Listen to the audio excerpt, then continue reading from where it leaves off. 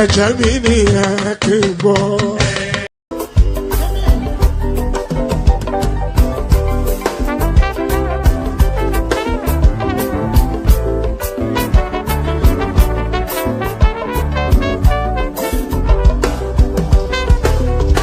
I don't suffer, no be small. But say I get sense. Poverty no good at all. Now it make I join this business. For one night, no be cheap. It's just again, everybody dey pay up. If anybody follow Mugu, my brother, chopper. National airport, National stadium, President, my sister, brother, we dey Mugu, I be the master. Oh, man, I go short your dollar, I go take your money, disappear. For one time, little bit.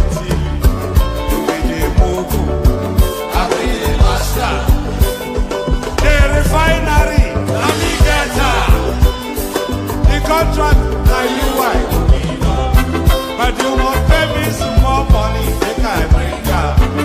We dey move, I be the master.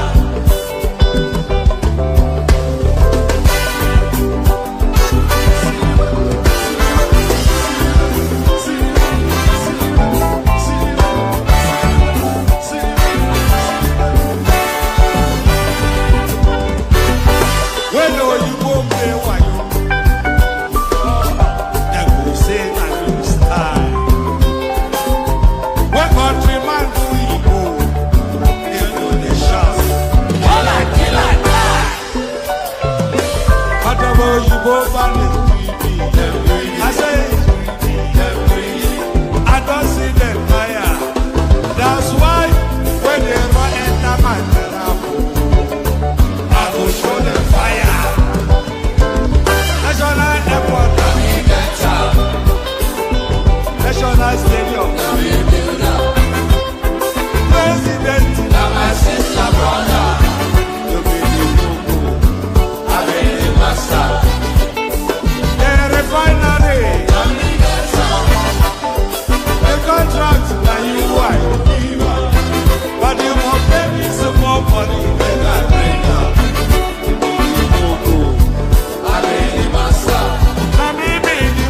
When you go to major parts, they live as if they are in the jungle. Lagos is Lagos. It is not jungle. You either obey our law or go to your own jungle.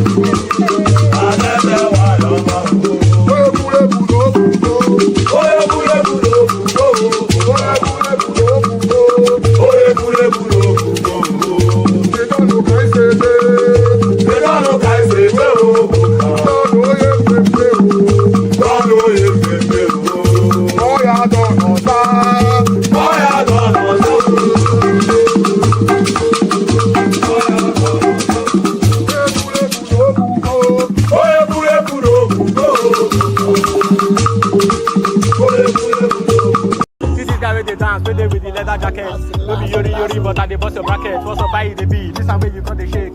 You dey feel am and you know say me, I know the rig. See the guy got the dance. You dey feel the way me say I come here to the yarn. Show them say you sabi, show them say you self you man. Hey, no be lie, see the boy with the man. Hey, I see my guy normally I come to drop out, something wey be top notch. I don't dey shake the guy, he self gonna shop vlog. Everybody dey feel am the way I dey drop some. The guy don't dey smile, feel like say your head is on ball. He self he dey feel the way I just dey go. The flow is dope. He self he don't dey feel am on the low. I savage on the beat, you know say me self gonna bad. Who be this your fine baby like this waiting for your man? Fine girl, what's up? If I come now, make we talk now. I know say you self you dey with man, but make it no come be like say me self go for your hand. Make we interact one on one. You dey get am out, but this your girl she fine. Be like say you pack it down, but everybody don't dey feel am. They know say he bad. Everybody don't dey see them. Know say yes he do. Collect the vibe, my guy. You self God, you know you show. Collect the vibe, make it no come they leave me hanging. It's not like they come, you know that yeah the thing is banging. I like the guy because he be loving how I'm sounding. Everybody they see him, they know say the thing they boss. This the way everybody they carry babe come. Also find me one babe now so that I go drop it. No, this one are your babe. May your reign see prosperity. May Nigeria continue as a united country.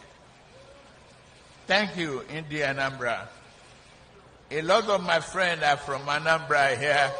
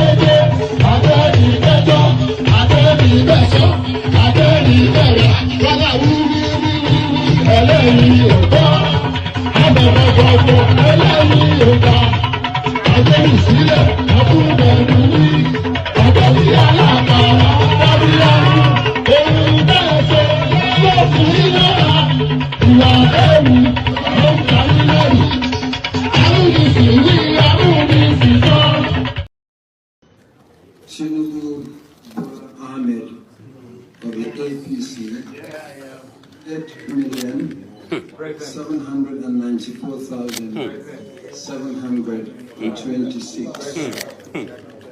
Miadi Peter of Abga, 61,166. Thank you. You have to be fast. Of the APC.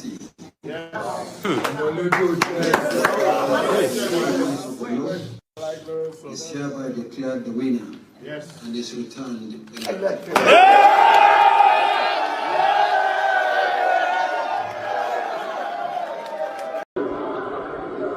Tí ò bá sí àwa èmi tí ń dúró wájú yìí tí ń lérí ogun tí ní òkè Buhari nìṣó ká máa bá lọ.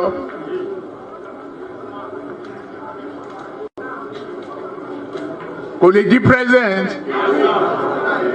Ó ṣe kìíní olùlẹ̀, ó ṣe kejì olùlẹ̀, ó ṣe kẹta olùlẹ̀. Ó tiẹ̀ sunkún lórí tẹlifíṣàn pé láyé òun ò tún rán mọ́. Mo dẹ̀ lọ bá Kaduna wa rán ọ̀rọ̀ ẹkún kọ́ lélẹ̀ àdúró tiẹ̀ wà á dẹ̀ wọlé.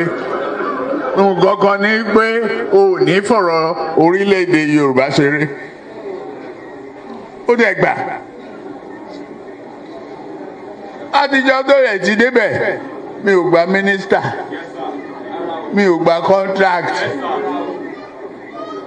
mi ì tọrọ ọbẹ̀, mi ì tọrọ gàrí, mi ì tọrọ fúra lọ́wọ́ ẹ̀, mi ì dẹ̀ yàwó ń bẹ̀.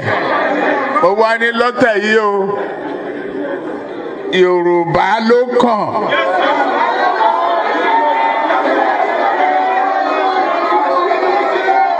Tá a bá dẹ̀ sá Yorùbá náà, èmi ló kàn. I'm going to be president of this country, whether you like it or not.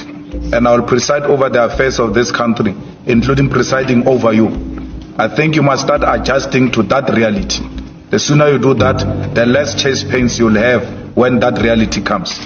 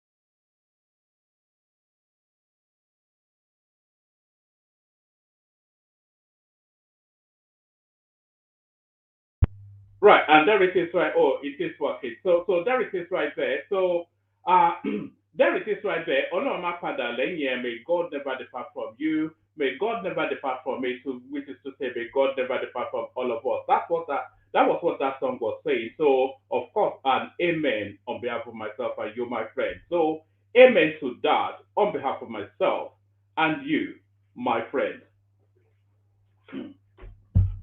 So, amen to that on behalf of myself and you, my friends. So, good day to you, good to be in your company, all that. Good day to you, good to be in your company, and how are you? Hope you've had a wonderful day, cascading into yet another session. Your friendly neighborhood or your laughing man, one man went to mow. So, one man went to mow, the eagle lands again. The eagle lands and it perches on your shoulders.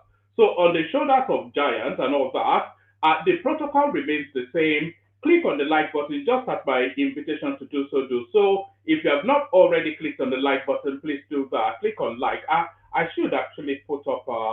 I usually put up. What's it called? I usually put up a survey, which is to encourage people to do that. So let me put it up now. So if you've not already clicked on the like button, then please do that. Let me put up my survey just. Una momento, por favor.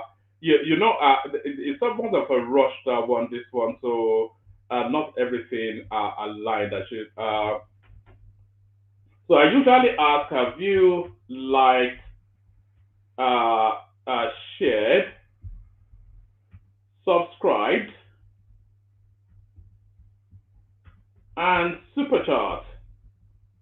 So you go answer that survey and answer it with all honesty. So the survey is up. Have you liked, shared, subscribed, and super chatted? So go answer that survey. So this guy, man. It's just sometimes my eyes get diverted to the comment section, and it's usually some silly card making some sort of what he considers to be a witty remark. So the protocol has remained the same. Click on the like button at my invitation to do so. So click on like, subscribe if you're not already subscribed. If you want to come and join me on the screen, there's a hyperlink that says StreamYard. The hyperlink is on all of the platforms that we're streaming to. We're streaming to a multitude of platforms. So whichever platform you're interacting with us from, the hyperlink that says StreamYard is there. If you want to come and join the screen, click on that hyperlink that says StreamYard. So click on like, click on subscribe, click on the hyperlink that says StreamYard. Share the links just as widely as you can, super chat towards the stream. So I'm not going to over-label anything. And by the way, as you are coming in, say hello in the comment section so I can acknowledge your presence and we can exchange pleasantries and all that. That's Agbado Omotinubu right there. So he's there. So good to have you, my guy.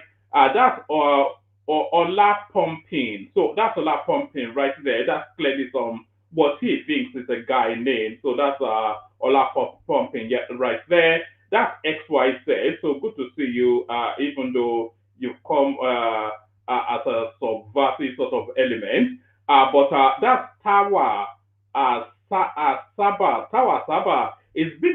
time actually that says I've seen a name like Tower.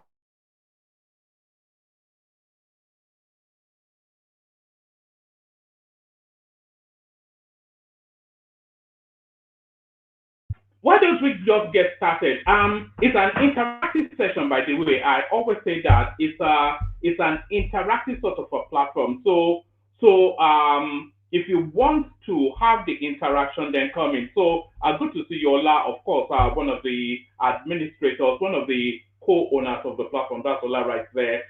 So it's an interactive session, as I always say. And if you want the experience, then you have to come in. I'm not one to, I do an opening phase where I sort of read out a bit of article, voice out a bit of opinion, and then after that I'm done somewhat. I'm not one for hanging around. So if you want the experience, then you have to come and join in. It's an interactive session, and especially if you've never been on before, we're always and forever canvassing for new voices. So let yourself be the voice that we harvest in this session. It's been a while since we actually broke in a champion voice. So we need a champion voice to come and join us. So if you are a champion voice, this should be your home. So all that, let's just get started. Some of the articles I'll read out, some of them I'll just give you as headlines. I've got a whole reel of video clips to play. I'll do all that, and then hopefully by the time that's done, people start to turn up. We'll kick it off with this one. Opposition coalition out to rescue their stomach, not Nigerians. So this is WIKE stating the obvious. Do you even need to be told that ROTIMI AMAECHI is not out to rescue? When has ROTIMI AMAECHI ever had any? Thought beyond the man in his mirror? If the only interest that ROTIMI AMAECHI has in life is the man in his mirror, that's all. If you think ROTIMI AMAECHI is out to rescue you, then you need a checkup from the neck up. There's something wrong with you from your neck all the way to the top. If you think ROTIMI AMAECHI is out for your interest, if you think ATIKU Abubakar is out for your interest, then you should be institutionalized. You should be in some psychiatric ward somewhere. If you think ATIKU Abubakar is after your interest, or El Rufai, or Peter Obi, opposition coalition out to rescue their stomachs, not Nigerian. That's Yemsen Wike right there stating the bleeding obvious. The Minister of the Federal Capital Territory, Yemsen Wike, on Sunday took a swipe as the leader of the newly formed opposition. They should really call it the ATIKU coalition, because ATIKU is the arrowhead that is driving this whole narrative, and we know the destination is driving it to. Is driving it then only to have his name on the ballot and have one last crow of the dice. Because of course, this is the last chance saloon for ATIKU Abubakar. This will Peter Obi, etc., etc. So this is ATIKU's last chance. So it's an ATIKU coalition, nothing more. And if you look at the composition of the coalition, by the way, they are all ATIKU boys. What's it called? The one from Kogi State, the one that is always wearing all these garish colors. What's it called? Dino Melaye. So it's people like Dino Melaye, David Mark, etc., etc. So these are ATIKU boys, and the people they pulled out of PDP. So it's an ATIKU setup. So anybody that thinks anything is going to happen outside of ATIKU in that coalition, then that person is a retard. You have to be especially retarded to not know that the whole coalition thing is just ATIKU's ticket. The Minister of the Federal Capital Territory, Yemsen Wike, on Sunday took a swipe at leaders of the newly formed opposition coalition, accusing them of selfish interest rather than genuine intention to rescue Nigerians. Speaking at the Thanksgiving service held to mark the completion of projects by the FCC administration, Wike lashed out at prominent figures in the coalition, many of whom were former public office holders, for what he described as political inconsistency and poor performance in previous positions. He criticized their constant defection between parties, saying it revealed their lack of ideological commitment. How can Nigerians not be? What's that feedback I'm getting? Who's feeding back to me? Pato, let me set you to the back. Yeah, feeding back already. Uh, sorry, let me take it from the top again. I'll go at speed this time. The Minister of the Federal Capital Territory, Yemsen Wike, on Sunday took a swipe at the leaders of the newly formed opposition coalition, accusing them of selfish interest rather than genuine intention to rescue Nigerians. Speaking at the Thanksgiving service held to mark the completion of projects by the FCC administration, Wike lashed out at prominent figures in the coalition, many of whom are former public office holders, for what he described as political inconsistency and poor performance in previous positions. And by the way, Wike drew a parallel between Rauf Aregbesola, the now newfangled secretary of the ATIKU coalition, who was then the most immediate past Minister of Interior. It drew a parallel between his performance and the performance of the now new Minister of Interior, Olubunmi Ojo, Tunji Ojo, or whatever his name is night and day. Under Aregbesola, it took you about 4 months to get a passport. Under Bumi Ojo, it takes you 4 hours to get a passport. So that's just it. So what Aregbesola is bringing back was how he administered almost immediately under the Buhari administration, how he administered the Minister of Interior. That is the rescue flag for Nigeria. He criticized their constant defection between parties, saying it reveals their lack of ideological commitment. How can Nigerians not be angry with you? In 1999, you were at this party. In 2006, you were in that party. In 2014, you moved to another party. In 2019, you came back to another party. Now in 2025, you have moved to another party to rescue whom?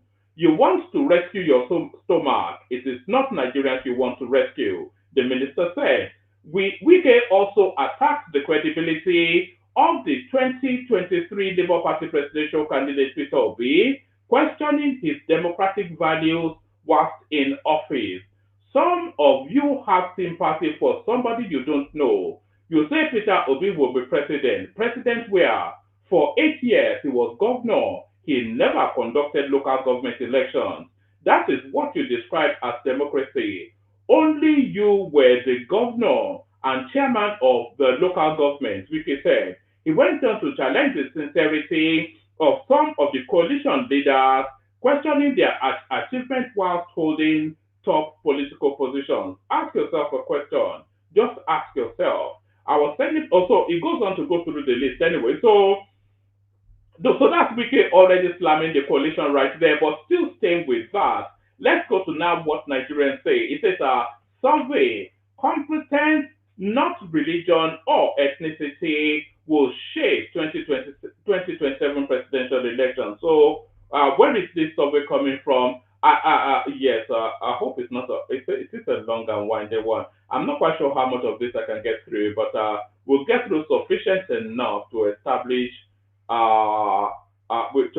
what's being said. Maybe we take about 4 paragraphs from it and then we'll move on. Because the headline already tells us the direction of it anyway, survey, competence, not religion or ethnicity, will shape 2027 presidential election.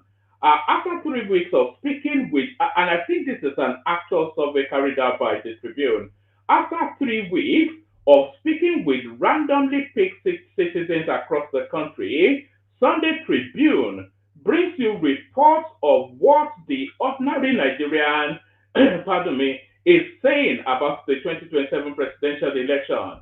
Our findings point at a growing wave of political consciousness, which may signal a fundamental shift in how voters are likely to approach their choice of leaders.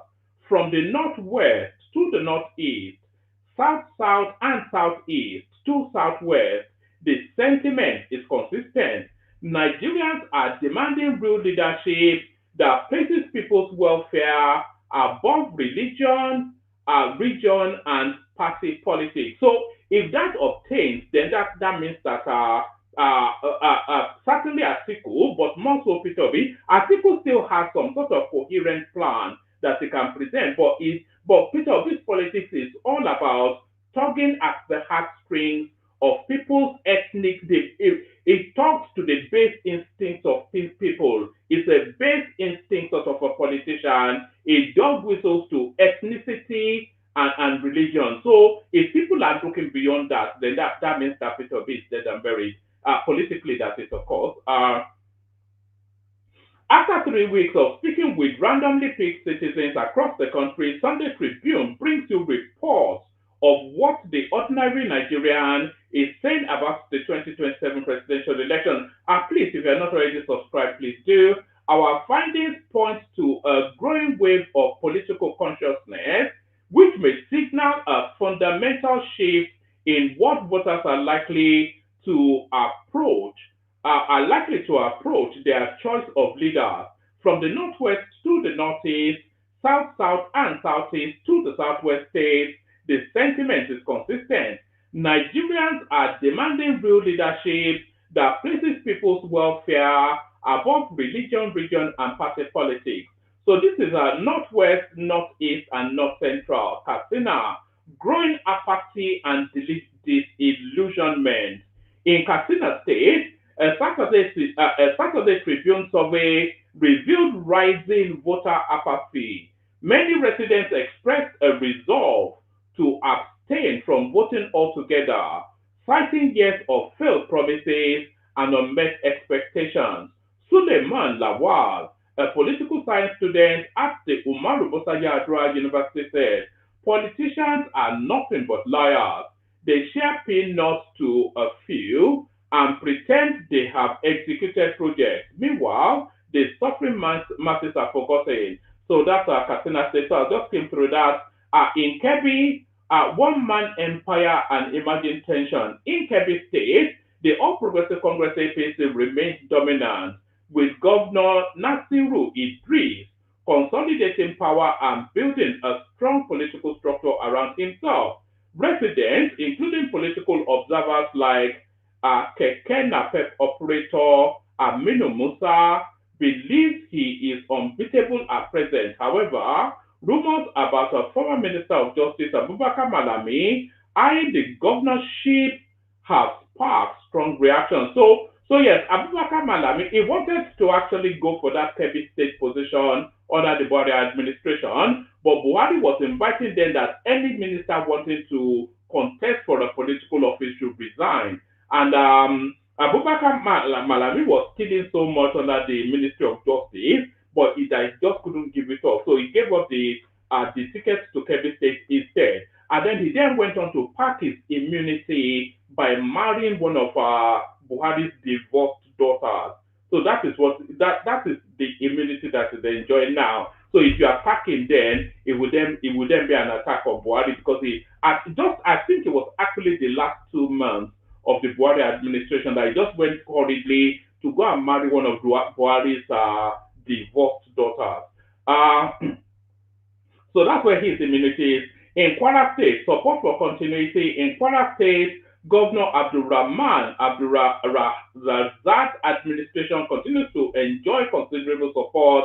Many residents believe President Bola Tinubu deserves a second term, citing regional fairness and the need to allow ongoing reforms to mature. So you see, this is the strongest argument right there. There are two halves to this. This one, you may say regional fairness is some sort of ethnic jingle in terms of, because of course Kwara State is a Yoruba state, but if you are saying regional fairness, that is the unspoken agreement of the Nigerian space, isn't it? That the North-South 2 terms, the South-South 2 terms, and then the baton gets passed back.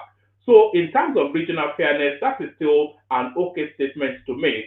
But the real profound statement is the last half of it right there, and the need to allow ongoing reforms to mature. So there's been a lot of changes within the Nigerian space. All of them, any fair and balanced mind will say they are all pointing in the right direction.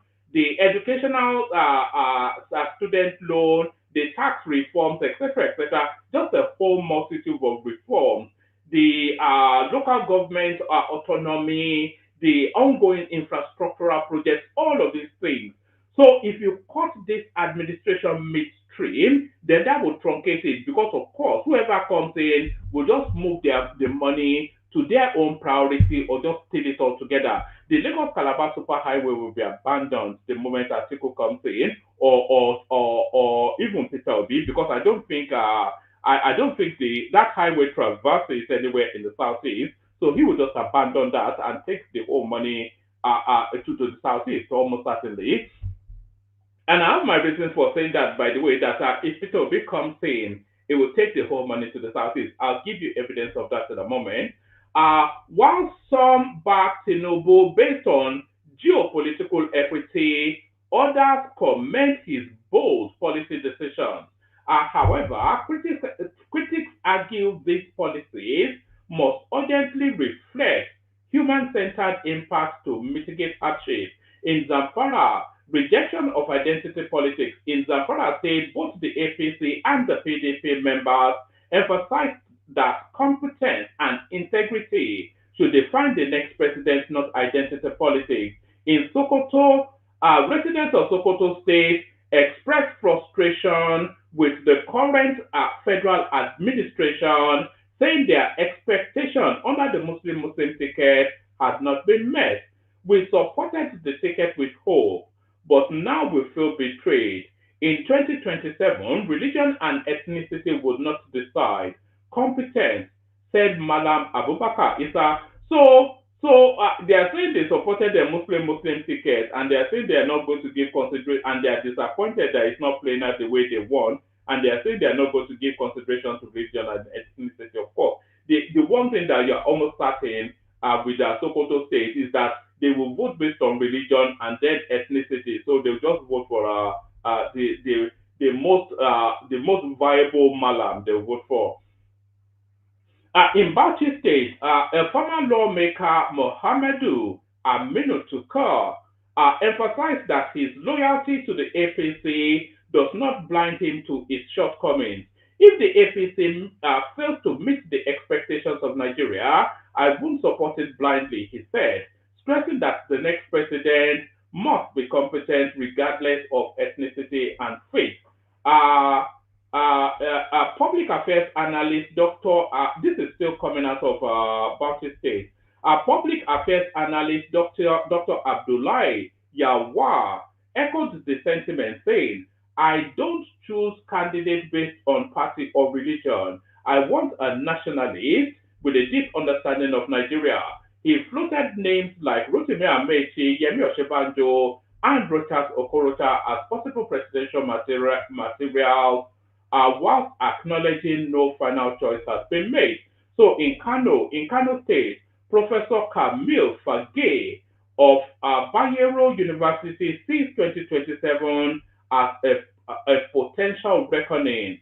There is a clear divide between those suffering and the leaders who put them in this position. If the current hardship continues, voters may reject the status quo, he said.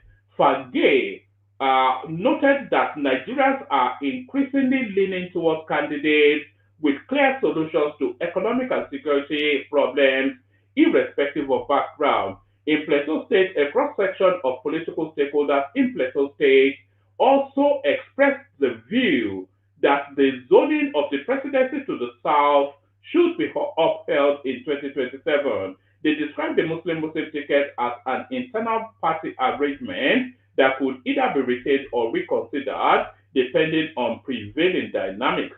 Kogi State, as Nigeria gradually approaches the 2027 general election, mixed reactions have continued to trail the debate over which political party and region should produce the next president. From Kogi State to Jigawa and Kaduna State, views remain divided among citizens and political observers. In Kogi State, an all-progressive Congress APC stronghold, opinions differ on the direction the country should take. Speaking to Saturday Tribune, Alhaji Ibrahim Sule, a politician who declined to reveal his party affiliation, expressed support for the APC, stating he prefers the party to continue beyond 2027. I believe President Bola Ahmed Tinubu is doing his best. It is only fair to allow him to complete his 8 years. So that's Sule from which state? Which state was that? That was Kogi State. So you would expect that, wouldn't you?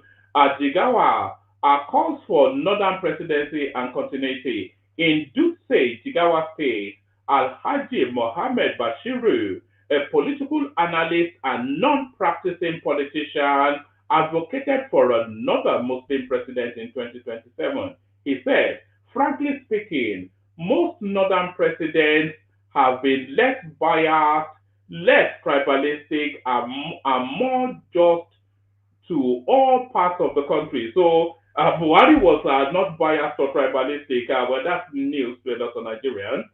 Look at what the late President Umar Musa Yar'Adua achieved in terms of balance of appointments and fair distribution of development projects.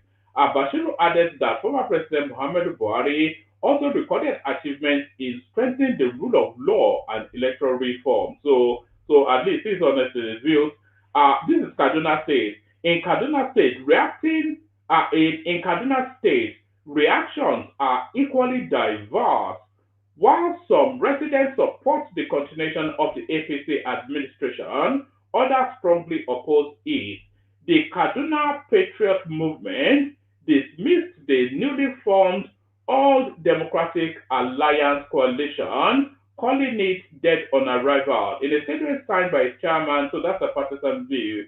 However, PDP chieftain Danjuma Abubakar expressed deep concern over any plan to return APC to power, describing such move as dangerous. So those are all partisan views. Northeast, across the Northeast, across the Northeast, while entrenched elite control continues to define voter behavior, a quiet but growing wave of political awareness and regional ambition is taking root, pushing for justice, competence, and generational change ahead of 2027. As Nigeria prepares for the 2027 general elections, fresh calls have emerged from Borno and Yobe states in the Northeast, demanding political equity, generational change, and a shift from entrenched political norms. In Borno State, political decisions remain largely dictated by local leaders, leaving the average voter without independent agency. Multiple respondents disclosed that community leaders typically direct the electorate on who to vote for, often in exchange for financial inducement. It is vote for cash, one source noted bluntly, adding that the treatment of Vice President Kashim Shettima in Abuja could significantly shape APC's fate in the state. If the Vice President is perceived to be sidelined, it will affect the party's support base here. So that's broadly what Nigeria. Is there any other significant states that are okay? Yobe State, elite in charge, youth demands generational shift. Southeast, South. So yes. I think they are calling for. Are they calling for Peter Obi in Yobe State? Let's just have a read of this. The political atmosphere in Yobe, atmosphere in Yobe mirrors that of Borno. Where are the super chats, by the way? I'm not seeing anybody super chat. Can somebody super chat, please? Make sure that the platform is lubricated. The political atmosphere in Yobe mirrors that of Borno. Voter independence is limited, with traditional and political elites maintaining tight control over electoral choices. However, growing dissatisfaction with the state of security and economic conditions have deepened entrenchment amongst even the political class. Musa Damagum, a youth advocate, called for a radical generational shift in national leadership. We want new faces and young people to contest. Anyone who has contested before should step aside. Let young people take over, regardless of region or religion. We want competent and vibrant leaders with fresh mindsets who can truly develop the country. Ibrahim Saleh, another resident of Yobe, advocated for a pragmatic power rotation to foster national balance. Let President Tinubu complete his 4 years. They'll then hand over to Peter Obi. But Obi should pick his vice president from Northeast to balance the political equation of the country. So this is the Southeast and South-South, the next region. South should complete 8 years, respondents. So that's broadly what they're thinking there. Cross rivers, moving beyond APC, PDP. Edo residents demand change, endorse alternative parties. So they're always high on something over there, and they mixed reactions in Rivers. So Pastor Obasi Uchechukwu, former deputy governorship candidate, endorsed Southern Christian president, naming Peter Obi as his preferred choice. Clarice Azuatalam, journalist and politician, also backed Obi, calling him a candidate who combines faith with competence. Conversely, journalist Ignatius Chukwu favored continuity through APC and Tinubu, whilst Darlington Nwaju, an APC loyalist, dismissed identity politics entirely. His preference, a Southern candidate committed to national unity. If AMAECHI is on the ballot, I will vote for him, he said. Akwa Ibom rallies around APC, so that's Akwa Ibom for Tinubu. Anambra residents seek Virgin Party. So what's the Virgin Party? Well, the Virgin Party, ADA is a Virgin Party. Anambra state voters are calling for a break from APC, PDP, and even the Labour Party. Many see them as part of the same failed political establishment. Mr. Ikechukwu Igwe, a truck loader, said, "What Nigeria needs is what Ghana once did under Rawlings, total political overhaul. Only a virgin party with a virgin president can save Nigeria." Others echo this frustration, emphasizing the zoning that zoning and religion is secondary to good leadership. So that is that sophistication entering Anambra politics somewhat there. That's the influence of Soludo, of course. That's the influence rather of Soludo, of course. Ebonyi, pledging support for APC Tinubu. In Ebonyi, APC enjoys broad support. So that's Ebonyi right there. Would it be curious if Tinubu actually took an Igbo state?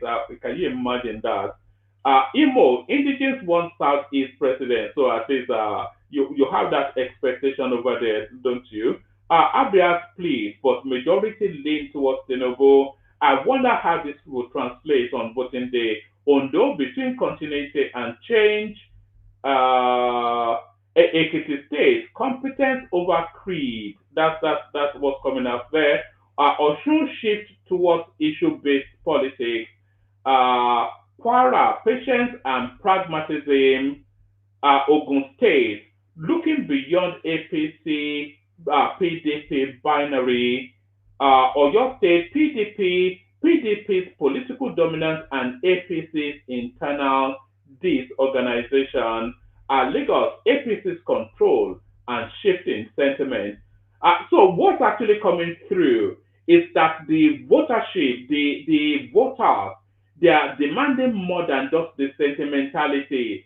So it's beyond now church, take your country back, or any of that sort of language. It's beyond all of that now. People are demanding more now. So, but we'll see how it plays out. Also, anybody that thinks that they will use sentiment and Sakama J to become president, then that person is just dumb.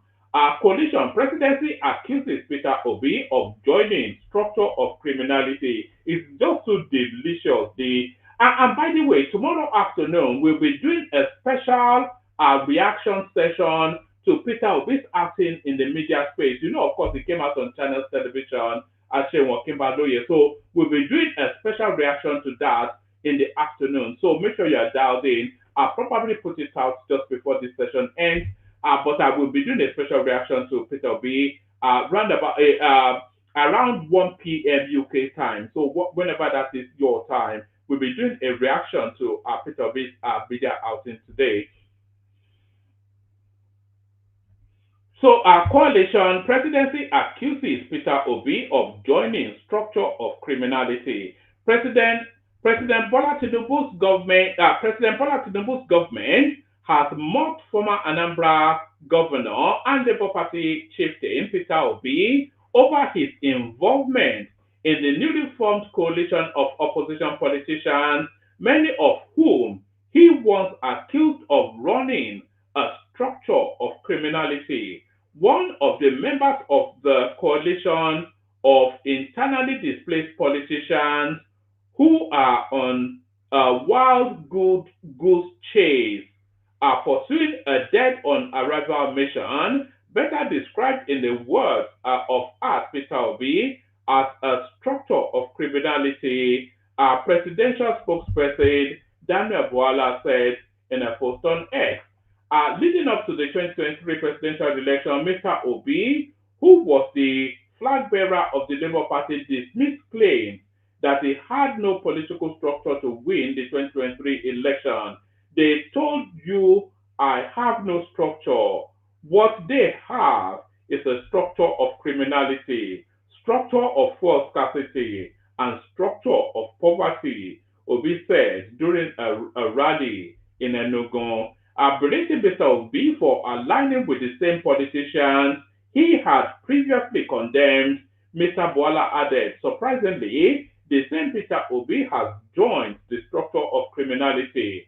The presidential spokesperson also took a swipe at Mr. Obi's supporters, known as Obedient, saying the Obedient movement are so ashamed that after calling people names about changing political parties and direction, are seeing their very own idol demonstrated anywhere beleface, PDP ABGA, PDP Labour Party ADC.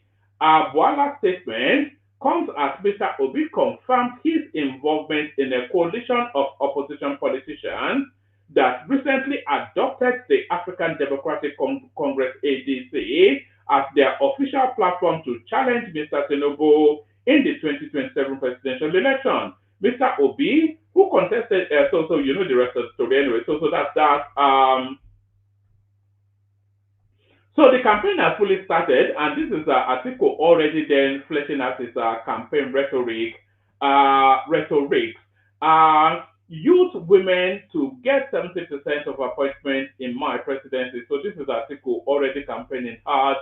Former Vice President and 2023 presidential candidate Atiku Abubakar has vowed to appoint more youth and women in his government if elected president 2027. We will make sure that 70% of our appointments will go to the youth and women, Mr. Abubakar said in a viral video circulating on social media on Saturday. Mr. Abubakar, who has contested the presidency 6 times in 3 decades, also promised a massive crackdown on corruption if elected. Promising is beyond belief. Actually, it's just a farce. It's a comedy. It's a comedy of the absurd. It's a tragedy. What's going on, really? Mr. Abubakar, if Abubakar is going to crack down Atiku Abubakar, Atiku, should I give him his full name? Atiku Halliburton Abubakar. That's the person that is cracking down on corruption. Promising zero tolerance for corruption, Mr. Abubakar said Nigeria remains repressive because of a few corrupt individuals. I swear to God, if elected, whoever steals or engages in any corruption-related activities, we will declare a war against them and they must be punished, Mr. Abubakar said. Other countries are advancing, but Nigeria remains regressive because of a few corrupt people. So that's Atiku Abubakar then. It's unbelievable stuff. All right. What else do we have? I'll just give you the rest as headlines. because I'll send the link again. If anybody wants to come in, come in. There's nobody in the studio at the moment. Tinubu arrived to Rio de Janeiro for 17th BRICS Summit. So that's Tinubu right there. And that's Dakwa Abiodun, who should be fixing the roads in Ogun State, but is dead trying to do fine boy in Brazil. So there's that.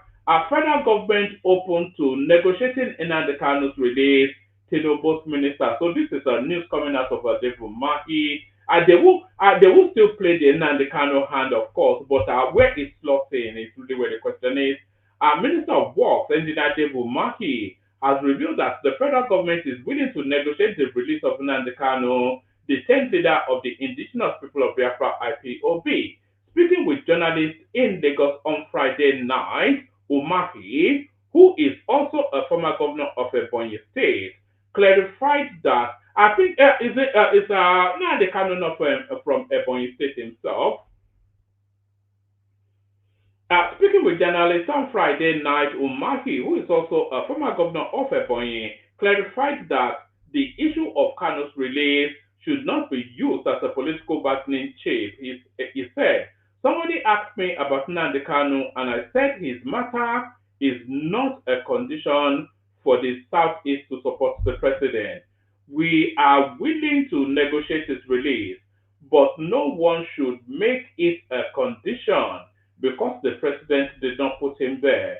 Umahi praised President Bola Tinubu's leadership, describing him as a listening leader, and expressed hope that Kanu's release will be achieved through divine grace and dialogue, not political pressure. So they are flying that kite then to bring Nnamdi Kanu back into play. Anybody that's ever followed this platform will recall that we've always said that Nnamdi Kanu will be played politically into the 2027 election. We've said that all the way through, and that remains the case.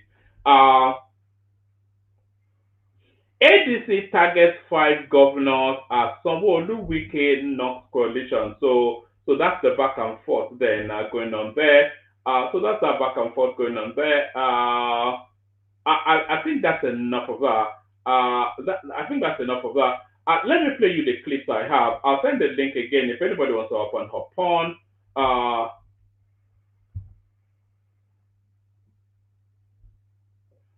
All right. I'll play the clips again. Yes. So I told you then that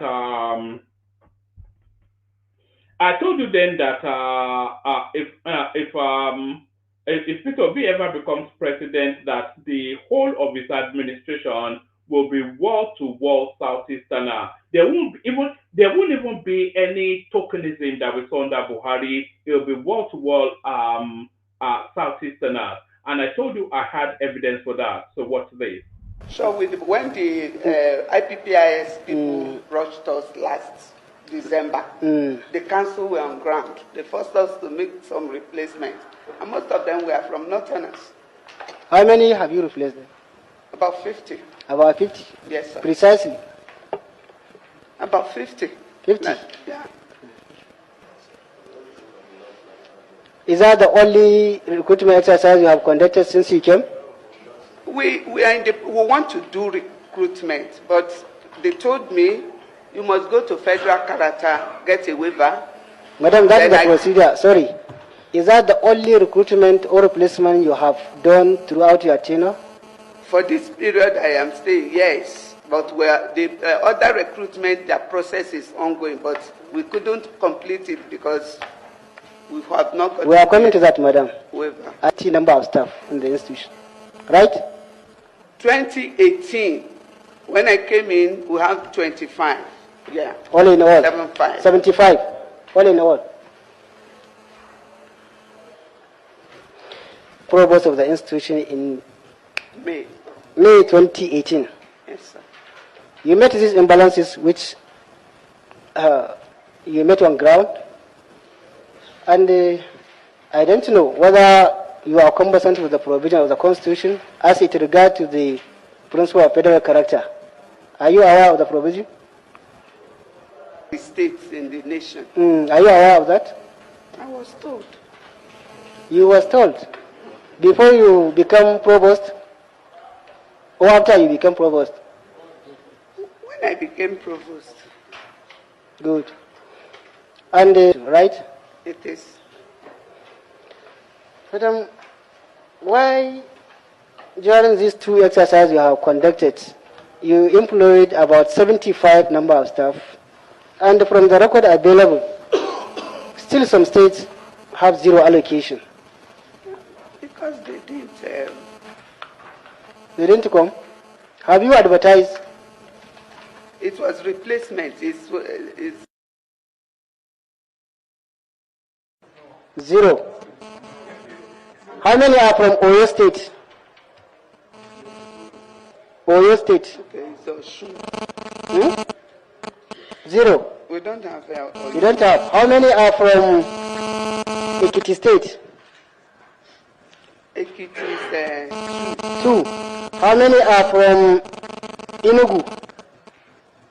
Enugu 65. How many are from Cross River? 1, sir. 1. Yes, sir. How many are from Bauchi? Kwara. Kwara is 2. 2. Yes, sir. And how many are from Kano? We have 1 person from. 1 person from Kano. Yes, sir. And how many are from Anambra State?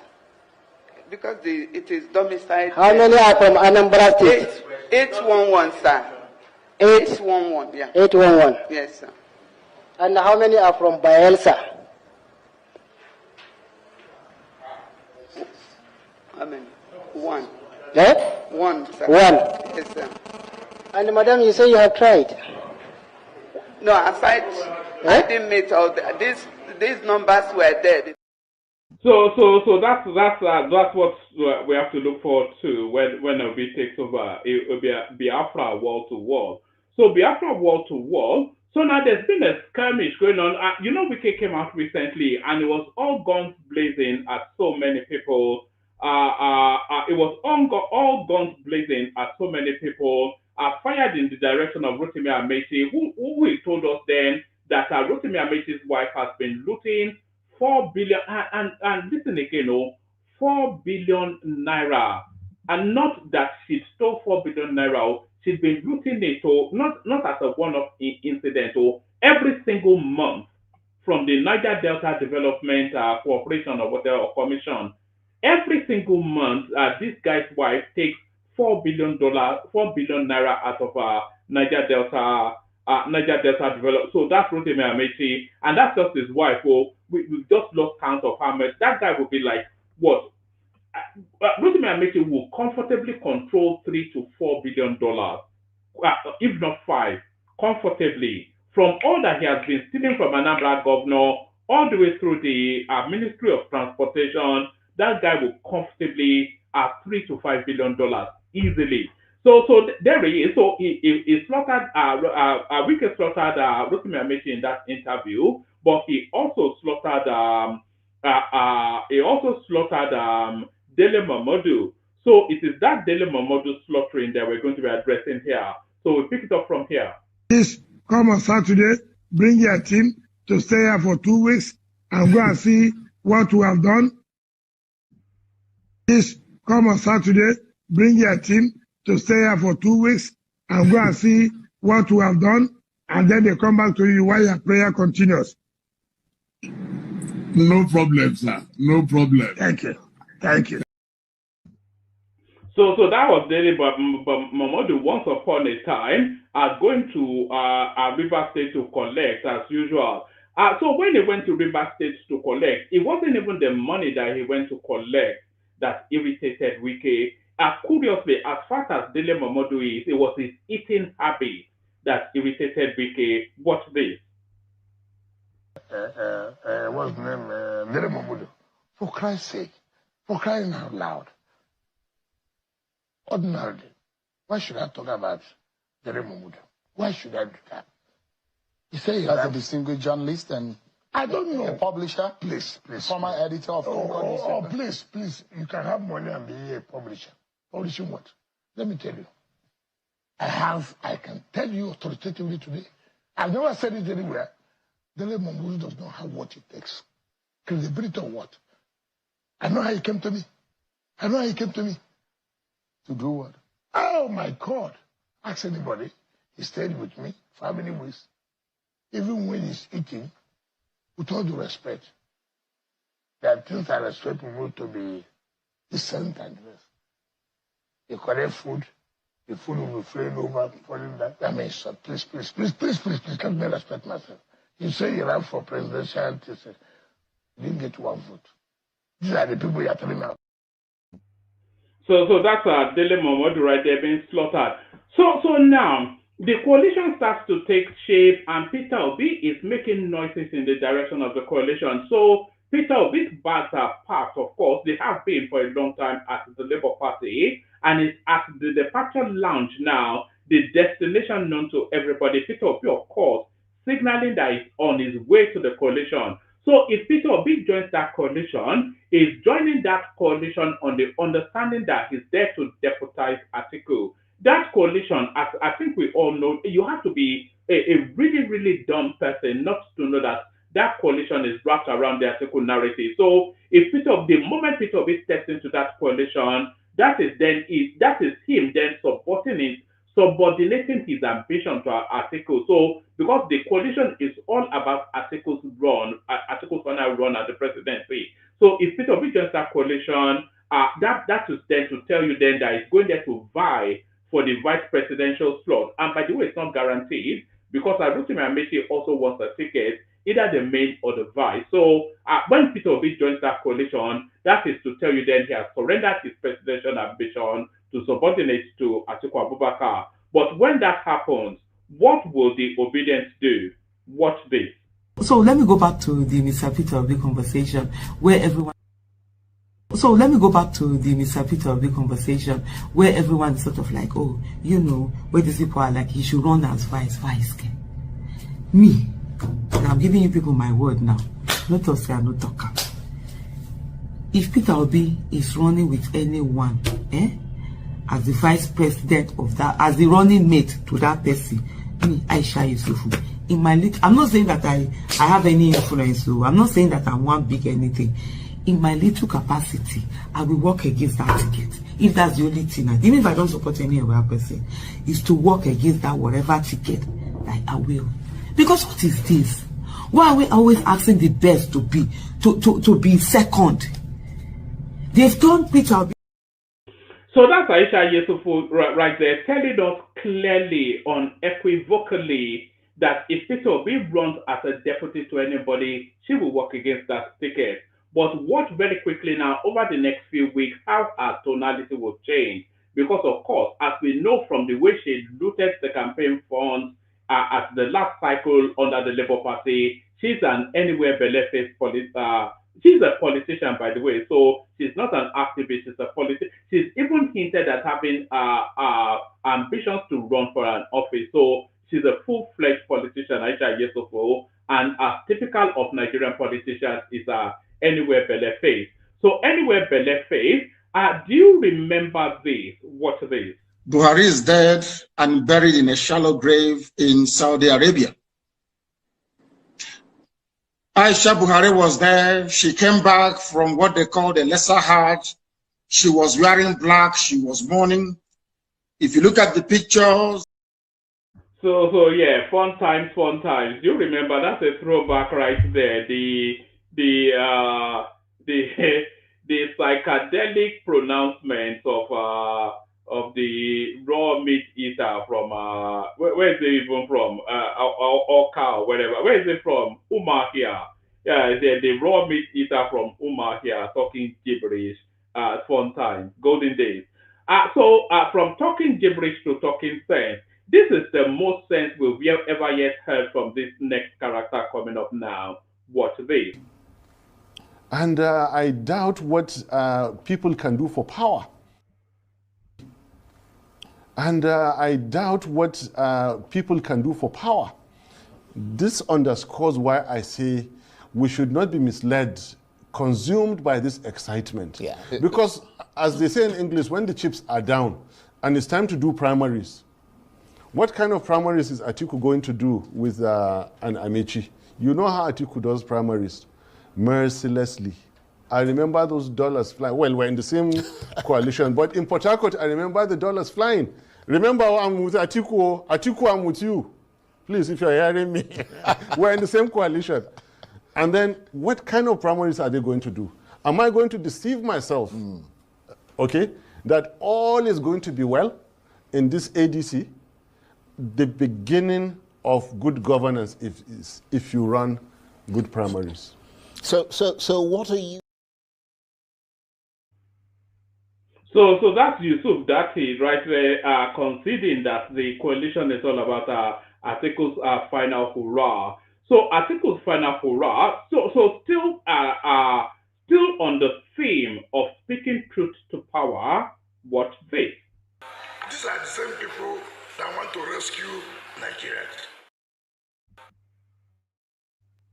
These are the same people that want to rescue Nigerians. You are Minister for Interior here to go and get an international passport. You will spend weeks and months and years before you get international passport. But look at a young boy. Look at a young boy. See what he has done. Within hours, you got your international passport. And yet, you come and tell us Nigerians are angry. Nigerians are angry with you for not making it possible for us to have an international airport international passport as quickly as possible. Nigerians are angry with you. Nigerians are what? Angry with you.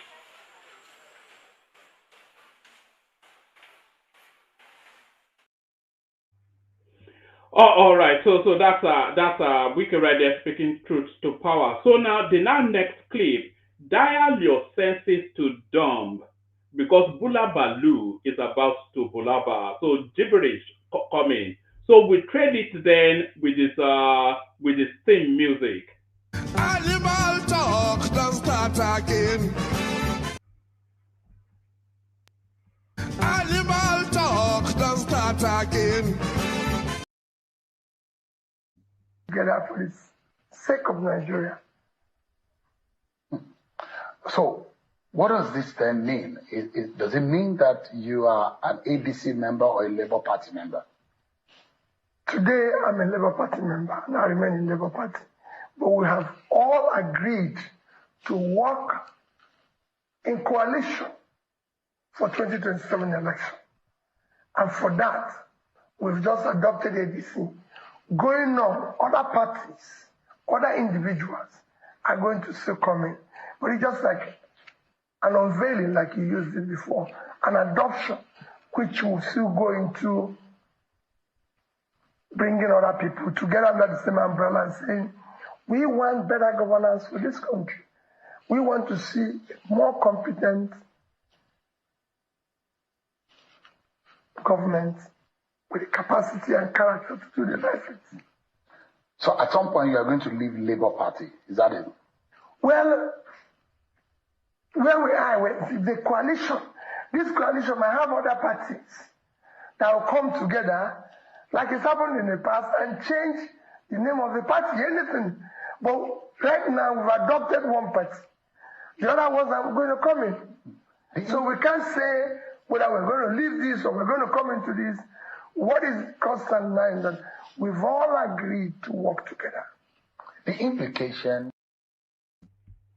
So there it is right there. If you understood even 1 inch of that, please answer us on a postcard. It's just it's just the inane gibberish. It's just you say somebody has a brain fade, but then a brain fade is often a momentary lapse. But anyway, let's just abandon that guy. We'll be doing a reaction video, a reaction stream to that interaction he had with Shane Baloye at midday tomorrow. So make sure you're all available because we'll be going through it in total. So, but it will be an endurance test, though, because Peter Obi doesn't have the oration and neither does he have the cranial functioning for anything conducive or inducive. So it's going to be like a torture sort of a thing. We're going to be tormented, but then of course necessarily we have to respond to him. So that's Obi right there talking gibberish as usual. But still on the theme of gibberish. This now next clip does not speak gibberish, but somewhat dismissal. Watch this. What is coalition? Forget about coalition. Well, we see today we have seen coalition. They are colliding somewhere. They are moving to end into the ditch. Because I know that's where it's going to end. People exaggerate things. The problem you see in PDP is just leadership is also at least the result. PDP is very intact in all the nook and crannies of Nigeria. From the world to Nigeria, PDP is very strong. Nobody can take that place away from PDP. You are talking about a girl that you want to marry. You don't know the father and the mother. You don't know where she comes from. You say, I love this girl, marry her. And when you've not even seen the girl, I'm talking about coalition. What do you know about coalition? Those who left, as far as I'm concerned, God is trying to take them out. So they can have peace and normalcy in the PDP. No problem. And I'm about to assure anybody who thinks that the people have left, that PDP is dead. Let him wait till 2006, 2007. You know that PDP is still alive. The PDP family is a big umbrella. This umbrella is so big that even when it is torn, it has a way of amending itself and going further. It's difficult in the world today to find anybody anywhere in Nigerian political scene. You know, so that's the PDP, of course, dismissing the coalition at hand. Of course, they would do that. So that's as per expectation. So nothing catching anybody off guard there. But the field in 2027 is going to be rich and interesting, and the permutations. You know, the results will already be blatant and glaring to everyone, even before one single ballot has been cast. And it is the field and the narrative of that election that will define, even before we get to February 2027, if the PDP, if they present a northern candidate, then that truncates ATIKU. If Peter Obi runs under Labour Party, he's already truncated anyway. And so that then leaves Tinubu. Tinubu will hemorrhage some voters, but he will retain very much a lot. So it still returns Tinubu. But the way I see the field, I see Tinubu and maybe either Shetima or Kwakwanso. So that's the APC ticket. I see PDP, Bala Mohammed and one other. So that's PDP, ATIKU and ROTIMI AMAECHI under their coalition, and Peter Obi and whichever Bula Balu or Peter Obi and a random from the north, almost actually this Mauritanian guy again. So it beat that four-way split again, and then they also ran Showore, etc. They'll all do as they usually do. So that's likely how the field will take shape in 2027. Tinubu and almost actually Shetima just to hold on to the bonus votes. So that's that. ADC, what's it called? ATIKU Abubakar and ROTIMI AMAECHI. So that's that ticket right there. Peter Obi and one other Labour Party. That's that ticket right there. And then of course the PDP, Bala Mohammed. If Tinubu wants to win, they should encourage that Bala Mohammed should be on that ticket. So that's the shape of the elections to come. One more clip. Let me play you one more clip. This is going back to the Obi space and one of his many endless lies. They are not under the freeze, they are happy. Say Peter Obi rejected oil block. They are not under the freeze, they are happy. Say Peter Obi rejected oil block during Jonathan's time. I'm sorry, but I have to hear from President Jonathan himself, because that's why I believe Peter Obi, Mr. Peter Obi, I believe him. Some weeks ago when he came outside, he said that Lagos State came to demolish his younger brother's house. I was angry with Lagos State. All for me to find, I can't hear another thing. They say, not be younger brother, I ain't get the house. Now, one of Peter Obi company, I ain't get that house. So why was he not honest with us? Now, we can't hear from Lagos State. Lagos State say they have nothing to do with that demolition. I can't look and say, is it that this man just gather everybody, press people, just they tell them something, he say we'll not go find out? If you want to rule Nigeria, you have to be honest with us. People will love you. Sir, I admire you as a person. But if you come dey do like say you know one day straightforward, we go dey cast you. This oil block where they talk say you reject now. I went to read this thing. You know, say Nigerians not read. I go read them. They said that Peter Obi, according to the article, if you want to believe the article, he said that I don't like getting involved in businesses that I am not familiar with. So not because of corruption, but because he don't know the business of oil. He said that if it was trading now or banking, say he could jump on it because he sabi that one well. So how are we not sure that Peter Obi gave his friend, or he gave his mysterious younger brother we get house we come find out say no, I ain't get them. My own is, sir, please don't use all those you rejected oil block. Nobody could believe that story. Use reasonable things. Oh, you are the youngest among the people where they contest. You did this in Anambra, all those things. Nobody believe this story of oil block. You were ordinary 2-story building. You they chase, well, you they call all the press people. Man, not also they chase crowds, because I'm not gonna lie, give you when Lagos State said that they have nothing to do with that demolition. You are supposed to come out to prove them wrong. But you did not say anything. So a lot of us that love you cannot even defend you. So please, sir, please, I beg you. This one not be the one where you go say go and verify. People don't go verify you. We go verify this one. No manipulation of information. Please, sir. Everywhere good. Come up with reasonable things we could do for us. Not be say I just want to do 4 years. As Peter Obi did like this an article, they say may they do two months, they go agree. I'll just do 4 years and go. No, 4 years of what? What do you want to do? Tell us, I beg. People know they for all this. Tell us what you want to do. Not say I just want to do 4 years and go. Okay. 4 years of what? See they happen here. Everywhere good, my people. They want here. Shalom.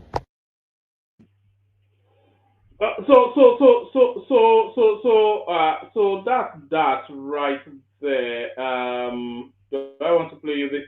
So that's that right there. You see, Peter Obi is a pathological liar, but the problem with people that tell lies to the volume that Peter Obi tells is that they have to continuously tell lies in order to sustain the original lie. So Peter Obi told us in an interview that he has only 1 or 2 properties. He said that in that interview then that he had the Rufai said that he had only 1 or 2 properties, like he only has 1 shoes and all these lies that he tells all the time. So having now told that lie, he cannot then claim ownership of that property in Ikeja because it runs contrary then to the previous lies that he has told. So he then has to tell another lie in order to sustain the original lie that he told. And he'll continue to lie and lie. It's a pathological, it's a career liar. It's a truth-averse sort of a person. So that's my presentation. Then I'll play the Kega's music. Nobody turns up. We'll meet again tomorrow. Water, only water, only water, where they see ma. Water, only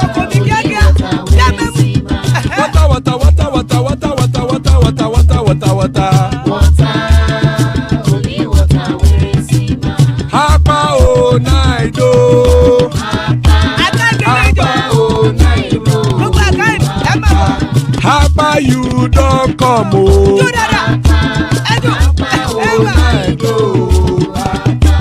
Hapa o naido.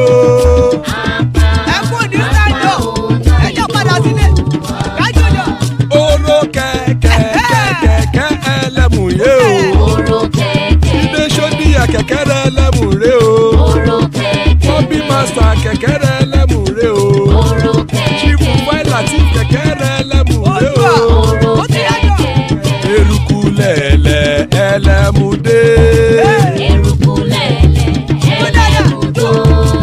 Eruku lẹ̀lẹ̀ ẹgbẹ́ ẹlẹ́mùdódò jàre o. Eruku lẹ̀lẹ̀ Ghana ti dé ẹgbẹ́ bọ́dì o. Ọmọ ẹlẹ́yẹ ẹ̀yẹ o ó dìle o.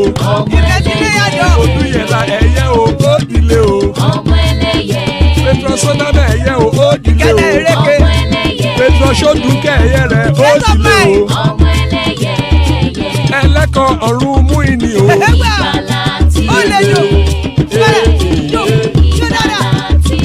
Àkùkọ ọ̀run mẹ́kọ̀.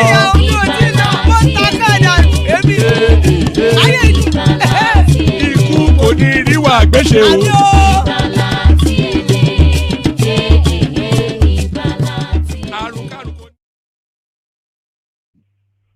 So there it is right there. Ikuko Nuraibushi may just have nothing to do with us. So I actually have this other video that I wanted to play you as well. I've got Zita here, I've got Charles here. So let them just play you this video and then we'll kick off the conversation. Fear and a progressive Nigeria. Northern politicians will have to stay off power for at least 15 to 20 years. That is just the truth. Because let's face it, what has Northern leadership brought to even the North itself? Nothing but abject poverty, insecurity, religious intolerance. And let's face it, the glamour for all this one North, true Northerner, we are all Northerners, I just feel is geared towards one thing. What is that thing? Grabbing back power from Emiloko. But the fact is, as it turns out to be, Emiloko seems to be very good at his game. Very good. Like 20 steps ahead. In short, this is one of the most interesting elections that I am looking up to seeing. Because for the very first time, the Northerners have been conditioned into a situation that they don't know the way around it. Coalition is going on, you go front, you go come back or whatever. But I think that is actually what suits the Northern politicians. They have to embrace the fact that it's not all about only them anymore. And only them, just the politicians, not the poor man. Because let's face it now,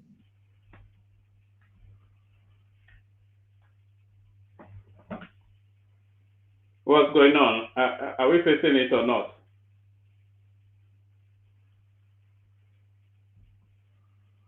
What has been their intervention so far in regards the insecurity that's ravaging the North? The fact is, the propagation of the blame game is the Westerners, it's Western influence that are against us or whatever. They don't want the North to stand. That is what they keep feeding everybody. Well, you can't feed that to people like me. And I hope that if you're a very reasonable Northerner, you should see sense in what I am saying. But if you are not, I already know your stand. But the fact is, you can't feed me that anymore. There are a lot of ills. There are a lot of negligence that have resulted to all these things.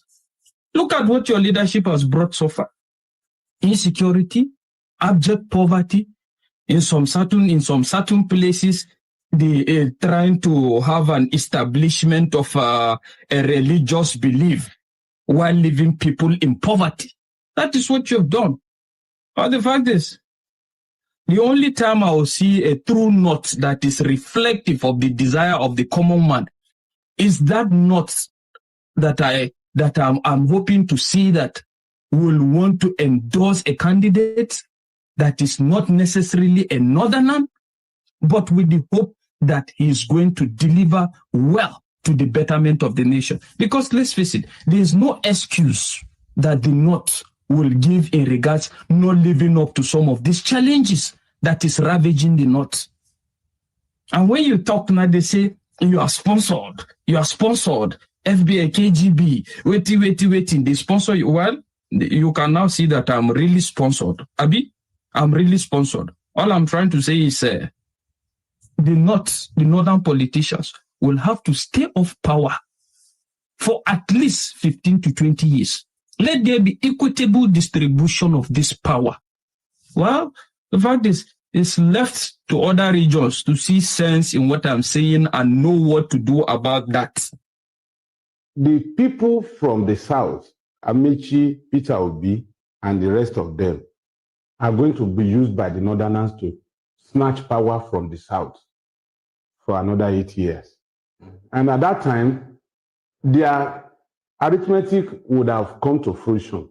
The Northerners are not looking at since 1960 when Nigeria became independent and the number of years both military and civilian administrations had spent.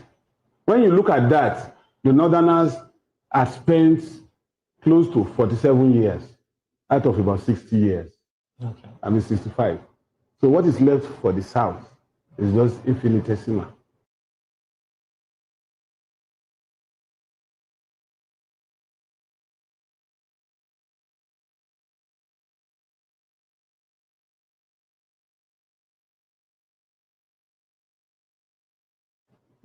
Right from Gowon, apart from Aguin Irosi, who else from the south, up to Gowon to Muritala, Muritala to Buhari. Obasanjo came in by providence, the same way Jonathan came in by providence. After Obasanjo, Shagari came in. From Shagari, we had Obasanjo again. Okay. So now, look at the number of years. But what they are saying in the north, let me analyze this. It's not for us in the studio, for Nigerians to understand the mindset of those people that are coming together. They are just like foxes, and they are trying to outwit themselves. And when you have people like that have mutual distrust in working for them in their midst, what they are heading to perdition.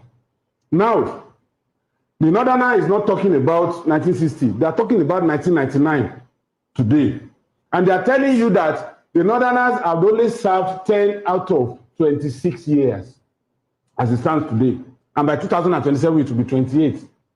So, which means the Southerners have utilized 18 years and they only have 10. So, surreptitiously, they are using these people to corner power again. All right, now so that they can level up. I will stay with you on this, really. And I want to ask, based on the statements accredited to former Minister of Transportation, ROTIMI AMAECHI, saying that INEC and the APC are working hand in hand to hijack the next election. Looking at that conversation, do you think voters' confidence going into the next election would have any strength in the next election? You see, it is better for us to properly situate issues, especially on a national television like this, rather than rely so much on speculation. Myself and my partner here, we have already agreed that these people are aggrieved. And an aggrieved person can lie anytime. So why are you holding on to Amaechi's lies? Now, one of the reasons why I brought up that part of Amaechi's conversation as concerning INEC is on the part of Has he not been a past beneficiary of that? Why did you not protest against it? I was benefiting from it. Now, Mr. Padimo, I'm particular about voters' confidence. We are too lazy and docile for us to wrestle power from this.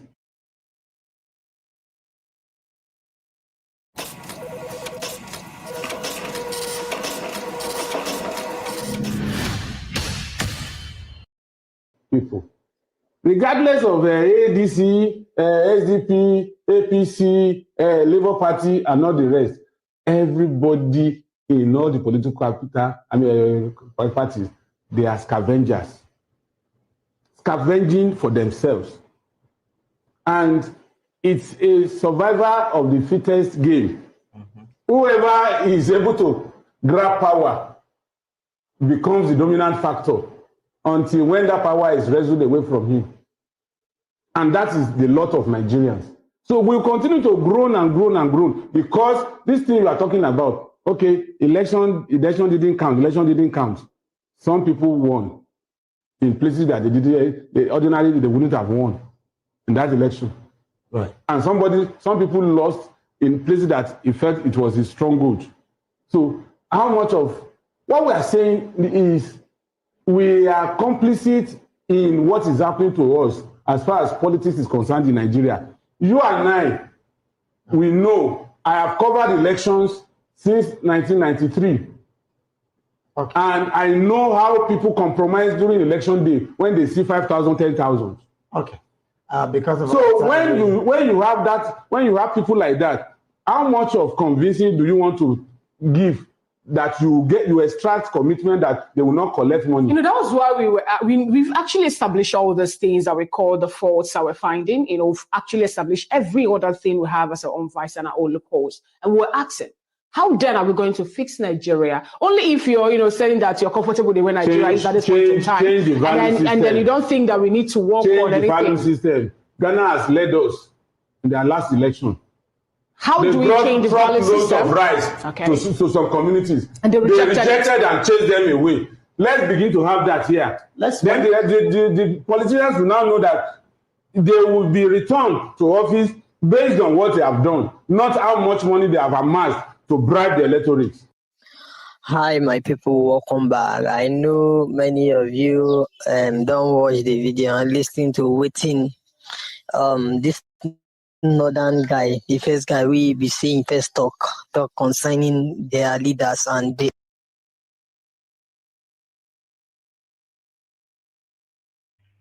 Oh, all right. So that's enough of that. So that's enough of that. So let's get it started. Kick it off with Zita. If she's ready, Charles, if she's not. You there, Zita? All right, Charles, are you there? Yes, I'm here, woman. All right. What do you have to say? See, woman, I think, in my opinion, Nigeria is not ready for change. Right. Nigeria, I think it's going to win because Nigeria is not ready for change. Nigeria is suffering. Nigeria is not ready for change. Nigeria is not worth dying for. The people in Nigeria don't want dying. They don't want change.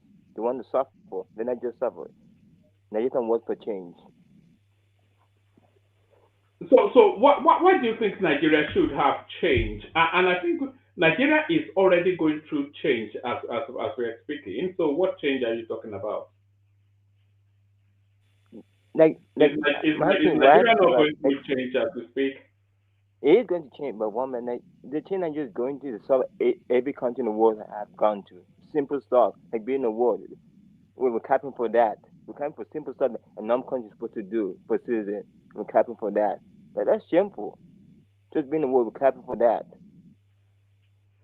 So what do you consider change? What do you mean by change? What change do you think Nigeria needs? Nigeria need a change where so many Nigerians are going abroad. They should stop that. That's when Nigeria is change. When I see people stop going abroad, that's when Nigeria is serious. Yeah, but what change would lead to Nigerians not going abroad? You want the reason Nigeria go abroad? The healthcare in Nigeria sucks. Like if you're sick, you know what to take care of your Nigeria. Yeah, but what change does Nigeria?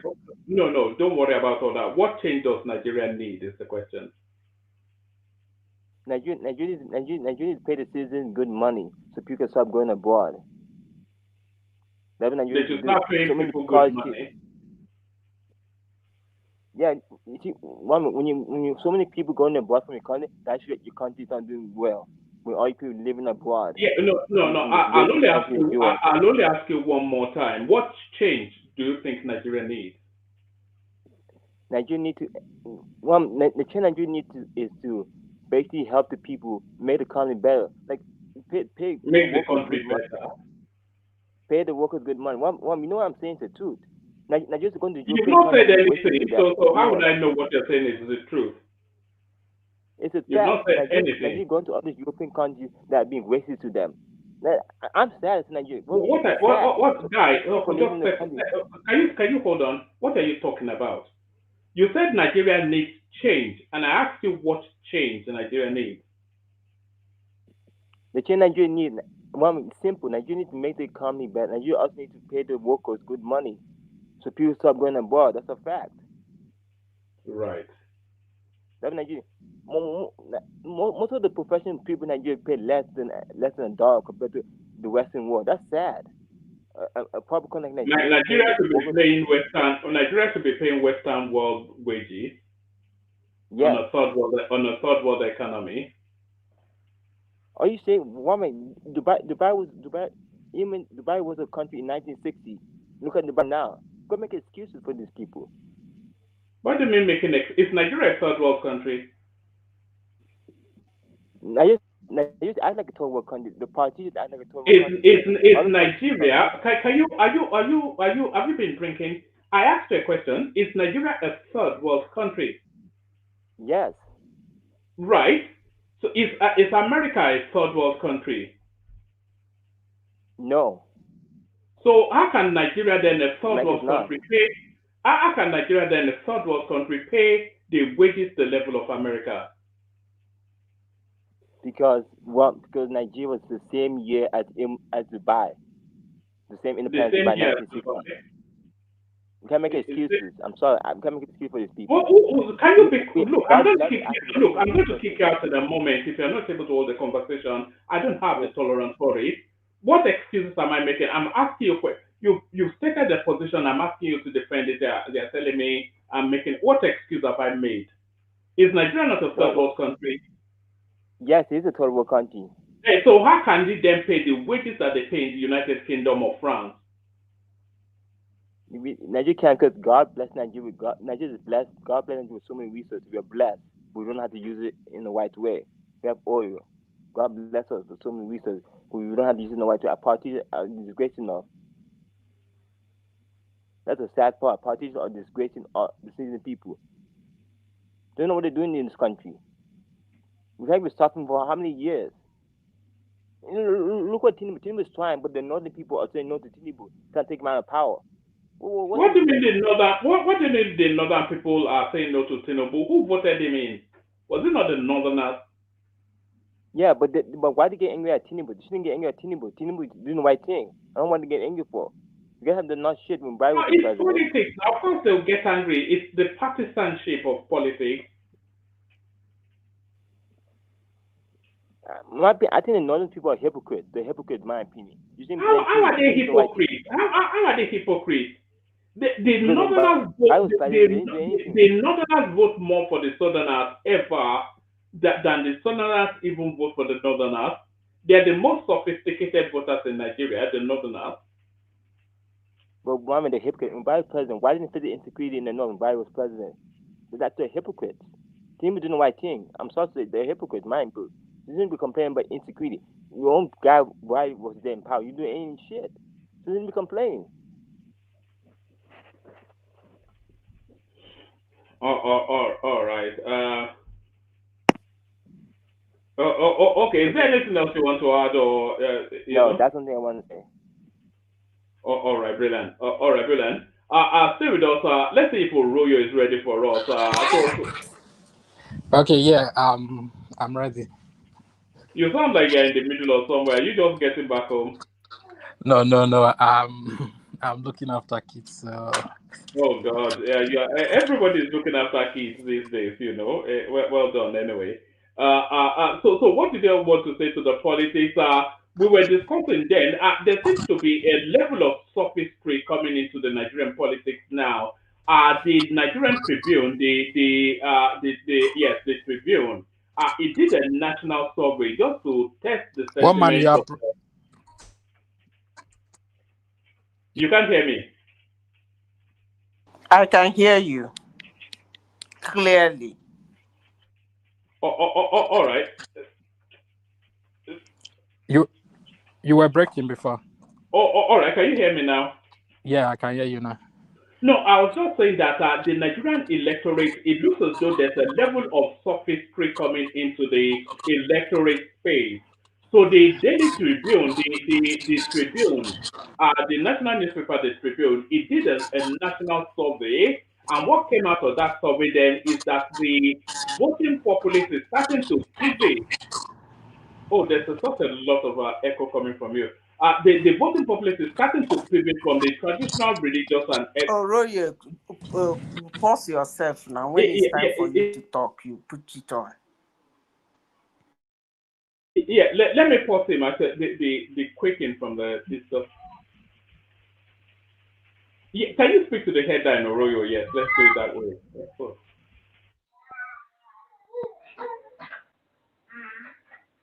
Oroyo, let me go. Let me go with Zita first, and then when you're in a more settled space, then I'll come back to you. So Zita, I'll just say that the voting populace is starting to get a bit more sophisticated if we're going to go by this headline. And this headline is not an opinion headline. It's based on a survey. No, don't do that. Sorry, I beg your pardon. So it's not based on an opinion. It's based on a survey carried out by that newspaper.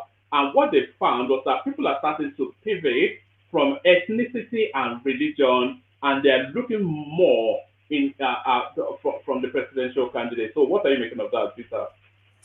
Oh man, that thing is not correct. You think so? You don't think so? You see, even in the Western world, elections are mostly emotional. It's more of emotions than competence. Most times, I would say 80%. It's more of emotion. Yeah, you might want performance, right? Everybody wants performance. Everybody wants competence. Everybody wants deliverable. But on the day of the vote, the election day, the fingers thump rubbish. That's something might get you angry along the line, and that day you just vote the other way. Meanwhile, you didn't want to. It happens. I don't think that thing is. Well, if you ask any reasonable human, woman, if you ask any reasonable human and say, what do you want? How are you going to vote? But Zita, what the survey seems to be telling us is that the people that are starting to tire of voting along those traditional spaces, only to be there's never been an instance when the vote went along those traditional spaces and then the winner delivered. Buhari promised a lot, delivered nothing. Every of that, good luck, all of them, they promised a lot but delivered nothing. So people are asking more in terms of the presentation before they make the decision. Okay. Let me give you an example now. Like in 2023, all of them that contested for that election, I would say on that presidency, you wouldn't say they had been president before. They were never president before now. So all they will do is to talk of what they're going to do and how they're going to perfect Nigeria. So are you going to hold on to what they tell you to go to vote? Woman, that survey is wrong. Let me not use the word is wrong. Let me say this. When you stop a normal human being in the street and say, how are you going to vote? What will make you vote for somebody? Normally, common sense, the person will tell you somebody who is competent enough to rule. That's always the answer now. Are you going to tell the person, I will vote somebody I like, somebody that likes me, or somebody that I like the way he grows his eyes, or somebody But in Sokoto, they said there was a northerner. So, see, let me say this.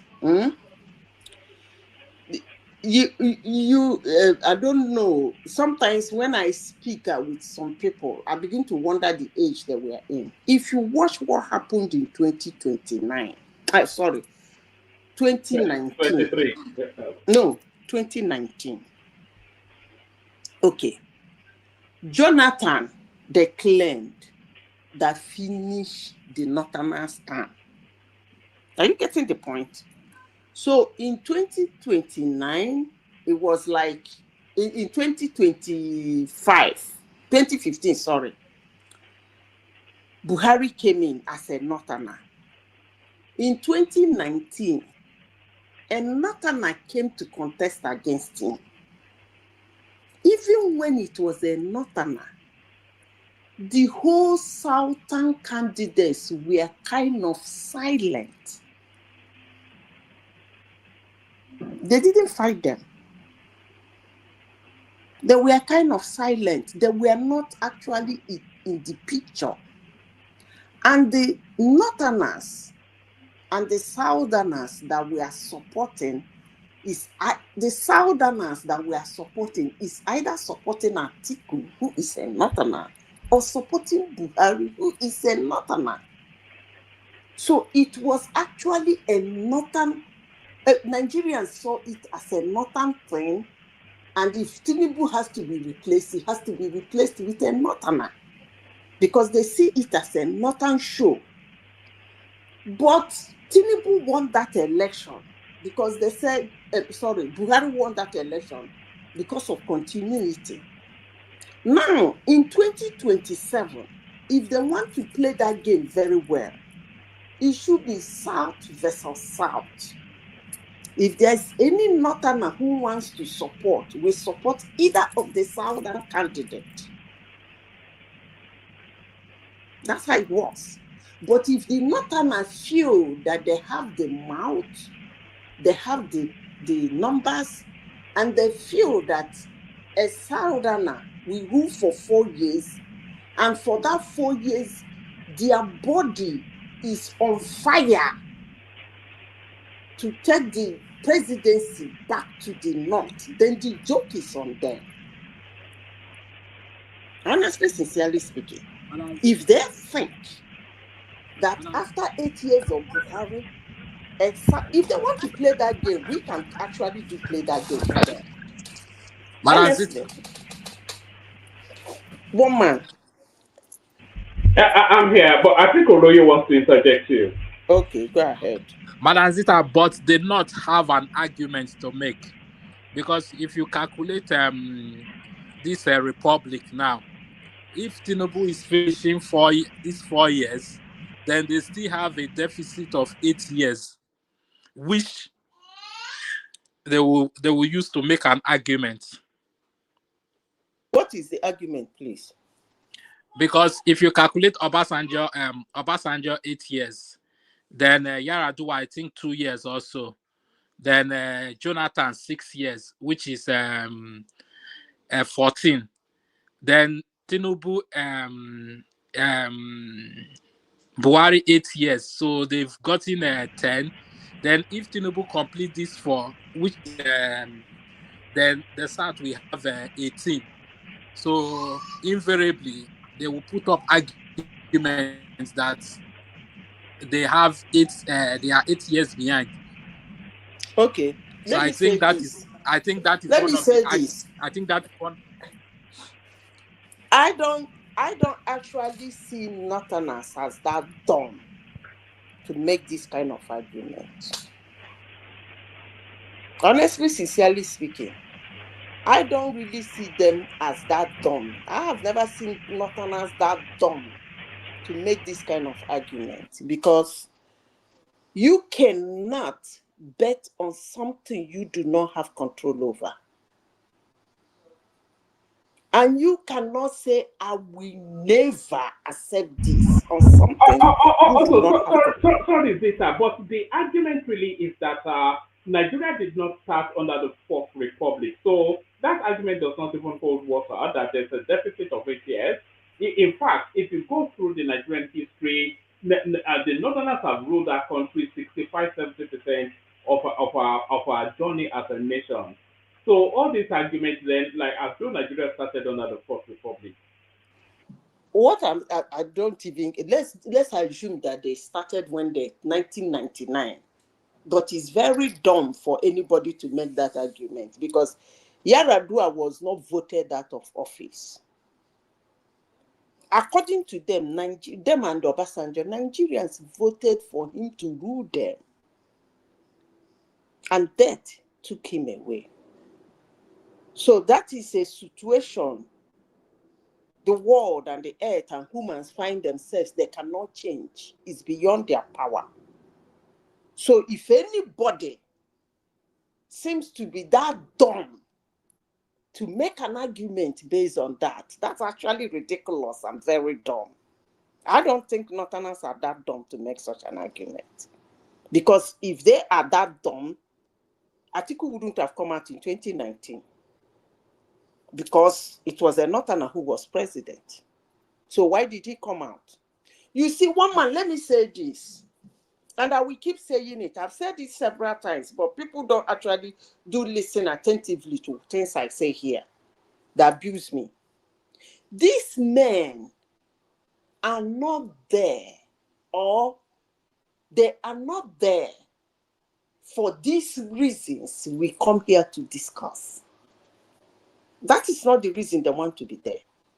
I can assure you. They are not there to do actually anything, or for these reasons.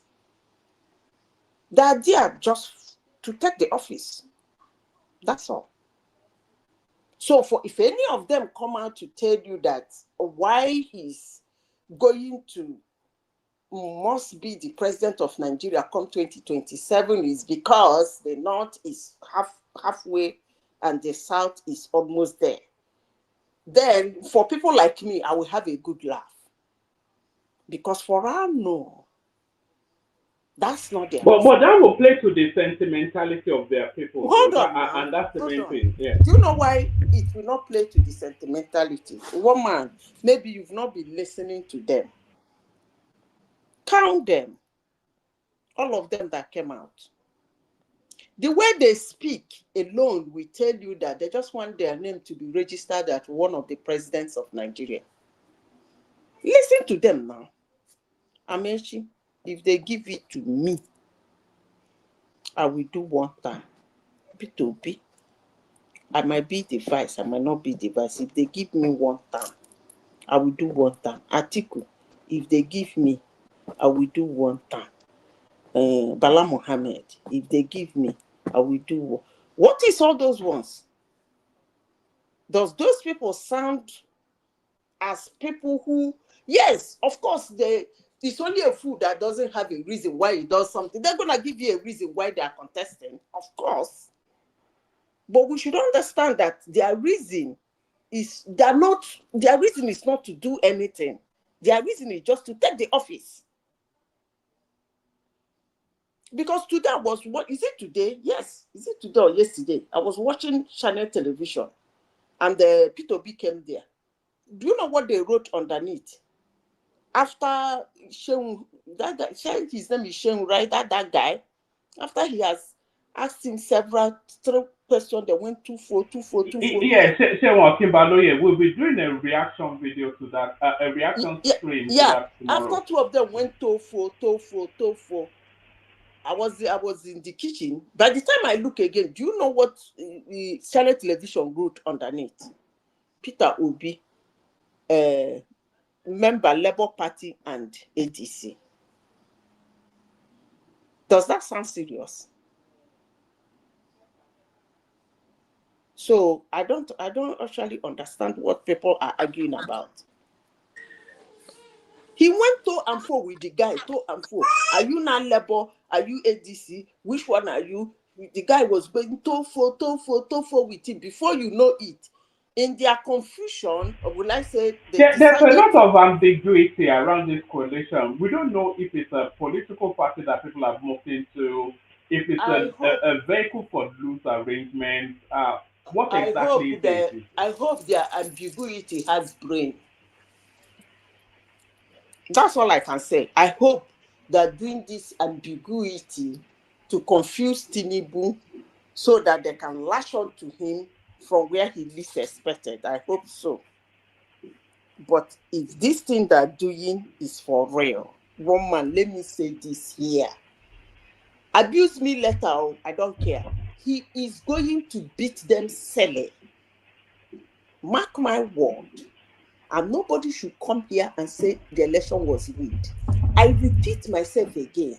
I hope they are being ambiguous to confuse him, to come from a smart angle to fight him in the field where he belongs. The other thing that would determine this election is who crafts the narrative. Is how the narrative is crafted for the campaign. So if they push the narrative towards the epic power, price of food, this, that, and the other, and the suffering, then they may be able to push the government a little bit. But if the government pushes the narrative as to the direction of travel of the country and the plans for the future, if they are able to move it from sentimentality to actually a plan, then the government has a fighting chance.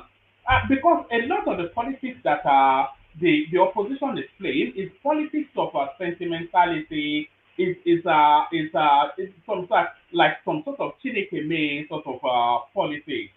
So if they let them craft the campaign around that sort of narrative, then they'll find it a struggle. But if they actually, because I was looking at the interview Peter Obi did with Shinwa Kimbaloye, he said, "What is your plan?"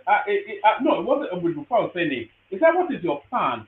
He said, "I will do it in a more structured manner." So that tells you then that there is nothing beyond just the the alarmism that so they mustn't let them go to that sentimentality or talk at the heartstrings, or they have to push them towards, let's sit down, you present your plan, we present our plan, and then let the people decide.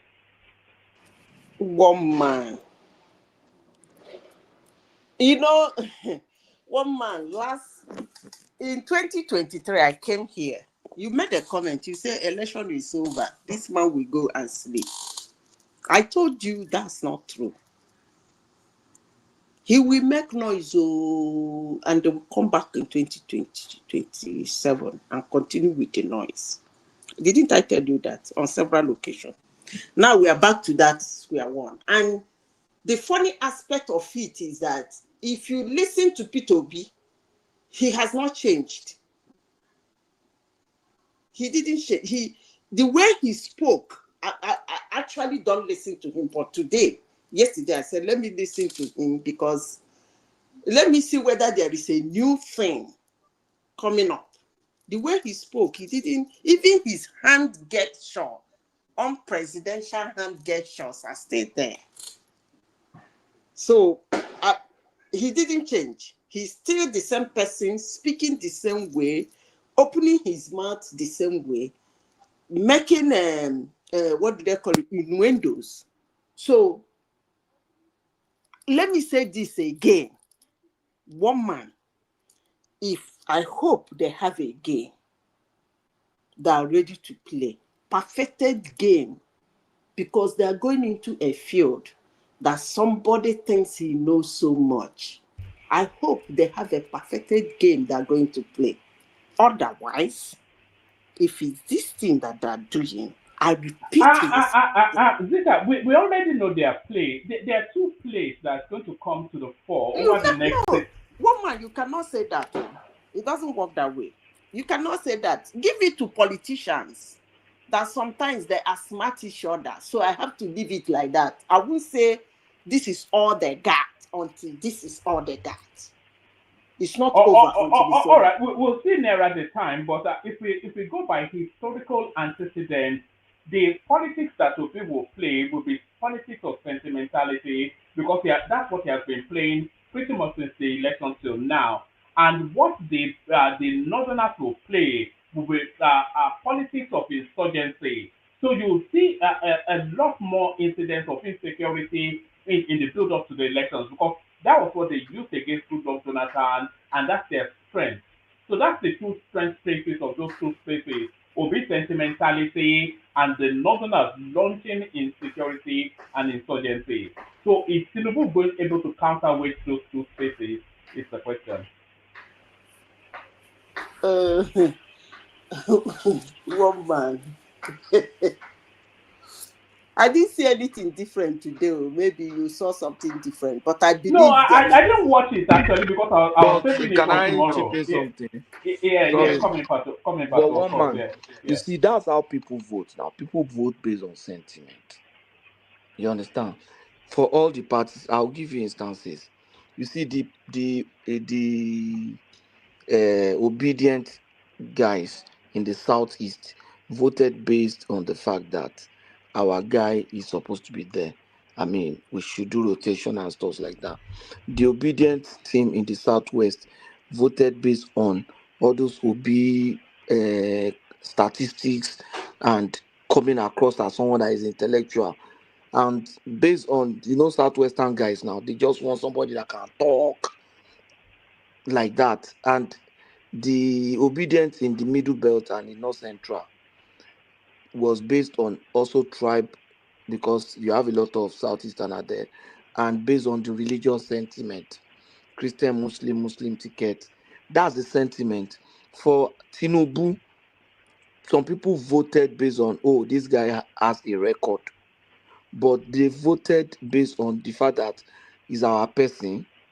So southwestern have voted for him, and based on the reaction or response to the way obedience were pushing, that's especially the obedient from the southeast, were pushing, and they were giving tribal um, language or tonation to the campaign. So the southwesterner guy just felt okay.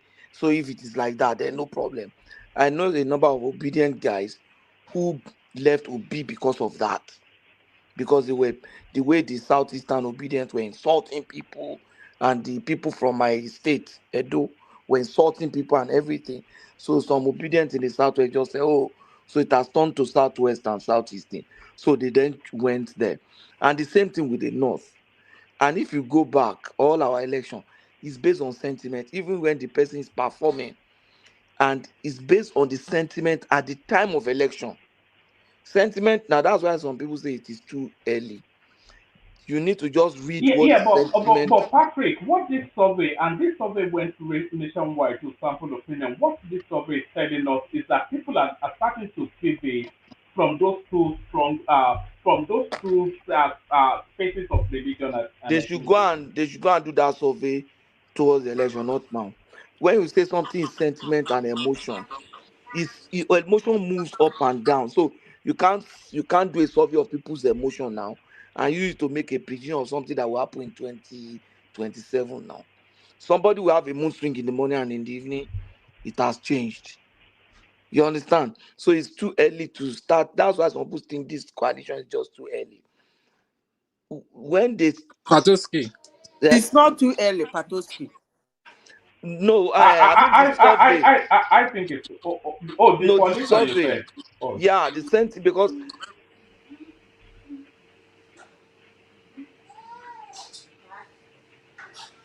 have Patoski. we lost you? Yeah. Carry on, Oroyo. I think we lost Patrick. and that's the way people vote. Only very few people have time to sit down and start analyzing the way me, you, Zita, and all of us are thinking. Oh, he has performance. These people have not done well before. They were part of the government. For anybody to think that they will see David Mark and El-Rufai and everything saying they want to restore or rescue Nigeria, and that Nigeria will believe them, nobody would ever have thought that way. But it just shows that Nigerians are not rational. They just say yes. Some of them immediately believe that David Mark and everyone will come and rescue Nigeria. But because we are not thinking, we are not taking information, analyzing, we are just responding to things. And mind you, obedient members are also very emotional. If Obi take vice president today, you'll be surprised that majority of them will still support him. They will take him because they are close I to will not the be no. I'm not. I don't even think it will be a matter of ethnicity. I think it's a bit like a football or sport. People, everything will throw yeah, in. yeah. You know, people have Support your gone. club. They've nailed their colors to the The mouth. religion thing will still come up. The every aspect of sentiment will still come up. Just go and watch. That's the way people vote, and even all over the world too. So look at it now. Why would anybody vote for Donald Trump in 2020? Patoski, I have question for you when you finish. So all those emotions will. Why wouldn't they vote for him? There are people who are objective, that they will say, oh, this is it, this, they will do the calculation. But majority of voters, because our democracy is still young and people are getting politically enlightened more and more. It wasn't like this before, self in the past. But that emotion, sentiment, bandwagon effect, all those things still play major role in any election, not only in Nigeria, all over, all over. It's unfortunate, that's it, but that's it. You say you have a question. Oh, all right. Ask that question, and then I'll take this on to another topic. Then go from her to you. Patoski, Yeah. how do you perceive Obi? Because when you were speaking, you said some people perceive him as being intellectual. So how do you perceive him? Passive will be. Yes. Yeah, if you look at, okay, let me just pick it in some areas, and in the way he's able to appeal to people, you will see Obi appeal to a lot of young people because of the way he speaks. It's not as if is very articulate, like maybe. But the result record did not show that. I don't know why you people keep saying that. No, I'm just saying the obedient, the young obedient. Obi has a lot Patrick, I'm of talking about Obi has a lot of vote hold now. on, hold on, Patuski. Listen to what this guy said, because I was about to say the record of what? The records don't show that Obi has a large followership amongst the young people. Let me explain to you now. Let me tell you why. The result of the elections 2023, which is the last data that we have. So the people that voted for him, are they old people? No, but it doesn't command the young space. It does. It doesn't. Okay, let me give you. The results tell us the result did not show that he commanded. Did they analyze the vote based on age? Did they analyze vote based on age? They did. Yes. They did. Who did that? Who did that one? I gave that data. No, that young people. Yes. Did that? We discussed it here even. No, wait now, one man. Are you saying that INEC provide the demography of vote based on the voters? Wait now. That's the way. Hold on, let me finish now. You are not even allowing me to ask your question. We know the question, Abokarian. How can you know the question? You are asking if so that means you are not even listening. So if there's no way you can even provide me the answer correctly. You are asking because if they already have an answer that is made up, and I'm not finished answering the question. They provided the age demography. I'm saying that did INEC? I'm not saying NGOs or election observers, or did INEC? Yes. Provide the where is the on INEC portal? Yes. Okay. They will tell you the age demographic that registered, the age demographic that voted, that voted for APC, that voted for. Yes. Then I need to look at it. Every election, they do that. And then something is wrong. I perceive that. And the gender demography as well. I perceive that election was rigged then. The way to calculate the result now. I perceive that election was rigged. You know why you are sorry, Peter. You know why you are perceiving the election as rigged? Because you are falling into the trap of a vocal minority. So what you have with Obi is a vocal minority. So all the votes that Obi got, majority of them were from old people. No. Look, it comes right across. You know, if we average the voter in 2023, right through the age paradigm, and we take a median, we say that the average voter was round about between 28 to 32. That's just the average, taking the whole spectrum and averaging it. You know, and so if you cannot with that say that Obi commands the youth vote.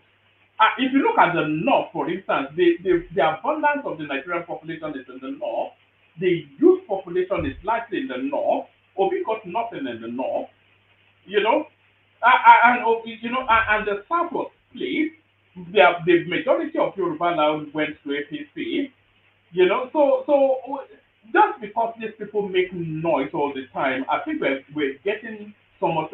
Obi does not command the youth narrative because I don't think man, you are even dragging the thing too much. Common sense. The man did not win any up to 15% in the south, northeast, and northwest. And these are the people that are highly. If you look at the record of that's where the youngest population that is the youngest population. So why did you come here to say that he's commanding youth? Simple. Forget about what. It's because they repeat it all the time, and then it's taking on a truth of its own. Yes, when you lie too much, the lies turns out to be sounding true. Forget. Okay, let's assume because they don't ever believe our institutions. Let's not believe INEC. INEC is lying. But let's use our common sense. The demography, the northeast and the north central, the man did not get up to 15% vote from each state there. And those are the highly concentrated youths we are talking about. So why you people keep pushing this narrative that he has in a good number of those, it got less than 1% in a good number of those places. So where? Obi doesn't command the youth vote, so the data doesn't tell us that, you know. Am I still here? I'm not still here. Everybody's gone silent. All right. Are we still with Zita, or are you? I did only one topic, unless you want No, no, to go no, one no, topic. no. You suddenly went silent. Yeah. Let me take you to this. We're still within the Can you hear me? 2027. Yes, Okay, I'm still going to look at that. Actually, I didn't know they actually published it. But from what I'm seeing is that if I have to judge based on the response, for example, if I take a sample on this platform, you got a lot of younger people like Okay. Uptown. yeah, because they're more active in the See, space. Yeah, they are. Yeah, yeah, yeah. They tend to, and the see, reason for no me, election, no election. Any democracy calling election, demographic must come in. so Very my important. They have to break it down. Age, male, female, region, blah, blah, blah. That's the way they do it. It's a must. Otherwise, we are okay, not calling anything. We are just calling numbers, okay. which So should be fake. In any country, they must break it down. That's how they know your capacity and capability as a politician. They have to break that thing down in each corners. Youth from this age to this age, who carry and pass. Old people from this age, educated from this age to this age, who carry and pass. Women, market women, educated women. That's the way they do it. So they should stop carrying that their propaganda of Obi has the youth. Even I was surprised Shem said it. I don't know whether he was trying to pop him up to say something, but at the end of the day, he always said a lot of things and end up not saying anything. You know that Shehu is not the brightest tool it's not the sharpest tool in the box now. It's just it's an amala that we do sort of journalist now. That's him working by doing so at the end of the Call them. If you call any INEC official, you as a presidential candidate or as a candidate, they will run the demography for you. From this to this person, this to this, that's the way they call election. They don't just call you win 200 votes, you win 300 votes. They break it down to demography. That they didn't announce it doesn't mean it doesn't show in their record.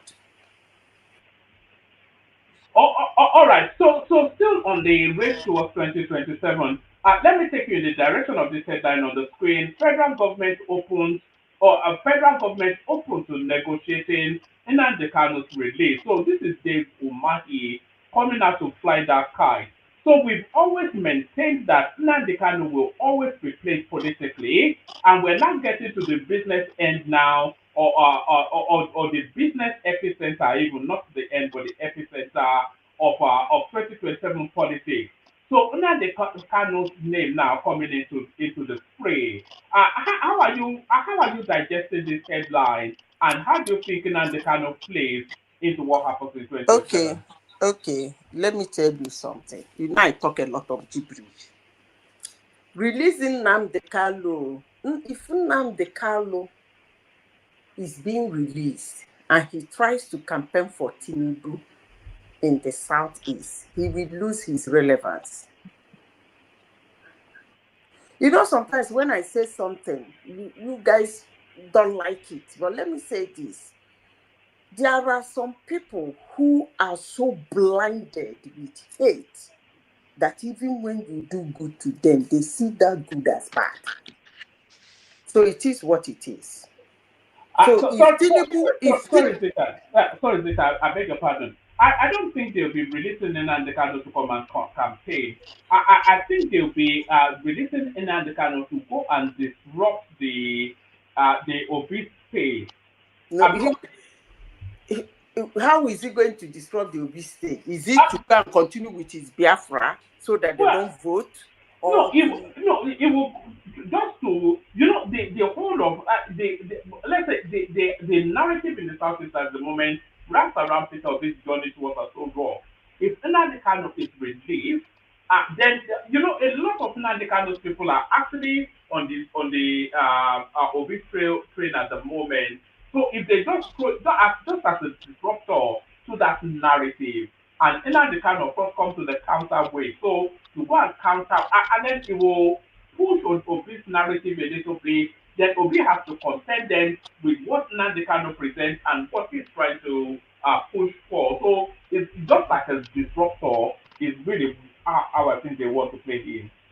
I don't know how he's going to play the magic, but let me tell you something.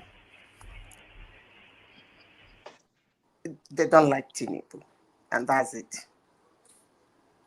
Even if he releases Nnamdi Kanu today to them, it's not going to make them like Tinubu.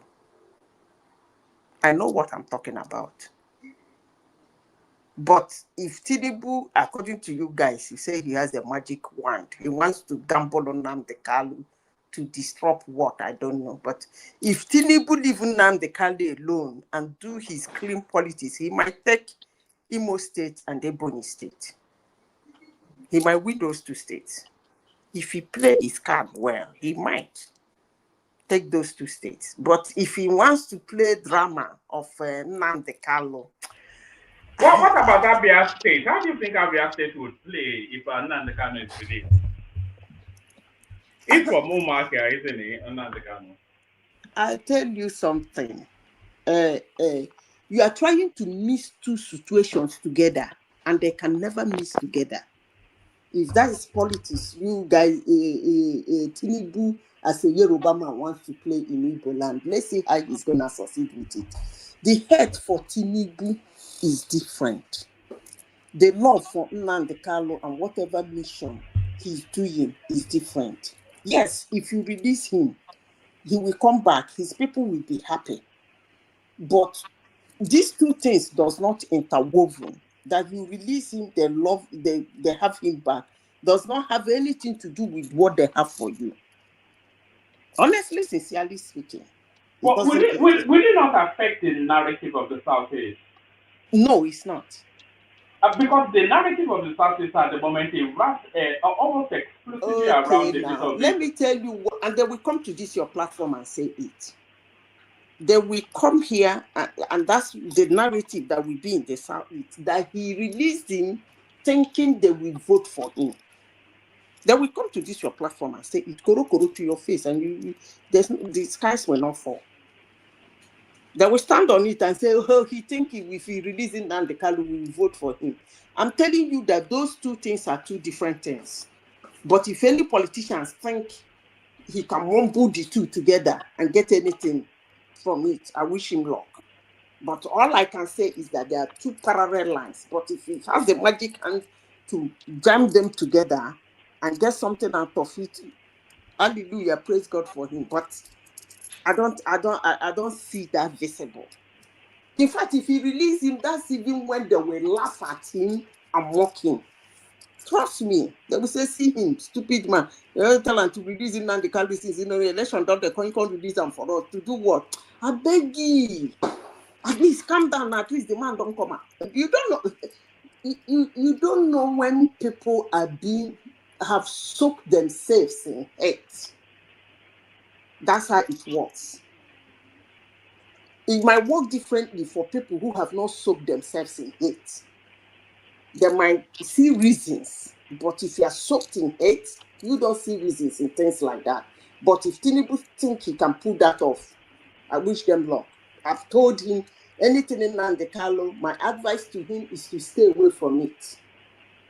Honestly speaking, sincerely speaking, if he wants to campaign in the Southeast, push the two governors, how they won the gubernatorial elections, they should help him win his presidential election like that, fine. But if he's trying to mobile himself and rub himself with Nnamdi Kanu, one man, now here I don't talk about, maybe they no come back and call me rich, because they will come here and tell you and mock you and laugh you and tell you he thinks he can get a vote by doing that. I rest my case. Next topic. All right, just finally, just a brief comment on this, and then we go to Royo, and then we'll move it around a little bit. We've got Ola and Patoki as well.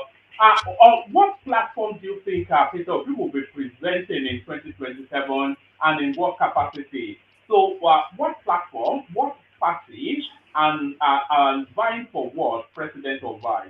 What's your reading of what I will answer you the way he answered Shehu. We are still collating. It is a collation. We are yet to see what will come out. So either he's Labour and ADC, so he's going to come out as Labour ADC presidential candidate. I rest my case. You can go to another person. I can only interject nonsense. All right, brilliant. So that's the excellent Zita. Of course, Zita are probably the cleverest woman on the planet. I've said that before, actually. I'm not sure that there are many more women out there. Yeah. I'm not saying that there are many more women cleverer than Zita are living at the moment. So that's Zita, of course, the inimitable Zita. So that's Zita. From Zita onto Oroyo. So, Oroyo, the conversation, your contribution, we're talking about... Wama, please go to the next person. Go to the next person. All right. Then we go to Patoski there now. So we're talking about Nnamdi Kanu's possible release, how that plays into the politics. We're talking about a survey that was carried out by the Tribune, telling us that the Nigerian electorate are a bit more sophisticated than they previously were, looking to competence and all that. We're also talking about WIKE lashing at the coalition, inviting us there to look at the qualities of persons converging to rescue Nigeria. So we're speaking to those or whatever else interests you, Pato. Yeah, thank you very much, woman. My major, what I even want to look at is the coalition. And though I said earlier on that Nigerians vote on votes based on sentiment, but this is an opportunity to educate Nigerians and to make Nigeria see what is going on. Now, when you see someone like ROTIMI and AMAECHI saying that Nigeria need to be rescued, Nigeria they need to salvage Nigeria, it makes you think that they just assume that Nigerians are not thinking and that you could sell anything to them and that Nigerians will just buy it. This is a ROTIMI and AMAECHI that was, I think, was during his time, the judiciary was shut down in Rivers State for almost a year. And now he's an advocate of democracy. Bam. Thank you for remembering. You understand? If me talk and now they go abuse me. He's an advocate of democracy in Nigeria. You understand? This is somebody that's so irresponsible.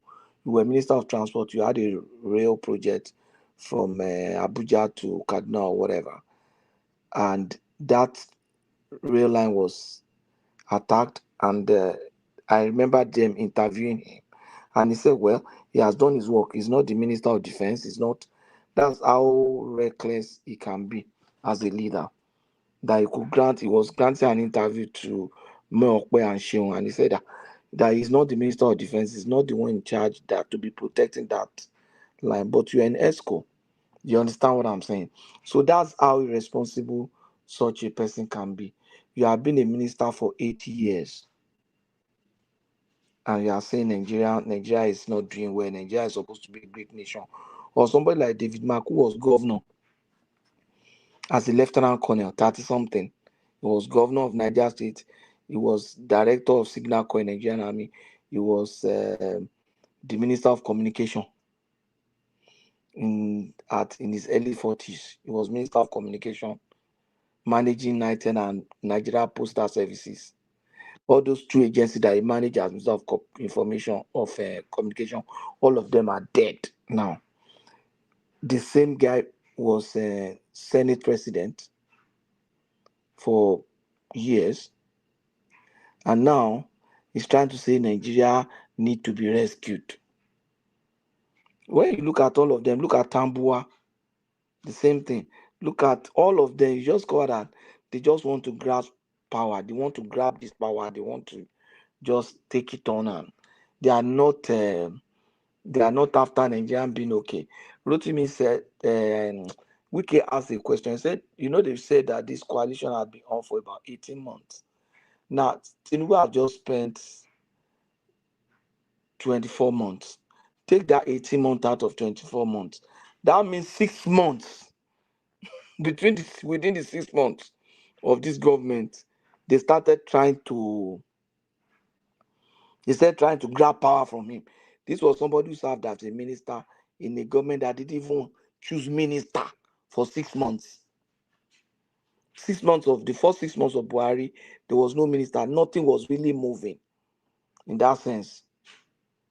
and this same man, they are forming coalition now in less than 6 months of Tinubu's assumption of office.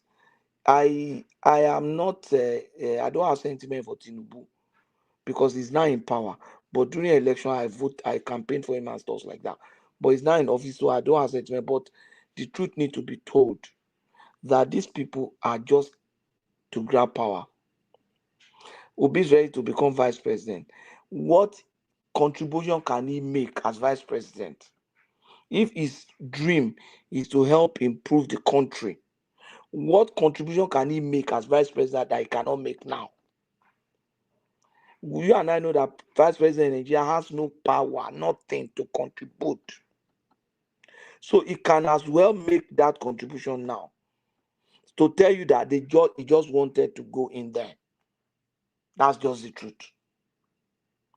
Because if Obi really wants to make impact and the kind of changes that he is always articulating, he has to be the president to be able to achieve it. And all of us know that this coalition is built around the ATIKU, the same way 2015 coalition was built around Buhari. So anybody that came to that 2015 coalition hoping that he will grab power is just a passerby, deceiving himself. And that's what happened to ATIKU. For him to think that ATIKU will not run, somebody one of us said ATIKU is born to run. He has been running all the elections in Nigeria except 1979 and 1983. After that 1983, all the elections in Nigeria, ATIKU has been running. Presidential candidate he ran in 93. In 1999, he ran for governorship, became vice president. 2003, he almost ran against his president. And that created a problem. In 2007, he ran. In 2011, he ran. In 2013, he ran. In 2015, he ran for primaries in APC. In 2019, he ran. In 2024, he ran. So what is 2027? What will change? That he will not. The only thing that can make ATIKU not to run is if maybe God called him home or something. So the man will run in 2027. So Obi must understand that. So na customer. Customer that Danny. Now so Malan said customer that Danny. I mean the correct customer. If Obi thinks that ATIKU will not run, then that means Obi is not really Can I just interject for a bit? That has foresight. Can I just interject for a bit? Greetings, everybody. Greetings, one man. Greetings to the panelists, chat, and the viewers. I wanted to ask a question. Has ATIKU ever said he would be willing to give support another candidate throughout the period when he has been running for presidency before now? Has he ever said, okay, if some other candidate or the stuff is zoned in one direction, that he was going to support the candidate that won it? That's the question. In Why did you ask the question? You know, he said yeah, in 2015 they were going to support Buhari, and after the election, primary just went to Dubai.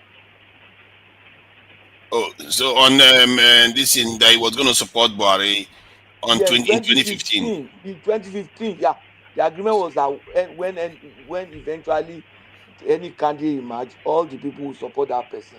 That was what he said. That was what they said. So then, what did he do? He didn't support Buhari. Did he run against Buhari? He couldn't have run again now. He had run one primary now. He couldn't go and run in another party again now. Yeah, but that is different now from saying that he ran against the person. The context I'm talking about now is because twice. You know why? This is what I'm saying now. Hold on, Pastor. No, let me give him context. No. Let him take us to where he wants us to be so that we understand. No, let me give him the context. No, you are not giving him the context. ATIKU said that the primaries, that everybody will go to primary. That when anybody that the primary eventually present, they will support the person. And that was what happened in 2015.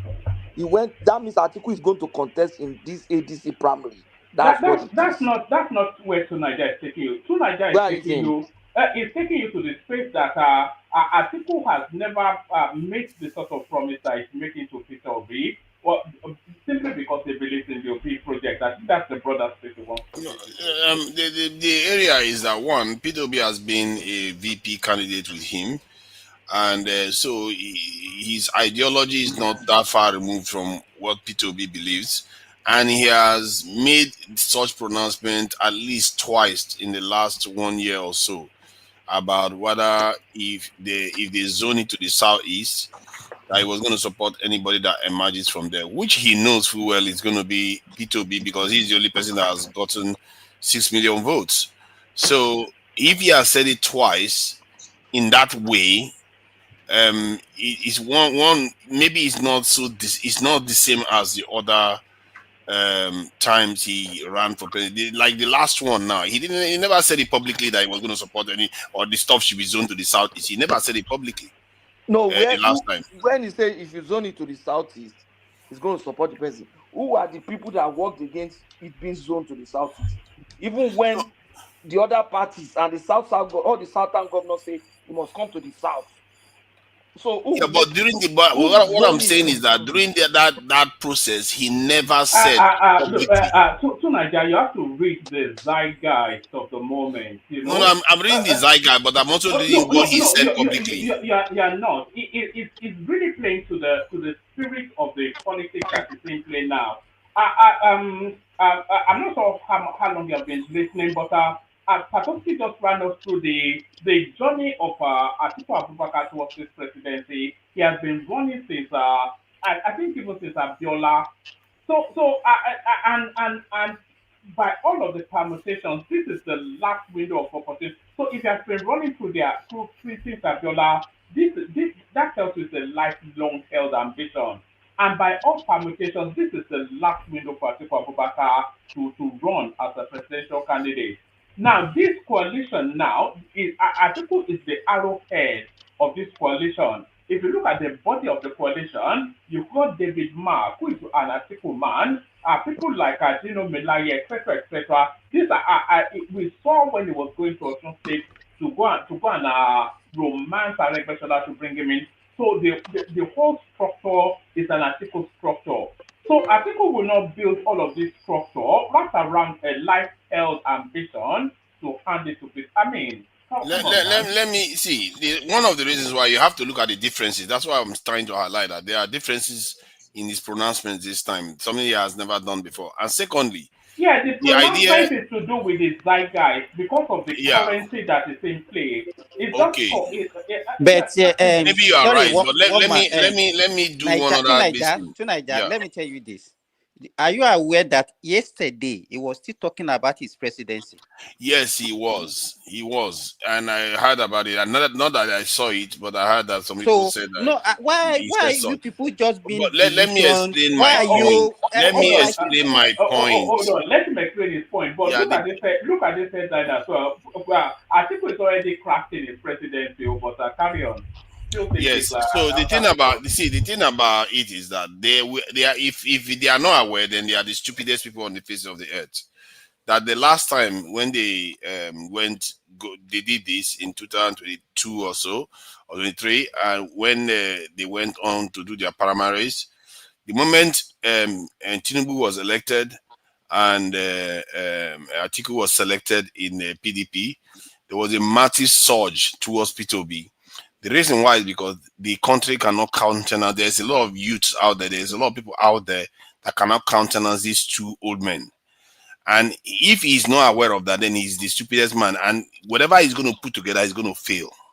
Because one, when they had PDP intact, at least as intact when they had a WIKE and all the rest in there, they didn't manage to get anything done. Not to mention now he goes and puts himself in the ticket again, and he thinks this group that he put together is going to emerge. The only emerge with a united voice. The only united voice that is going to come out there that can galvanize, especially the south. This is the southeast, because Tinubu now is not angry for the southeast because I think he feels like he's out of favor in the north. He's angry for the southeast and the south side. He wants to garner a lot of votes from that area. And if Atiku thinks that he's going to just go there and say, I'm going to take it, especially when it's not technically the turn of the north. right now in that ADC. If he does that, he's just repeating what happened last year. He's blind. He doesn't think strategically, and they are going to lose woefully. Like it's going to be worse than the last time, because before they get to the election, the whole party will fall apart. First, the support is not going to be there, so that's going to just completely deflate them. The only thing he's going to get is a nod, because Peter Obi is not going to be there, and if Peter Obi is not going to be there, the votes that he's going to get in the south is going to be totally divided. That it's going to be split in the middle. If he's lucky that this Tinubu doesn't wipe him out in the south and the southeast itself. So I don't know, man. What kind of permutation is sitting in his head? If he doesn't get it straight that he's going to lose woefully, then he's a blind man. Well, clearly, see, the thing about Peter Obi is that he has very low negatives. What kind of stupid political people don't understand that? He has very low negative. This man is very civil, and if you have, and he's already won 6 million votes with and he said he's going to run one term. And Peter Obi is the kind of person you are likely to believe. If ATIKU supports him, and they have one strong northern candidate backing him, they are likely to unseat Tinubu. But anything else is going to fail. It's only no. But let me ask you a question. And Peter Obi has won over 6 million votes. Only two of them. No, let me ask you a question. If eventually ATIKU puts Peter Obi go 2027, where does that put ATIKU? Does that put ATIKU in an opportunity to run in 2031? Yes, it gives him an opportunity to run in 2021. No. It's not only him. It's not only him. It's also the vice president of Peter Obi. Let's say it was Erufai. Hold on. So answer that question now. Where does that put? So does that then? Are you saying ATIKU, because ATIKU sacrifices his life held ambition for Peter Obi's ambition? That's essentially what you're saying. No, he didn't sacrifice anything because he would never have won it. There's no way if ATIKU goes into this election, he will lose. Excuse me, let me ask you a question.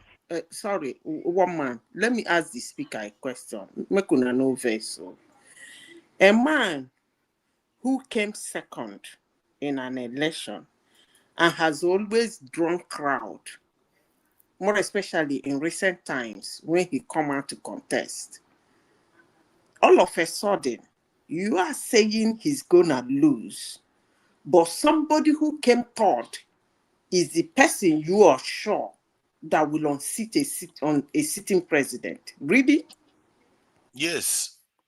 Because the one that came second is an old man that represents similar thing as the current president that is in office. And the reason why, and he is the one that oversaw the destruction of the PDP party.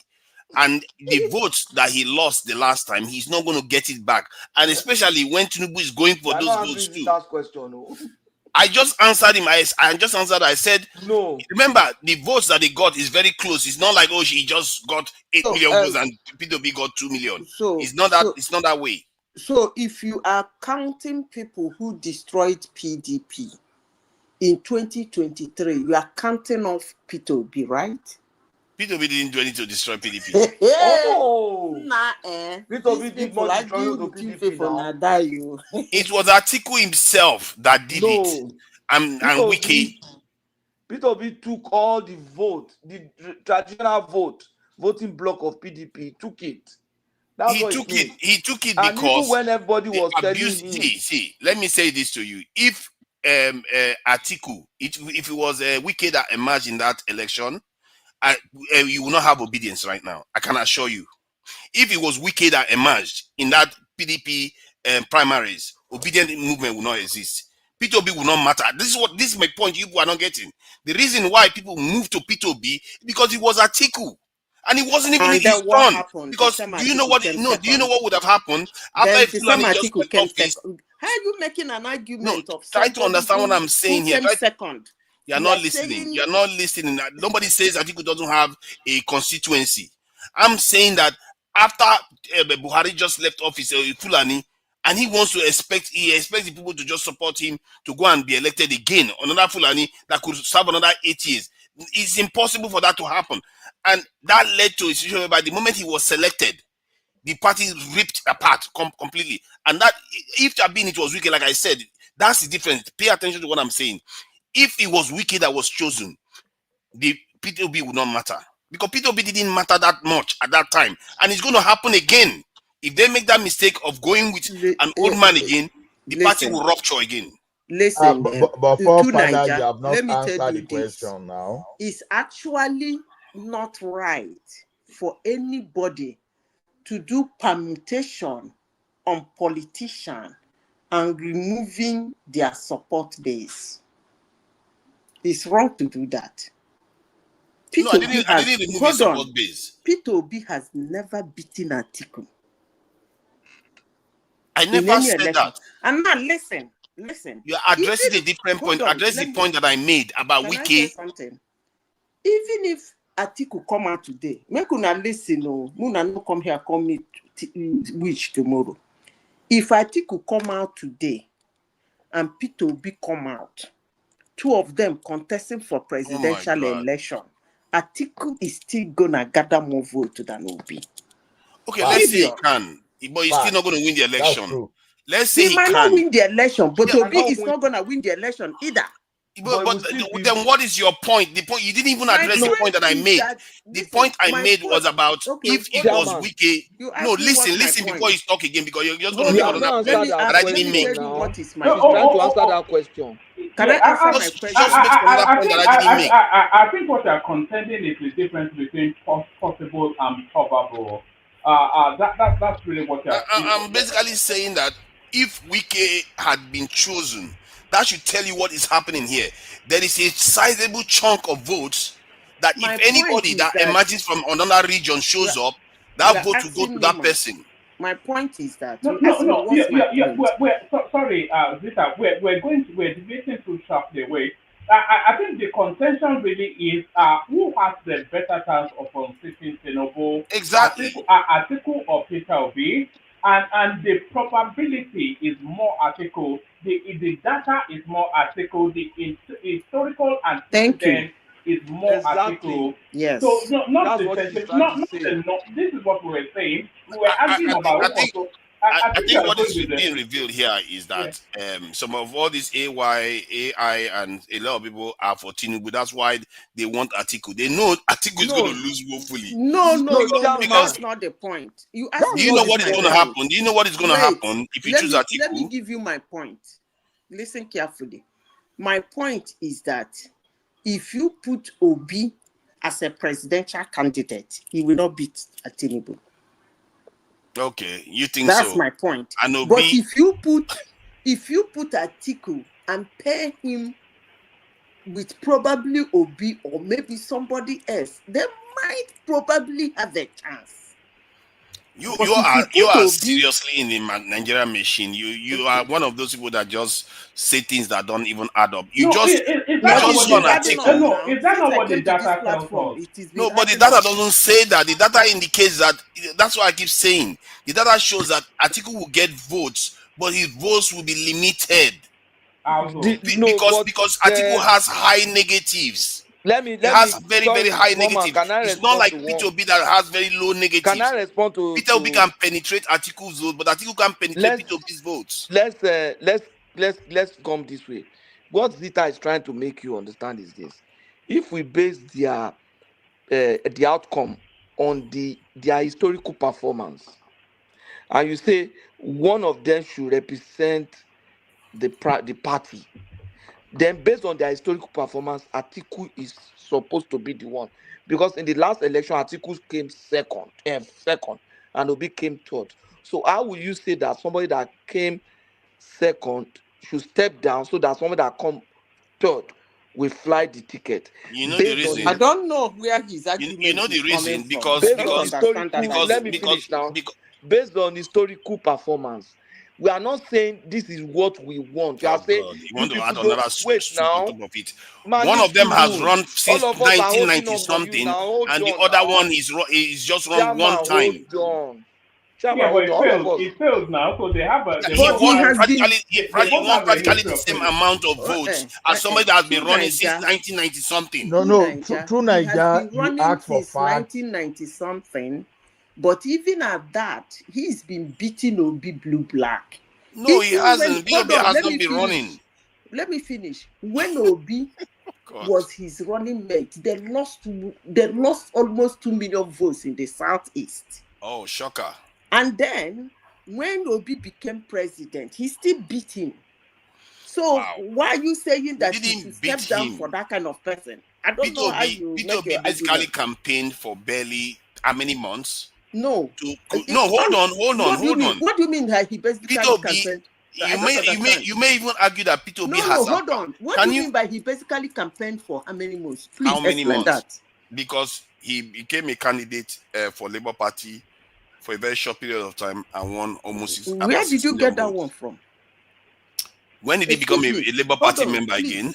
Let me correct this. I need to correct. No, when did he? No, I'm asking you a straight question. Is he? You just like to waste time. When did he become a Labour Party member? Sorry, Senator. I think you want Can I correct this? You want to drag it on? No, hold on. Let me correct this. From my perspective, yeah. In Nigeria, they have what they call all over the world. They have what they call election timetable. When the timetable says start, that's when all of them started. Nobody had a short window. Obi is not a new candidate in Nigerian political arena. So he was a governor for 8 years. He was in Tinkan Island. He was wanting to this person and wanting to another person. You know, he was the Tinkan vice Island. president in 2019. So he's a kind of relatively known person. So the timetable say start campaign this time. All of them started at the same time. So why are you saying he has a short period to campaign? Where did you get I've never seen anybody as dishonest as you are. I'm sorry to say you are really a dishonest human being. You've started abusing my person. It's tiring. It's just exhausting to be hearing her talk as if it's true. Why do you do that? I don't like people that are just this like this. It's just I don't. One man. Play the ball, not the man. Play the ball, not the man. That's why I said what she said was dishonest. See, the thing is, okay, if I refer to it directly, I don't care. I don't want to refer to it directly. See, two opinions are not the same. If one person is just dissembling, sorry, let me finish, please. If one person is just dissembling continuously and the other person is trying to be honest, you are gonna, if you treat them as equals, the other person that is dissembling is gonna win. That is awful. What she's doing is dissembling. To Nigeria. See, you have seen everything from your perspective. All of them start because I can just come and start lying. I can just come and start lying constantly, and you will not catch up with me. Hold on, Nola. Sorry, to Nigeria. What exactly has she said that is not? What she said that was very wrong. She said that Obi is a known quantity within the Nigerian political paradigm. So it's not a new face that just busted from out of the and then she also said that INEC sets the electoral cycle, and when they fire the starting pistol, everybody starts campaigning. So nobody had an advantage over him by any paradigm of measure. He was a known quantity. He ran as a vice presidential candidate. He was the governor of a middle-ranking state. So it was a known entity within the space. And when the election started, everybody had the equal space in time for the campaign. And that's what Lisa said. So but what she said, none of that is wrong. This is why I said it's dissembling. Now let me explain. In reality, Peter Obi went to a party that hasn't gotten, I think, how many million? Not even close to a million, barely 10,000 votes at max. So they barely have any infrastructure anywhere. He showed up from nowhere, got into that party, and they won 6 million votes. That's the point, and she knows it. He just dissembling and saying, no, I don't know why we have to go through all this dancing game that we do all the time. It's just a fact. Nobody's saying ATIKU didn't win 6 million votes or 7 million votes or doesn't outperform Peter Obi in terms of the actual numbers. I'm saying that this guy has been around for how many decades now in politics? And given the political dynamics right now, that the North is not supposed to be in office right now, he could easily skip this one and have somebody that has low negatives, that has proven himself to win a lot of votes, even without a lot of machinery. This is a very, very simple thing for me to see. And pretend as if you can't see it is just disingenuous. And a valid point as well, to be honest. That's a valid point right there. What essentially Nigeria is saying is Peter Obi has momentum. you cannot. I've got the figures right here. You cannot dispute that within the and when it says 6 months, it's not even saying Peter Obi is new to the political landscape, but his expression towards the first phase in the country is within this particular electoral cycle, and just from that expression, Atiku was only able to beat him by just over 800. Those are the figures on your screen right there. Atiku was only able to beat him by over 800,000 votes. So what Nigeria is inviting is that if Obi has this level of trajectory and momentum, and Atiku has been in the cycle for about 7 electoral cycles, and Atiku has essentially plateaued though, because these votes they're not going to deviate that sharply either way. But what Nigeria is inviting is that Peter Obi has momentum one.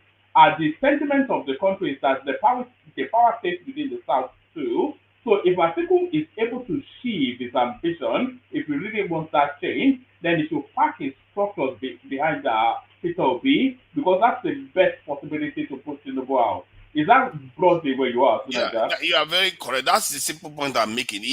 Peter Obi has more chance because of his low negatives and the fact that people are willing to look at him. Atiku has plateaued. There's no way. Peter, you see, I can tell you 100% here, sitting here, if Atiku is running, this in Tinubu will win, because I've had a lot of Southerners. So, do you know what Southerners are saying? That they would rather Tinubu win than Atiku, even when they don't like Tinubu. This is so obvious. One man. Can Let me someone repeat even myself challenge again. your One man. Sorry, opinion? please. Madam Can I say AI, something? please, if you Please. don't mind, let me just Let me say this. contribute, if you don't Let me mind. say I've not this said one. anything. Okay. I've not said anything today. Please, let me I say wanted to chip in something. No, you say to Nigeria, sometimes when you are strong in your perspective, don't assume that's how things flow across the entire 36 states of the country. Maybe you find yourself amidst the group of people that believe in obedience, and whatever they are telling you is assuring your own bias. So, and you are taking that one as the truth. The truth can be biased too. Hope you know that.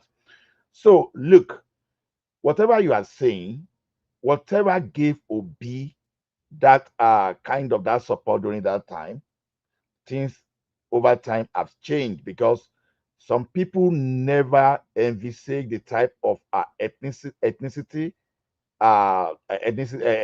driven agenda that came with Obi. But after that Lagos incident, people clearly saw what happened. You know what happened? It changed, because otherwise, I think Labour Party will have won Lagos State. And for some eminent people to withdraw, that takes a lot. And Ayuna came with kind of one beautiful grammar that will be as a low. How did you arrive at that? How do you know that he has a little negative? As a matter of fact, the negativity around Obi is even looming larger than whatever you may even have around the article. So, see, put your opinion as your opinion, as your own perspective, and don't just say Nigerians, because I'm in Nigeria too, and I would not even like that tone of that statement saying Nigeria likely. Am I not in Nigeria? So I have my opinion too. Thank you. All right. Okay, So these are comes in, and then we start to restructure the conversation. But let me just align with one thing that Ola said right there. That don't speak on behalf of Nigerians, because everybody's a Nigerian, and you get that a lot from the obedience space. They say Nigerians are as though they are particular bias leaning partisan state. No, the obedience Most of the space people I has this. speak to are not even obedient. I'm Well, telling most you, of the people they are not even speak to obedient. are now, you come from the obedience space now. I think they tend to be people that just want Nigeria to change. Those are the kind of people I speak to. They might even support Tinubu, but On you know how Rudolph's Emeka behaves here. platform, No, the sorry, people using no. Rudolph's platform are What not I'm saying is that obedient. you know how Emeka behaves here. He supports Tinubu, but he doesn't like Tinubu. I speak to people like that. He doesn't like what Tinubu is doing right now. I mean, he supports Tinubu, but he doesn't like what Tinubu is doing. The point I'm making is that if Southerners that don't like Tinubu are saying that they will prefer Tinubu to go into to win than ATIKU. That should tell you that no matter what ATIKU does, he's not going to get half their votes. He's not going to get their votes. Sorry, can I interject? Sorry, you are wrong to. Sorry, Zita first, then you Remy. But let me just add this: you are wrong to say what you just said. That's what they told me. I didn't say. No. Well, they are wrong to say it because historically, Peter Obi's vote belongs to ATIKU because the Southeastern votes actually belong to the PDP. It's only because of the sentimentalities that we know that they are parties Obi at the moment.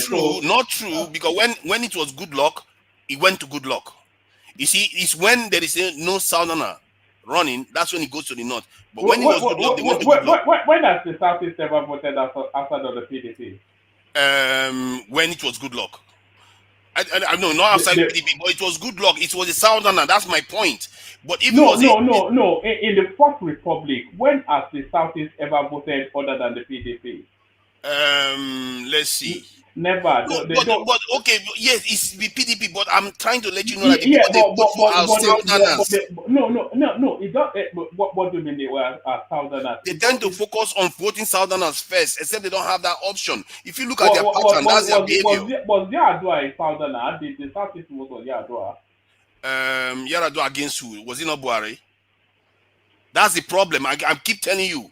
It's because there are two northerners, then they will choose one. But if there is a southerner in the race, like Obasanjo, they vote Obasanjo. If there is Jonathan this in the race, they vote Jonathan. And they are telling me all the time, it's not only one person that has said it. The fact that they keep repeating it, and they are not even together.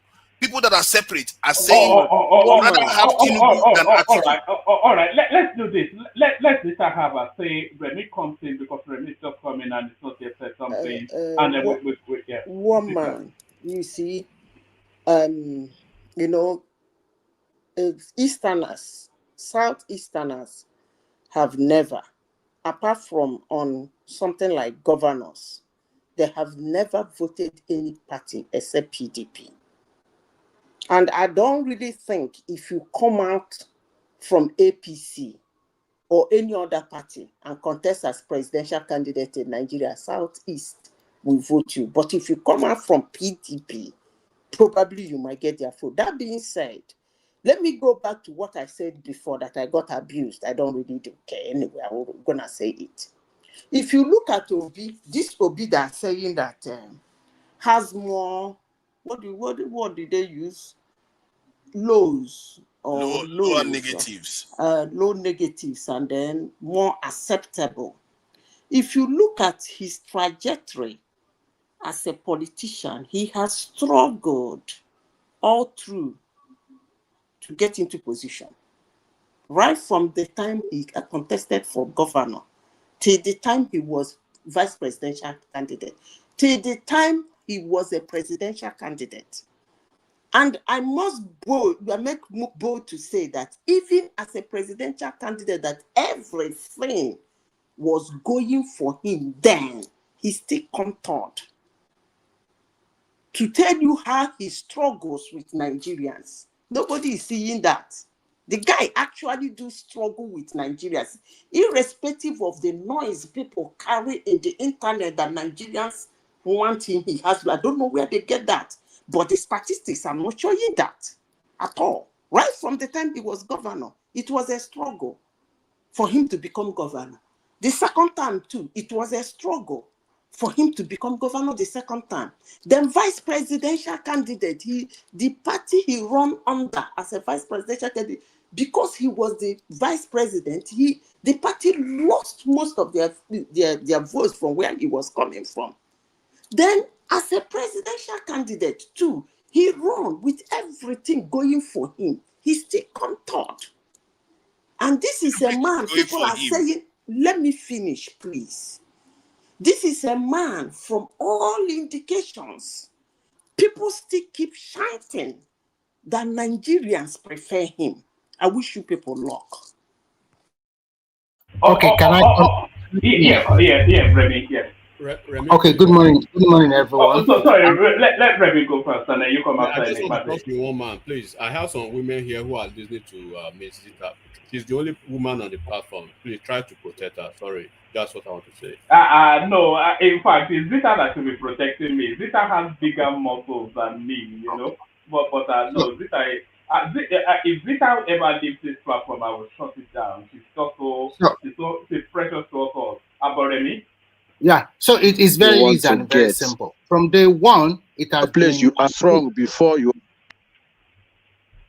Sorry, carry on. It has been the excitement you are seeing today is because from part of the north, they want the power to go back to the north, and that is why you see. Madam, come and contest the election.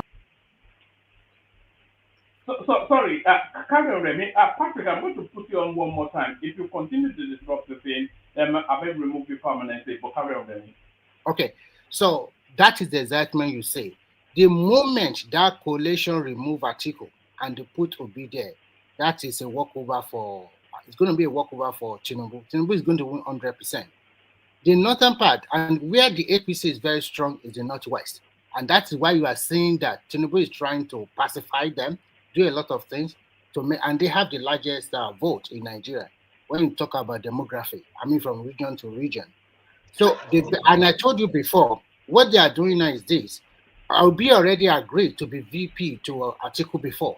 Well, because of people backlash from, especially from his movement, and that is why he changed tune. I told you before that they are lining up AMAECHI as will be the VP of ATIKU. So if you are here supporting Obi, the best bet for him is to go his own way. But unfortunately for him, just like somebody that does not know what he wanted to do, going to the left and right, as we speak today, he does not have a political party. If Kia is not taken, he might not even contest in the election. So whether you like Remy, do you play chess? No, not at all. Are you familiar with the game, though? Yeah, of course. So at the end of the day, do you know what a pawn is? A pawn. Yes, I know. I know it's being used as a pawn. Yes, Peter Obi is a pawn in a game that is bigger than him. He don't. I think from day one. I think he's going to pull his trousers down, bend him over, and insert him anally. But from day one, the coalition is centered only around one person, and that person is ATIKU. Is the one dictating. Look around. Imagine these people imagining that ATIKU will give Obi the coalition ticket. And people are not factoring one thing into consideration when they make their own analysis. ATIKU today is 77 years old. Do you want him to wait for another 6 years for him to come and contest when he's going to be around 86 or 87? Come on, man. This is his last chance. But think about it. He knows he's going to lose. It does not matter. If he has read the election cycles, he's going to know he's going to lose. Tonight that you are looking at it, I'm sorry. You are looking at it through a layman's eyes. This is a politician. Fine. That is what he has been doing since 1992. And this coalition, just look around you. He brought his old men. He brought a lot of his people to the coalition. David Mack, AMAECHI, all of them. Look around. Who does Obi brought in? Nobody. Yeah, and one thing I want to realize, in conclusion, let me conclude. In conclusion, no election is the same thing every year. Don't expect 2023 to repeat itself in 2027. No, it's not going to be like that. And then, and lastly, you guys are not factoring one important thing.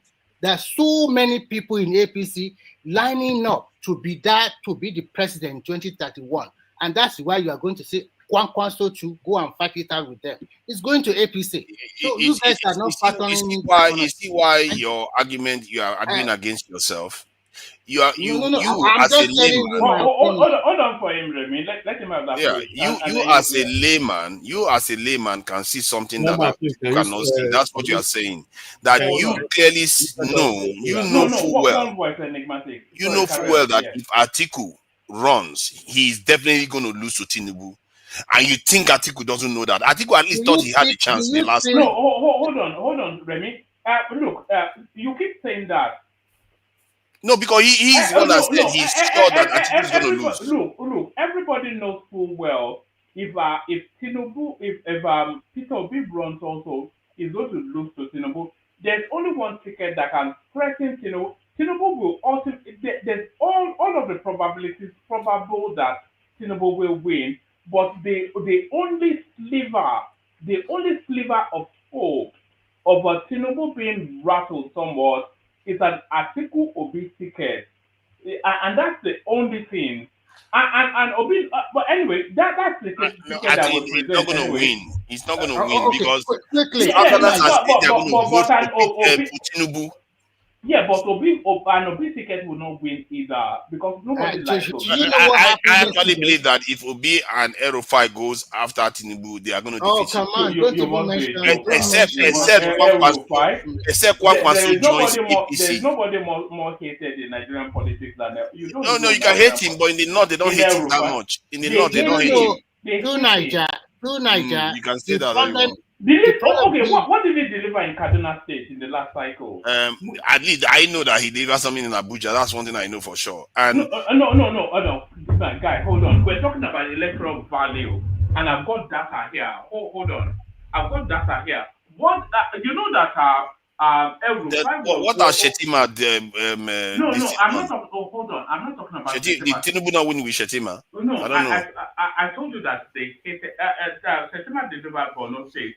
What did El Rufai deliver in Kaduna State? He didn't run as vice president. He didn't run as that. He was a governor there.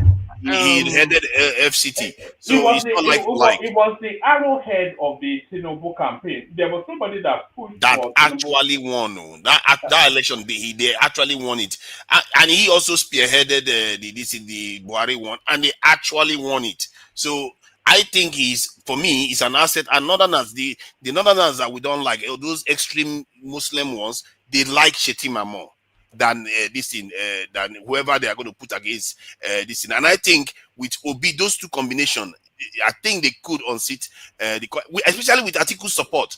But Atiku has to support willingly. If Atiku doesn't support, they've already lost. All this one is just you are still talking totally like a layman. What do you think that? Do you think Atiku will leave his own ambition and then go and support who at age of 77 and 81? It's like a hope. It's like a hope versus reality. It is not impossible. That's what I'm saying. If he knows he's going to lose, he can never do that. Can't you see what happened yesterday? You know what happened yesterday? Atiku likes his money. He doesn't want to throw money away. He's going to lose. All right, gentlemen. Let's do this just to regain some sort of structure. Let's do a quick. I'm not even going to do 5 minutes, like a 3-minute monologue, so that everybody establishes a position, and then we open it up. Pastor's first class, you get your 3 minutes to Niger. Go 3 minutes now. Remy, Simba, of course. So to Niger, Ola, Simba, and then we do it. Yes, to Niger, you're of course. So let's limit the interjections, but also be rigid to the time, just so that everybody establishes the position. As soon as you go first. Thank you. See, and you're only going first, by the way, because you're a contrarian voice. But I know that you're a troublemaker. So see, based on everything people are saying here, that Atiku is definitely going to run. Then let's just open the champagne, because all those people that are supporting him, they have already won. Because I've heard so many Southerners, which was a bit surprising to me to be hearing, that people that hate Tinubu are willing to allow Tinubu to win instead of voting for Atiku. Because some people value the vote being in the South more than the North. If you don't know Nigeria, know that now. That is one thing Nigerians focus on. And this is another thing. People always think that people don't think about this rotation system. It matters. I don't know why they didn't put it inside the constitution. Because people are acting like that. They have expectations. They are willing to vote Tinubu. This is the so-called Baba no well people. They are willing to allow Tinubu to become president than to have Atiku in office. And if Atiku does that, let's watch the space. You watch the South unite against him if he decides to run. And it will be a day to behold. that these so-called two groups in the southeast, southeast, and the southwest fighting each other in 2023 now coming together to watch it happen. I'm sure Northerners will be warning him. You have to be careful what you wish for, because if you do that, you're going to unite them against you. And who knows, whoever they support next time, because you have forced them to unite now, they will use that leverage to be selected leaders in the future. So personally, it's a very, very risky part for this article to work. If you want, from the way people describe him, is viscerally a kind of hooked into. It's like somebody that is hooked on drugs. He has to run for president all the time. And if he does that, and I feel sorry for those people that follow him, they are going to so lose. It's crazy. Why would you even do that? Because the signs show clearly, if you look at the pattern of vote in the southeast, they support all southerners that are running, except there's no southerner in office. One more minute, Niger. Yeah. So 1 minute, yeah, good. So they always consistently support southerners. The idea that they are going to support this article, just forget that one. It's not going to happen. If Peter Obi runs, he's already got 6 million votes. According to one man, he's also proved that the guy has got momentum. He has low negatives. If he gets a good non-runner, like someone like Erofai, somebody was mentioning someone named Tambowa or something, and Tambowa is supposed to be an ATIKU man. Select him, give him this in the vice presidential, listen, support him with all the infrastructure that you've got. Tinubu is not going to make it, because all the southern governors that have moved to Tinubu is not going to save him from what Peter Obi is going to do in the south. So that is my take on this thing. If you have anything against it, you can tell me. Thank you. Oh, all right, brilliant. That's the excellence, of course, it's the Sunaija, the security man. So, Ola, just in the manner that Sunaija said, just a snapshot opinion of the conversation. Ola, you're up next. 3 minutes thereabout. Ola. Yeah, sometimes when you allow your mind to just give you some stories, and you are not logical about it, and you are now looking at the environment and what is happening, it doesn't take you time to start believing in the lies that your mind tells you sometimes. The situation on ground is, in Nigeria, we are emotional people. The same way you can use emotion to think your own is the best, likewise, others behave the same way. So thinking that the fact that ATIKU has been running since when? Since as far back as the 90s, that even tried to contest against his boss, and up to now, he can still put a crowd, is telling you so much about what is happening. Politics to some elites is not about someone with credibility. It's all about who protects my interest. So if you think that ATIKU followers, maybe in some situation that they are Muslim at the same time, if you think, and with Obi antecedent of alienating even his ethnic group from the civil service, and with the way he has positioned himself as someone that micromanages everything, that you say you have to be in your vehicle before you pay.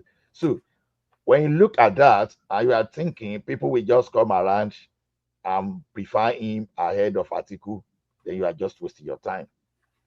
Then on the Tinubu that all of you want to gang against, I know sometimes, like I said, people will use emotions to think that, okay, because why some people hate ATIKU is not because it's not performing. Some people know quite well that Tinubu is performing, but they decide to say, okay, I just want this thing to satisfy my emotion just because someone is from my ethnic group. I don't care whatever Tinubu is doing, I want to support. But I keep saying, let Tinubu continue whatever. 2 more minutes. Okay, let Tinubu continue whatever he's doing now, because it's just a matter of time. You can never hide what he's doing. When Buhari was there, who were those people that became billionaire and multi-billionaire overnight? His own kinsmen. The same people that brought Nigerians to their feet today, and yet they are not done just because they were out of power for just 2 years. They are coming. Just imagine someone that would prefer even AMAECHI, that you can't even say what he did. Like he hasn't claimed himself from that allegation that he sold some property, he sold some public property in public asset in Rivers State just to sponsor Buhari, right? So many abandoned projects that guy left there, and he's coming to the worst case scenario is that when AMAECHI himself was shouting Ebi Pami, that you too, you know, what's that telling you? He was directly telling you that, oh, foolish Nigerians, I can come and get my way with you. The same way you will have Obi, that was part and parcel of Abacha government, that you were here praising and you were twerking for, that he should become the governor, the president of the country.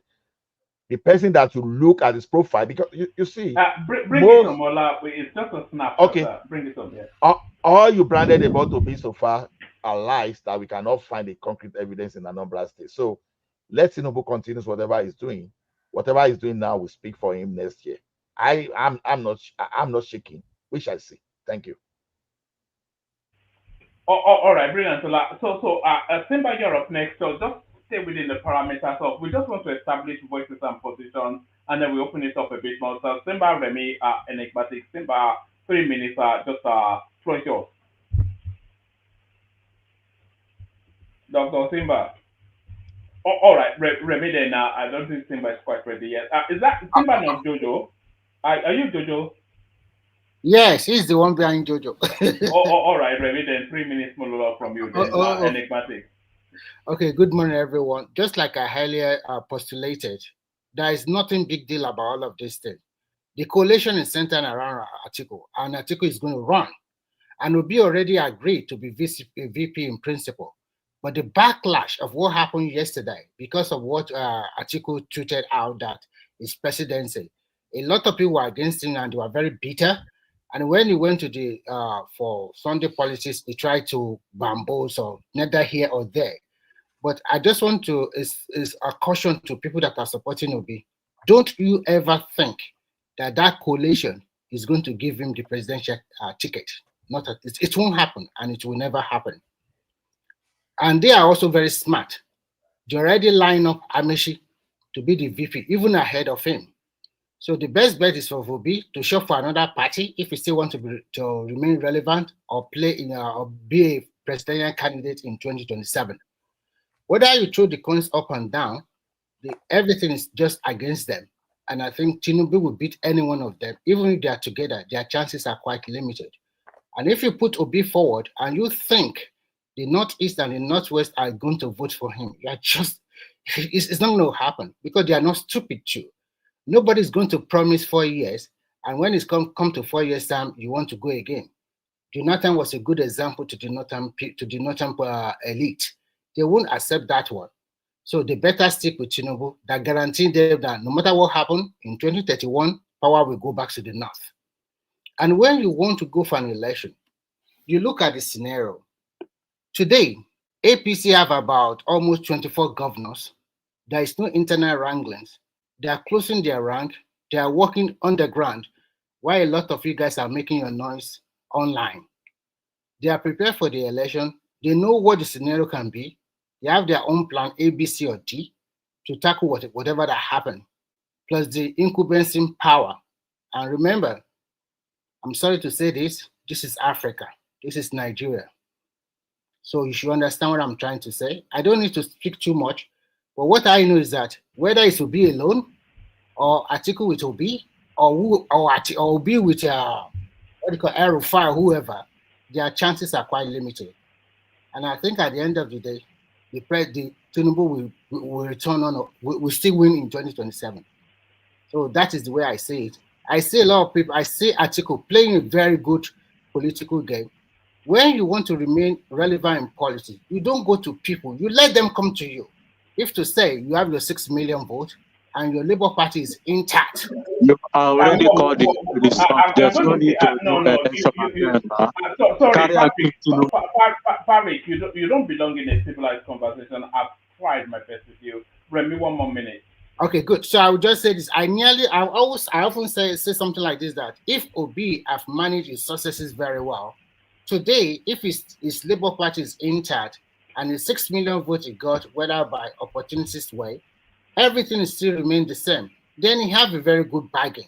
But now, most of the people that voted for him in 2023, I can bet you he has lost more than 50% of them. And the already articles and the called the rest, they know. result.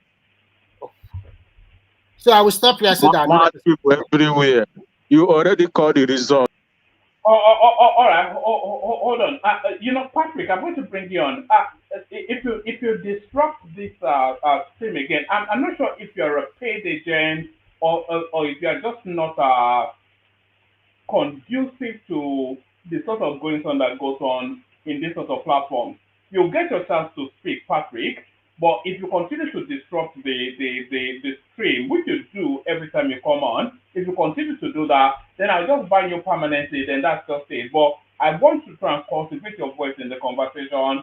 But if you are a subversive element, which all the indications are is that you are, if you are here to subvert the stream, then that would not work, because all I need is just a 2-second click of a button and ban you permanently. So don't do that. You get a chance to speak, Patrick. Don't be a nuisance. All right. Enigmatic, you're up next. But before you come on Enigmatic, I'm going to play a 56-second clip. Tinubu is working. Be in London. Why not go back and look for an animal. Just get out. All right. After all I said, it didn't even have the function to pause it for a moment. So Enigmatic, you're up next, but I'm going to play like a 1 minute clip. This clip is for Two Niger. I want you to document this just because people are trying to explain to you that ATIKU is playing a 3-dimensional game with your space, but you are sophisticated enough to know that, but they are too subsumed by that space to understand it. But even the seniors of that space, they know what is going on. Let me play you this. I'll play you this to Niger, but don't respond to it. You can respond to it after we've done the rounds, but don't respond to it immediately. But this clip is for you, to Niger. See what you're making of this. And I doubt what people can do for power. This underscores why I say we should not be misled, consumed by this excitement. Yeah. Because, as they say in English, when the chips are down and it's time to do primaries, what kind of primaries is ATIKU going to do with an AMAECHI? You know how ATIKU does primaries, mercilessly. I remember those dollars flying. Well, we're in the same coalition, but in Port Harcourt, I remember the dollars flying. Remember, I'm with ATIKU. ATIKU, I'm with you. Please, if you're hearing me, we're in the same coalition. And then, what kind of primaries are they going to do? Am I going to deceive myself, okay, that all is going to be well in this ADC? The beginning of good governance if you run good primaries. So what are you? So if you still think that ATIKU will never let Obi near his presidential ticket, then think again. But Enigmatic, your 3 minutes starts now. Enigmatic. All right. Enigmatic, Ponti. All right, thank you. First of all, it's quite delusory, right? And the height of being so delusional. Sometimes you want to say some people need to snap out of their, phantasmagorical state of mind, but you can't help them. Nigeria's politics is not about morality, and it's not about making anyone happy. And even people who are here listening to the loudest voice, the most loquacious voice so far on your platform tonight, they are asking, is this guy actually a Nigerian, or he just crawled out from a cave? Because how would you, right, intellectually believe that a man who has an ambition to be president for the past 30 years, right, and then he's 79 years old now, You want him to hand over his ticket to somebody because he wants to make somebody happy, or because he's in politics because of that person, or because his region is more important than his own region, or because his ambition it must actually surround the feelings and the yearnings of a region. So people need to wake up, and it's quite unfortunate that when you look at these individuals, one man, when you look at these individuals, or probably within that their group, the older ones among them who should know better, they seem to be the most foolish. They can't even read the tempo. They can't read the room. And I keep saying it. Are they even not aware? And this is the problem with even Obi himself, because I don't think it's a problem. He knows the bandwagon of the moronic buffoons that he has. That's why he can throw them anything and they will take it hook, line, and sinker. Are they not aware that he had already made an agreement to be VP to Atiku? Are they not aware? Because he doesn't know how to tell them. I sent you a tape yesterday, didn't I, one man? Didn't I? Within the political space, they know already that he has made an agreement to be VP. But he doesn't know how to have the audacity and the testicular fortitude to face the virulent mob that he has created to tell them this is the position I've taken. And when nobody is going to advise any one of them to manage their emotion or to manage their expectation, because it's going to come. And by the time it hits them, it's going to be brutal. Politics is not about being loud. Sorry, enigmatic, you still have the floor. But what you're saying Obi has to contend with is this. So let me go back to the Mr. Peter Obi conversation, where everyone's sort of like, oh, where these people are like, he should run as vice. Me, and I'm giving you people my word now. Not us, I no talker. If Peter Obi is running with anyone, as the vice president of that, as the running mate to that person, me, Aisha Yusufu, I'm not saying that I have any influence, so I'm not saying that I'm one big anything. In my little capacity, I will work against that ticket. If that's the only thing, even if I don't support any of that. So that's the insurmountable mountain that he wants to try and surmount. But for you to be yearning to be Nigeria's president, it behooves you as a thoroughbred leader, right? To let your people understand what is at stake. Why not just be frontal enough to tell them, hey, this is the deal. Has Atiku been in any primaries and he never won? Even WIKE, that is crazy as WIKE was. Look at what Tambuwal did to him at the last minute. And you are seeing the same Tambuwal, you are seeing the same Lamido, you are seeing the same David Mark, you are seeing the same folks who usually run primaries for Atiku in this mix. And you guys are still expecting Obi to do what? Why are you pushing the man to ask for more than he can chew? Has Obi even made any demand? Obi has never made any demand. He had to make a damage control to come tonight to say he was going to run. Did he say he was going to run on a certain platform under PDP or under ADC?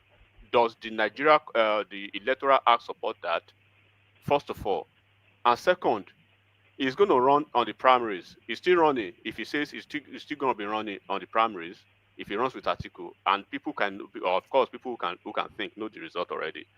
But when some people speak on certain platform like this, right? And I think I've said it earlier, one man, I think the day that the coalition came up, I explicitly and unequivocally stated this, that the so-called coalition was a doomed, disastrous charade. It is destined to collapse under the weight of its own deceit, because you see most of them playing different corners. AMAECHI, I want to do 4 years. Obi, give me 2 years. Atiku, give me 4 years. And as usual, it hasn't really taken long. You could see, go check yesterday, the entire yesterday. Atiku's PA, is it what's his name again? I forgot. He had to come out. Has he not done more than 3 minutes? Yes, right. Two more minutes, enigmatic. Enigmatic is one of the favorite voices on the platform, so people love to hear from. I know it. His voice is Well, more than 3 minutes. it, That's not fair. his One man. his voice is But don't like that, you have been talking for a long time. Why are you to Yeah, but Naija. we are having 3 minute session. He's going on for 5 minutes already. Hold on, to Naija. Remind us what WIKE's favorite song is. Let me leave it here. They pain them. Yeah. As in the sweet us, they pay them. Is that it? So, but he's been you, going on for 5 minutes, man. What is the point? It's just as they pay you in this video this now. it's just going on and on and on and on. One Man. man. All right, bring it up, enigmatic. Okay, let me I just want to get to Pascal, who's joining us for the first time. let me just say this, right? So ironical, and this is the typical Nigeria that we've just seen. They want to go to heaven, but they don't want to die. This guy, everybody in the house, they've been listening to his voice without his speaker. I don't know what speaker he uses. They've been listening to his voice. He's been yelling at Madam Zita. He's been yelling at everybody. He's been cutting everybody, interrupting. Less than 3 minutes, he's already having, he's already having anxiety over here. But I'm going to complete this. If you want to hit your head on the wall, go ahead and do it. I still have my minutes. 1 minute. So, unlike those who traffic in this in delusion and false optimism, right? I will never sugarcoat it, and there's no need to sugarcoat the truth. Very hard truth, very bitter one. And I will say it in clear policy terms, right? Obi walked it with his eyes open into a stage-managed circus of coalition, which is designed for only one man's ambition, only to coronate ATIKU, right? So what did Obi do? Like a deer in headlights. When you are traveling at night and you see a deer, they're always blind at night. They always almost get to you before they see. So he lacked this spine.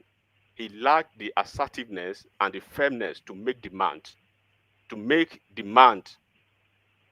He doesn't know how to draw the red lines of negotiation or define his negotiating tough. You are going into a negotiating tough with ATIKU. You are not clear. The problem with Obi is that he cannot handle big personalities. He can only really deal with bread and butter sort of people, pedestrian, everyday. But you can't do that with ATIKU. So he cannot deal with big personalities or intellectuals. He walked into that coalition with a big expectation, sold to his delusional headless mobs, believing that he's coming back home with a ticket with ATIKU in the mix. That is not coalition building, one man. That is capitulation. That is deceit. Because he's carrying the weight of the obedient, and he's carrying the weight, take it or leave it, forget about the pseudonyms. He's carrying the weight of an entire region who want him as president, as their Igbo president. That's a fact. Now he's selling dummy to them. Now, go to Tunde Ednut. Tunde Ednut was tweeting the entire yesterday. They are fighting Tunde Ednut at the moment. I don't know why. Yes, go and check Aisha Yusufu as well. Check all of them online. They are outraged. They throwing tantrums all over the place. Obi or nothing. It means they know something is happening already. So the obedience that I will say that they are obedient, right? Who do not want to think that politicians they will make deal at the appropriate time. Obi has made his own deal, right?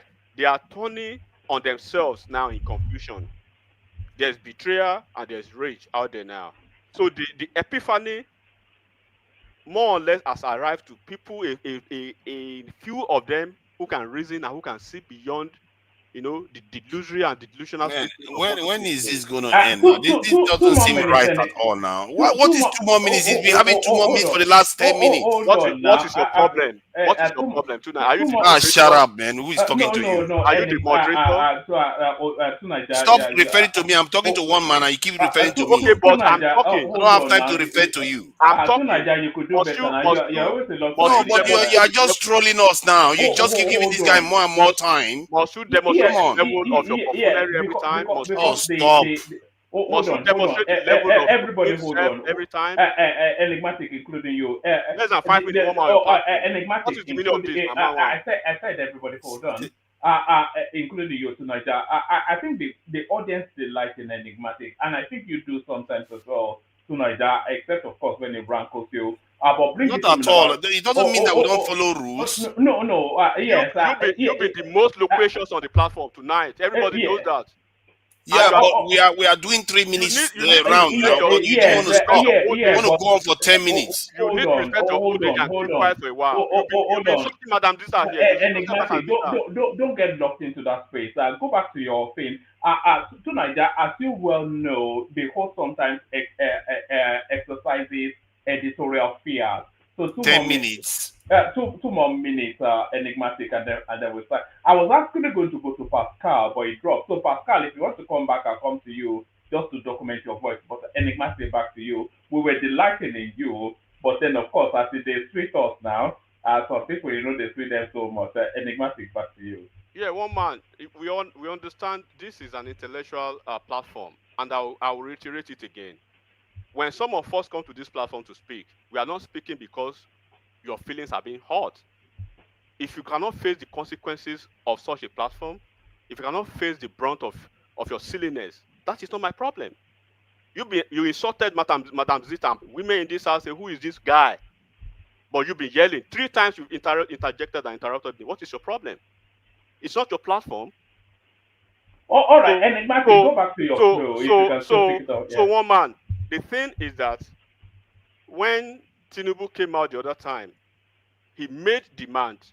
He faced Buhari, he faced the cabal, this Malami, all of them now that worked against him, that sabotaged him, right? The Oyeguns that sabotaged him, that threw Oshomole out of the system. He said, it is my turn. It means, and he was telling everybody that cared to listen then, let us go to the field for the primaries. No consensus candidate, because if he opened the door for consensus candidates, then he would have given the room and the key to the Malamis of this world to easily slot in their consensus candidate, and Tinubu will be shut out of the system. Obi did not make any of that demand. Obi is tiptoeing. He's speaking from one side of his mouth to the other. He's not saying, look, I am walking to this coalition. Either you give me this guy, you guys give me this presumptive ticket, or no deal. Either I become the presumptive candidate or no deal. It is the obedience that are outside, that are not within the room, knowing what they are signing, knowing the agreement they are making, that are saying Obi should come back with the ticket. Did Obi demand for the ticket? If he did not demand for something, how do you get it? If Obi had demanded for the ticket, why would AMAECHI come to the TV and be saying he wants 4 years? ATIKU said his presidency yesterday, and you guys are still speaking for the same guy who cannot speak for himself. So Obi has taken all of them now, right? He has taken all of them, the obedient, the serfs, the kulak. He has taken all of them into a political cul-de-sac. And all right, bring it to my enigmatic. And they've cleverly rebranded it as coalition. And instructively, let us warn them, one man. When eventually, inevitably, that this thing falls on its face as we have expected and predicted, and it's already doing now, they shouldn't come back and say it is APC that is infiltrating them, or Tinubu is the one facing it, because Obi will come back and say it is Tinubu that caused it. Obi will come back and say it is APC that caused it. He will say it is Abure. And now you cannot, don't forget, this David Mark, Aregbesola are not the ones that you can push around. They are going to give you what. So demand for the guy. Go back, what did you demand for? Did you demand to be president or VP, or you are just tiptoeing all about? So you guys should use your brain, not coming here and be laughing and be They are telling you ATIKU is in the mix. You are saying ATIKU should subsume his career ambition for Obi. Who is Obi? Is ATIKU in politics because of Obi? Now no get brain. Thank you, one man. All right, brilliant. That's the elegance, of course, that is enigmatic on this. So thank you, enigmatic.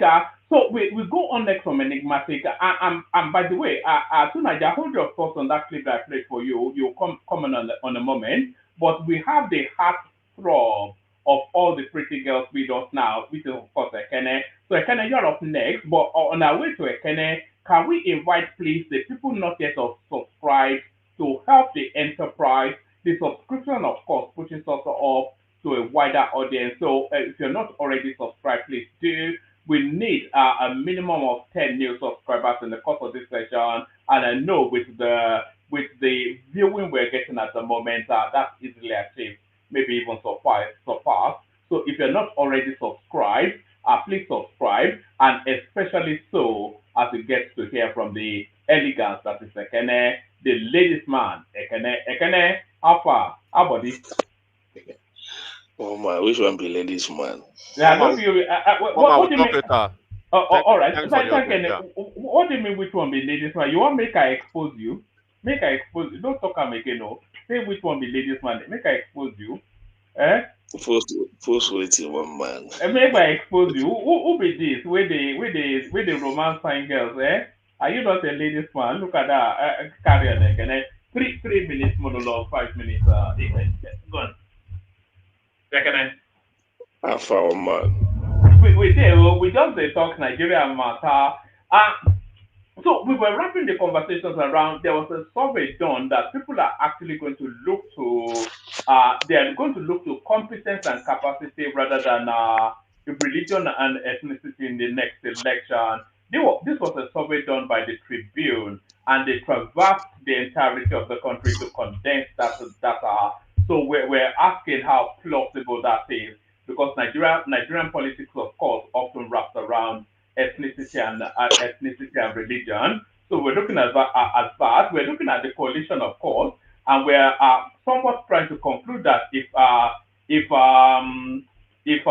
what's it called, Peter Obi does decide to join that coalition, then that marks essentially the end of his presidential ambition, because the coalition wraps around an ATIKU narrative. So we're looking at that. So we're looking at those anyway, and anything else that interests you. Tinubu's trip to Brazil that yet lands another round of possibilities for Nigerians. WIKE going after the coalition and exposing the underbelly of the corruption going on within the Nigerian space. So all of that or more. Just give us about three minutes thereabouts, and then we'll continue. Okay, well, man, honestly speaking, I've not been wanting to talk about this coalition, but it's becoming a serious matter. But I will say my mind, what I feel about it. I know that the way the situation of Nigeria is, everyone wants Tinubu out, but it will be very difficult if the coalition did not do the right thing. ATIKU honestly should not be in the picture. The reason why is that the South will not support him. Honestly speaking, he's gonna lose many supporters, voters from the South, even some Northerners, because if Obi should be the presidential candidate, it might favor Erufai and some other politicians. So, because that will help Erufai to fight for the presidency in the 2031, something like that. So there is a mix reaction that ATIKU needs to get it now because it's already old. But that will not make the coalition to be successful if ATIKU tries to get it. Yeah. But I wouldn't want to say anything about it. Obi cannot contest in any other platform, maybe to say, let me go just the way he did in 2022, so 2023. That will not work for him this time around because it will be a very difficult task for him. But if they should come together, do the right thing, Obi and AMAECHI proposing for 4 terms and zone it to the South, maybe the primary will be between AMAECHI and Obi. What do you think the chances of that are, that the ATIKU coalition will zone their tickets to the South? The chances are maybe if the Northerners, because I saw one news that the Northern elders are divided concerning that decision, that Atiku should be the Do you not realize that the coalition is wrapped around Atiku? Is the one actually spearheading it? he is not the only person spearheading it. But is the main guy driving that coalition?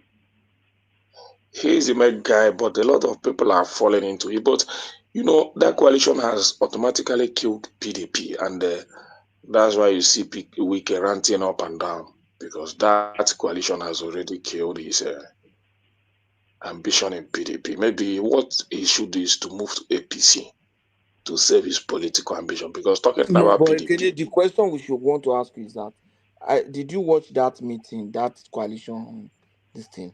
Yeah. Can you point to one person on that high table that you think is for Obi and not for Atiku? That's this I person is think for Obi. Apart from Dati. Rufai is for Obi, you must be a joker. So that's the only person. Let's even No, the reason why I think so is that okay, let's put Rufai is a very smart guy. Can you think of another person? I think of but can you think of another person? Rufai wants power to go back to the north. Leave that one. I want him to take his decision. Rufai, let's say so. But can you think of another person? Well, I cannot think of another person. I think other guys are for Atiku. Yes, that's why you are saying strongly. It's an Atiku coalition. Apart from and that, I think Obi understands that. Aregbesola is an Atiku guy. David Mark is an Atiku guy. Dino is an Atiku guy. He knows. Obi understand that, but I think. So let's see how he's going to play his card. Let me just say one thing. You carry on. You know, Obi might not end up on a ballot in 2027 because I think he's about to make a wrong decision. They are giving him assurances and reassurances to come and join the coalition. The moment he joins that coalition, that ends his political journey. The coalition is going to present a ticket of Atiku, ROTIMI, and AMAECHI. Obi would not even be vice, but we'll see how it plays out. But carry on. I will not even advise him to be vice if Atiku tries to hijack the coalition. Even though I know that is his plan, but I will not even advise him to be vice, because even in 2030, anytime it is or whatever it is, I will not advise him. Apologies again. As soon as I text the private chat, Karen.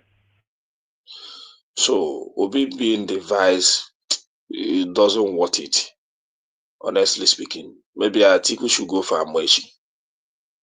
But if Obi have the confidence that we don't know what will happen, so they say it will be an open primary or whatever. So, but if he has the confidence, I will advise him to go for the primary.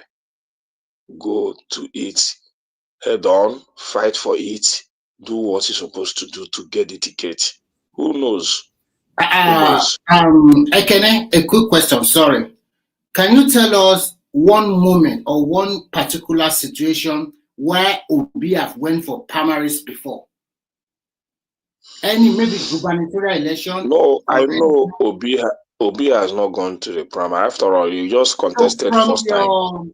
Yeah, he contested first time in 20. He contested first time in 2022. From your knowing of this man, Obi, what kind of personality do you think he is politically? Do you think it's okay? You can answer the question. See, the situation on ground is not speaking about personality, and I don't have the time or chance or energy to talk about personality now. I'm just talking. We're just talking about the coalition and what is going on. So if it is personality, we discuss it to be another topic. You understand? Also, we are talking about 2027. I'm talking about his personality. The coalition and how it's going to be handled. So, but politically, I don't think Obi has gone to any primary in his time, but he has faced free and fair election mostly, especially as a governor. So, but primaries, The first time I see him talk about primaries election is 2022, which he did not contest with the other political big parties. So, but I don't think that strategy will work for him this time around. He really needs the support of the North to even say he wants to contest. So, and I believe if he's not getting it, he should just relax and allow ATIKU and the other guys do whatever they want to do. But people like me, I will not be so enthusiastic to go fight for ATIKU to become the president of this country. Honestly speaking, it will not move a lot of Nigerians. Maybe if they have money to fight Tinubu, they can go and do that. But to just go and fight freely, just the way we did in 2023, or how we're going to fight for B, I don't have that kind of energy to fight for ATIKU. So if ATIKU says he wants to get it, by all means, then let him fight with his northern brothers. But he should be knowledgeable enough to know that even the Southerners will not give him ATIKU that support. No, I don't think no Southerners will do that. Many Southern politicians, I don't think. So I know it's very, very, very important that Tinubu goes. But politics, the way we play politics in Nigeria, it's very obvious that many Southerners will not support ATIKU. It's better they go for that, who me submitting for 4 times presidency. Then let it go back to the North, very respectfully. Then maybe even if it goes back to the North, 4 years, I think he might still have chance to contest. I don't know all this him wanting to be president of Nigeria all the time. It's one destabilizing political unity. If you check his record, ATIKU, he has been the person destabilizing the political unity of this country for a very long time. Since when I know him, even in 2015 and all that, ATIKU would have governed this country for a very long time and gone if he had supported Goodluck Jonathan. So, and that selfishness is too much. I don't really know what he has to offer Nigeria like that always wants him to be the president all the time. But that's by the way, one man. I will just be watching, but I just believe that Obi is smart enough or has learned a lot of politics this time around before going into this. I just believe, and I trust, and I think he's wise enough this time around before going into this alignment. But I will not support him to be any vice. Even if the ticket didn't get to him, I will just advise him to relax and leave them do their things. That's how I see it. You know that if he doesn't accept that vice presidential, that's the end of his political career. Because there's no window in 2020. It's better he ends that way than pick a northerner and support in 2031. That will give him more. But all of this campaign that he has been campaigning for 4 years will be wasted. It ends that way. Pick a northerner and support that northerner in 2031 or whenever there is the turn of the northerners. So, why can't he just go back to his Labour Party? He's been talking for 10 minutes. Make all the necessary amendments. Make all the necessary amendments. He can still galvanize his voters and be the presidential candidate of that party and go and slug it out in the field instead of the mistake he did. Oh, he can do that. He can do that. He can do that, especially now he has his obedience and all. The mistake he did was that going to ATIKU after that election, he shouldn't have done something like that. You have all the aces in your hand. 6 million votes, they are very loyal to you, organic voters, everything for you. Build on the successes, you filter them away. Now you are doing all right. Let me be last hand over to Tunaja. I've not even had an opportunity to react to anything. Yeah, you can react to it now. I'll still be listening in the background, but I need to get a few hours of hand over to allow. Oh, look at this one. Are you crying already? No. Tunaja and I have agreed that he will allow opinions that differ from his and they will let them Oh, I have do allow it actually. well, no, it's like a lecture session, isn't it? Sometimes, No, right? no, And I just like people to tell the truth, not to be disingenuous. well, You see well, where well. Who determines the truth, though? That's the thing. That's a subjective. evidence is not determines it. That's a subjective reality. But the only super data enforcer, that's completely unacceptable. We will not tolerate that round here. But thank you, enforcer. So Tunaja takes over, and the conversation are of course always robust still. Omoru has been in and out. He's not spoken yet. Oroyo still has not yet had the floor. But people still delighting in Ekene, as of course they delight in your company as well. So, thank everyone. See you tomorrow. Over to Niger, who promises to let people say a word every so often. Of course, they will have their say. We're not going to go for too long after this period, but I will just have my say regarding what has been said so far. See, from what I can see and just read just now about the coalition, even AMAECHI is for zoning. And AMAECHI is one of the leading candidates in the party when you look at maybe top 10. And ATIKU may have his wishes, and there might be a lot of Northerners that don't care whether they are zoning it. But if you have two Southeasterners, major ones that are saying it needs to be zoned to the Southeast, which was supposed to be done the last time in PDP, and they go against it, I think that prediction people made that ADC is going to collapse before it even gets started is going to happen, and Tinubu will be re-elected as a consequence. But it's very tricky for us. I don't think we should also have a bit of humility to realize that election cycles can come with surprises. Nobody saw Peter Obi coming the last time. Nobody saw Peter Obi getting 6 million votes, and yet he did. So we have to be careful when we are predicting stuff 2 years in advance. A totally new candidate from nowhere can just show up. But based on what is happening now, if that ADC does not decide to zone it to the Southeast, they are going to have a big problem on their hand in that party to even start off with. A quick question to you. In Nigerian politics, do you agree that money plays a big role? Yes. What do you think the Buhari boys, Malami, AMAECHI, and the rest that have cornered billions of naira, do you think they will agree, even they are going to lose that presidential ticket to ATIKU? Don't you think they will fight for the BP? AMAECHI has already said clearly that he wants it to be zoned to the south. That the reason why he fought for Buhari. The second question I want to quickly put to you is this: do you think, even at all, which the possibility is nearly zero, that they zone it to the south, the ADC get a southern presidential candidate, whether AMAECHI or Obi? What do you think the Northwest and Northeast will do? Do you think they will vote for him? The Northwest and the Northeast. Considering that there is no guarantee that that person will spend 4 years and then give it back to the North. Come on, this is the simple. guarantee comes. See, sorry. They submit proposals. They submit proposals to that. There is no guarantee, my friend. If you are the president, after 4 years, you can go for another election. Let me explain. If El-Rufai believes you, the guarantee is solid.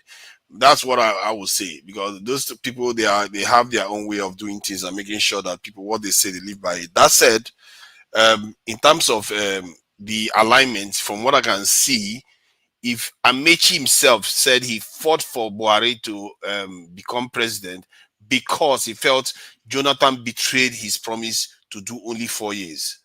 You see what I mean? And that is the person now that is coming to office saying he too, he believes in rotation, that he too will do 4 years. That's the reason he gave for saying he's going to do 4 years. So if you see that kind of dynamics already now, two major candidates from the South is saying this stuff needs to be zoned to the Southeast, and the Northerners say they're going to get it anyway, you're going to see that the party is going to be looking to break apart. I don't think AMAECHI is going to go for even vice president. That's my thinking. Because the way he's reasoning right now is that he should go to the Southeast. So why would he support a Northerner becoming a vice? Then he goes and becomes a vice president for that Northerner. I don't think AMAECHI is going to do that. And if he's going to the Southeast, for me, from where I sit, I cannot envision ATIKU supporting AMAECHI over this in Obi. So as it stands, Oh, if you look why? at the dynamics in the party, I don't know Nigerian politics at all. I'm sorry. of course I don't know. I'm just telling you what I'm seeing. It's very funny. It's very funny. You don't know these people. You have to look at the movement. They are now into like 2 or 3 camps. ATIKU with his old clique. We are talking about David Mark and the rest. AMAECHI come with the Buhari boys. It's so easy. And who does Obi belongs to? Where is his own boys? No. Even Dati Ahmed, that was his VP, already skeptical about it. He knows it's a booby trap, or what do you call it? To be frank with you, I would have expected. You can argue that Obi is part of PDP boys. You can argue that he was just part of PDP in the last cycle. He lost out when he went on his own to join the Labour Party, because some of them have not forgiven him. He lost out and went and got 6 million votes, and why can't he just manage that 6 million votes today, for God's sake? Why can't you Remy, how can you say he should manage it? He knows that 6 million votes is not enough for him to run for. It's not enough now to win the presidency. I agree. No, Remy, hold on. Why do you keep repeating and asking that question? You know that if it goes to that 6 million votes, the same thing happened in 2023 will still happen. So to try to make a coalition is the only way. Yeah, that's the only reason. Okay. That's it's in the coalition. So let him go and slug it out. Okay. Let him lose at the coalition level, and he knows that I've lost at coalition level. I've cut my loss. I've lost my wound, just like Ekene said. So other than let him now go in and throw his battle there, and I'll be contesting. I'll be going to court and everything. No. Let him slug it out. He can't go out and be fighting, and he knows that it will not get him anywhere. It doesn't make sense. He's not a fool now. So, but I think if you are going for a fight, you must see your chances. You must see whether you must go in there. That's the only option. That applies to Atiku too. Atiku has to see his chances. Remy, the cheapest option for Obi is coalition. The other option you are proposing is for him to go and run. We have seen that he has tried that, it did not work. So it's you guys are talking about. Hold on. It's a fool that will repeat the same thing twice and expect a different result. But at the same time, this is even worse because they are not going to pick him as the president. He has not tried this before. He has tried the other one. You know the truth. You are just trying to be here and there. No, there's no truth there. You are the one who knows the truth. He has tried that one before. It didn't work. He said you should go and do it again. He has tried that one before. Let him try this one too now. If it didn't work, fine. And if you look at the way the entire thing is going, it does make sense, because if you want to win, I can't even believe that we are sitting here and that I can sit here and think that Tinubu can actually be unseated by this opposition group, and they are kidding around. It just shows you how serious how unserious our politicians are. They actually have the power to unseat him, but they can't even figure out how to. When you said they have the power, I just laugh, because sometimes I just wonder how you just think it's so easy like that. Just come together and just remove. No, they have the power. I'm saying but let them organize themselves. They are the problem, not Tinubu. Yes, now they are the problem. You can say maybe, or maybe they have a. No, Remy, hold on. That's the truth. They are able to organize themselves. If they are able to organize themselves, they should be able to mobilize enough vote to unseat him.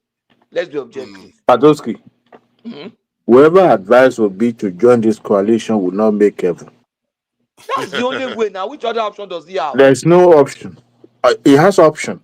He could as well remain in Labour Party and still lose. No. Wait a minute. And reinforce. Look, this coalition. Hold on. This coalition. Perhaps maybe he has been promised as a vice president. There's no way this coalition will give him the ticket. But I foresee him being promised a vice president position that he can leverage. Let me ask you this before you carry on. How many voters, how many candidate politicians has ever won 6 million votes and accept being a vice president in the history that you know of? Listen, The caliber of people. See, You see how rude you are being listen. to Listen. Peter Obi. Let's be You're just being practical. rude to him. Let's be practical. Let us be practical.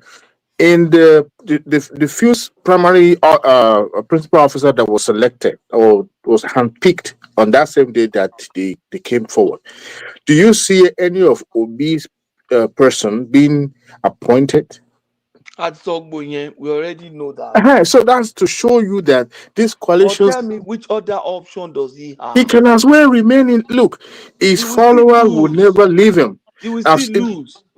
But in this one, he can if they actually split grab the vice vote, they president. will lose, and you know that this they time will around.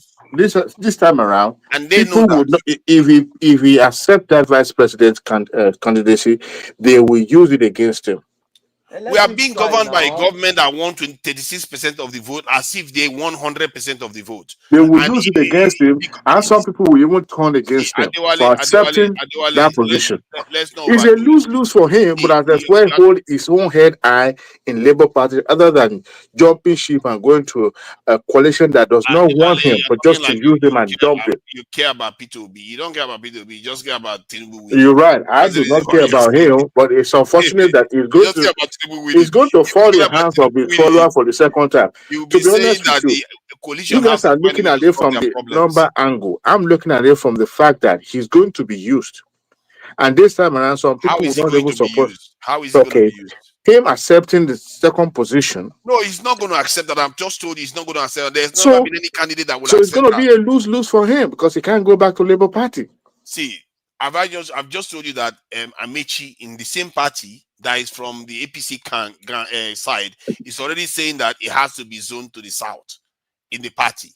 And if he's saying that, and he's saying that from the but he's the leader of the other group now. He's the leader of the APC gang. Atosi, can you repeat what you just said? Can you repeat it? AMAECHI doesn't have any. Do you know that it is even this AMAECHI that mooted that idea of that coalition from day one? Imagine. The bottom line is that even though he's canvassing for Southern president, he's not canvassing for Obi. He wants to be the president as well. Yeah, that's what I'm saying. He's canvassing for himself. But the other members will choose Obi instead of him. Here's what is going to happen. Listen, here's what's going to happen. AMAECHI would not get both presidency and vice president ticket. Okay? He will be hedged out. ATIKU will pick Obi for the second time, contesting again. And that is the game plan. That is the reason why they were luring him. Did you listen to Baba made that because if you look at what there's no other option. The rotational system will be broken if another president gets into office now. How are you going to? What's your chance anymore? Listen, do you foresee ATIKU supporting this coalition simply because they want to support Obi? Do you ever in your political mindset think that that's going to be possible? And I ask those people that are being selected, those people were calm down. Let's try to hear this. You ask a question. Do I foresee ATIKU giving way for any other person? Maybe you are right. Everybody says that all the time, that anybody that thinks ATIKU is going to give way, they are crazy. But if you look at what is happening now, I don't know. Me, I've not been following Nigerian politics for a very long time, but I'm going to ask you this. Should. How many? Let me ask this. How many times have political candidates come out and say they are going to run for only one term? Did you listen to the video? How many times during the political cycles as one candidate? There will be primary in this coalition. It's never happened before. There are things that are happening now that have never happened before. There will be primary in this coalition. There won't be selection. There will be primary. Who said they were going to run for it has happened before, even in 1999. Jonathan said it. They promised Obasanjo. Even Obasanjo promised run for one time. So to be fair, yeah, that's true. Obasanjo, Jonathan, they promised. They never fulfilled the promise. I don't see ATIKU. Obasanjo was supposed to do one term. After Obasanjo was supposed to go to Babangida in 2003, but he never fulfilled that promise. Because if he does, Obasanjo was campaigning and promised it. I don't think he did. No, Obasanjo just came out of prison. The condition given to Obasanjo was to serve 2 terms. One term. After which Babangida will come in. Was that but public? He never came. Was that public? That was the arrangement they had. That was the arrangement they had. private arrangement doesn't count. I'm talking about the ones that come out publicly. Which one were you involved in? Is it not among the politicians? No, Which one? Actually, I'm talking Atiku about the said ones it. that. Atiku Sorry, said I'm Are they just going to talking about involve the you? ones. I'm saying the ones that they are going to. Atiku I said know it what you when are he was. saying. I'm talking about the one they announced publicly, where they come out openly and say, "I'm just going to run for one term." The one they announced to you publicly is not what they're going to do. Tonanja, you've been speaking since ages. When someone else wants to speak, I'm asking a question. You will start complaining, I'm asking a Let question. them speak too. Let Oroyo have not spoken. Stop, Jare. You should allow me to moderate. If somebody doesn't ask questions, If you you just are want to be Well, talking. you're moderating, then you talking will too not be much. That's speaking. why they don't want you to. If you are I'm moderating, asking then you will not be the questions. one speaking. Okay. If you are Now moderating, let me you will not ask be the the one question again, speaking. so that we can be clear about it. So we know whether any new thing is happening. This is quite valuable. Has candidates come out openly to announce that this my candidacy is based on me being in office for one term? Yes, I'm asking Jonathan this. said it. Jonathan said it now. Okay, Jonathan is the I only quote one that has said Jonathan. it. Okay, Let me good. quote it for you. He said, if I am given 4 years to do something and I cannot do it in 4 years, what I want to do, even if you give me 100 years, I will not do it. That's what But that Jonathan is not said. the same thing as. Hold But that's on, not pull fair it now. out. Okay, go ahead. English language. But that's not the same thing as saying that he's going to run for one time. It's not the same thing as saying Is it not part of my the only reason why term he is lost his 4 years I'm going to run for. Bikono. Is it how we are going to be arguing? But this one is Somebody said different now. This one they is told different. Don't you see the somebody, difference? listen carefully to Niger. You are the moderator. Can you listen to us? I just listen to what you are saying. You are not a dictator. You are a panelist. They told him that he has to do 4 more years after the 2 years. They told him sign. He signed. They all agreed. Then he came out and made a public sentence that it's not negotiable. That is, if he can, what 4 years to him is a lot of years. So whatever he needed to do, he can do it in 4 years. But if he can't do it in 4 years, it means, look at the English language. That means I have to get out, because even if you give me 100 years, I will not do it. So why are you saying, you want him to say the sentence exactly the way you want it to be said? Yes, now, because it's different now. Jesus Christ, how is this hard for us to understand? I'm saying, I asked a simple question. If no politician has said it, it shows that this is a new thing that is happening now. Let's move on from that angle. Let's move on. Whether I say 4 years, but everybody knows the truth. You cannot tell the whole Nigeria politician that you are going to spend 4 years, and after 4 years you are not going to go for second term. Is that who are we talking? Are we dumb? You see, you all believe what you want to believe, but the events are still different. You have to learn to read the rules. This is not about different. You have to call it out for what it is. This is not about people. This is about humanity. Now, what do you want? No. What do I want? I don't know what I want. You want Jonathan? You want Atiku to say 4 years? That's what you want. Oh no! I want Atiku to give way for Peter Obi to be the presidential candidate. Tunaja, do you even know who Atiku is politically? Do you have a idea? I know enough to know that he's a very selfish individual. I know so enough. Why you not? What makes you think now the last chance he has, he will give it up for Peter Obi? Because he knows he's not going to win, and he also AMAECHI that is there too wants it to be zoned to the Did south. you just say he knows he's not going to win? No, to be fair, even if he knows he's not going to win, he doesn't care. I take your point on that, but you don't know. You don't even understand politics. You don't know politicians. I'm saying that AMAECHI that is part of the coalition is also saying he needs to be zoned to the south. That zoning part is where the decision is going to be made. Who is going to win? If they refuse to zone it to the south, you know it's ATIKU that is going to win. But politicians are incredible optimists. They never tell you they will not win. How would they tell you he's not going to win? No, I agree with you. But let me ask this question again. Let's narrow it down to the zoning decision that ADC is going to make. If they decide to zone it or keep it open, we are all in agreement that ATIKU is going to win because of money politics. If they say they are going to zone it to the north, we all know ATIKU is going to win. But if they say they are going to zone it to the south, is anybody in doubt that Obi is going to win? AMAECHI will even defeat Obi.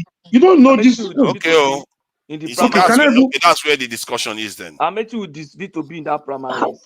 100 times. Oh, I mean, you don't even know. See, can I have my Amechi shot? hasn't won 6 million votes before. There's a big difference. In the primaries, you are not getting. I You're talking mistaking a general election and primary. Primaries is different from general. Primaries is not a popularity contest. You cannot categorize Amechi. You cannot categorize Amechi like that because Amechi has not contested outside of the presidential primaries. Peter Obi has, and he never ran for primary to contest for president. People don't know. People don't know Amechi has run for primaries, and he garnered a lot of votes. He came to a second second. Sitting vice president. You know, the funniest thing is that people know Amechi as much as they know Peter Obi. The funniest thing is that party ADC is going to run into a legal issue that to the point that those who rushed in there, they will rush back out because they will have their head covered in cobwebs. That party is heading into. I mean, some of the people are already taking them into court now. We will see how that pans out next year. There are a lot of things. There's no way they suspended their constitution. One, INEC did not witness the selection of their leader. Two, there was nothing like primary or executive or whatever they call it. So, I understand the outgoing chairman decided to dash the interim chairman and gave him card on the same day. No deliberation, not the what do you call them, board of trustees or whatever deliberated. So there are a lot of people. Kashiku is already heading to court. I think there's another person that is going to go to court as well, and then they will be running into a legal quagmire. And I'm not saying the APC will not have hand in it, and that's why I say whoever advised for me to join that coalition didn't do him any good. So we will see because I mean between now and 2027 there will be skirmish, there will be propaganda, there will be a lot of things being thrown at each other. I can be rest assured. Thank you for that.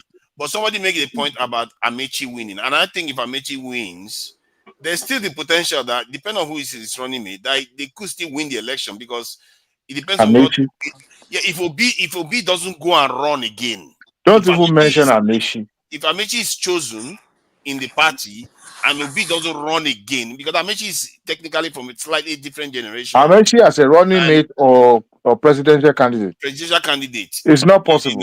In ADC. If it is zoned, it's never going to be possible. ATIKU is not coming to support anybody. That is one fact I want you guys. Have you guys not listened to the interview from other people? Those who are in the PDP together, the reason why these people left their own party. We know that. I think. Yeah. Consider that. Just suppose that. There's no way. Let me let you know something. Where the decision is going to be made is the zoning decision. I think that decision. So what would be the benefit of ATIKU in all these things? What would be this benefit? That's what I'm saying now. Because in PDP they wanted to do it, and it was WIKE helped it break everything open. But if this time they say they want to zone it and they leave it open, ATIKU is going to win, obviously, and then you will see the other members leave the party. But they are heading to primary, or they should not do primary. Amechi is not going to support ATIKU if they make it open. Amechi has made it somehow clear because what difference does that make? What difference does that make? If you look at that coalition, ATIKU has more people.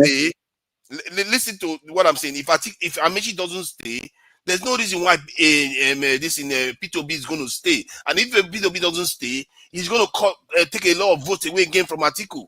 That is really bad. It's still going to be lose for both of them. So, Naija, you know the law. You know that you have to be in a party after certain amount. You can't run for presidency if you have not already been a part of it. And this is why I say the zoning decision. That's where the thing is. So that's what I'm saying. So by the time they do that primary, they're not going to wait for primaries. Nobody's going to wait for primaries. But you won't know until the primary time whether you're going to win or lose. Oh, the zoning is when they're going to know. Wait.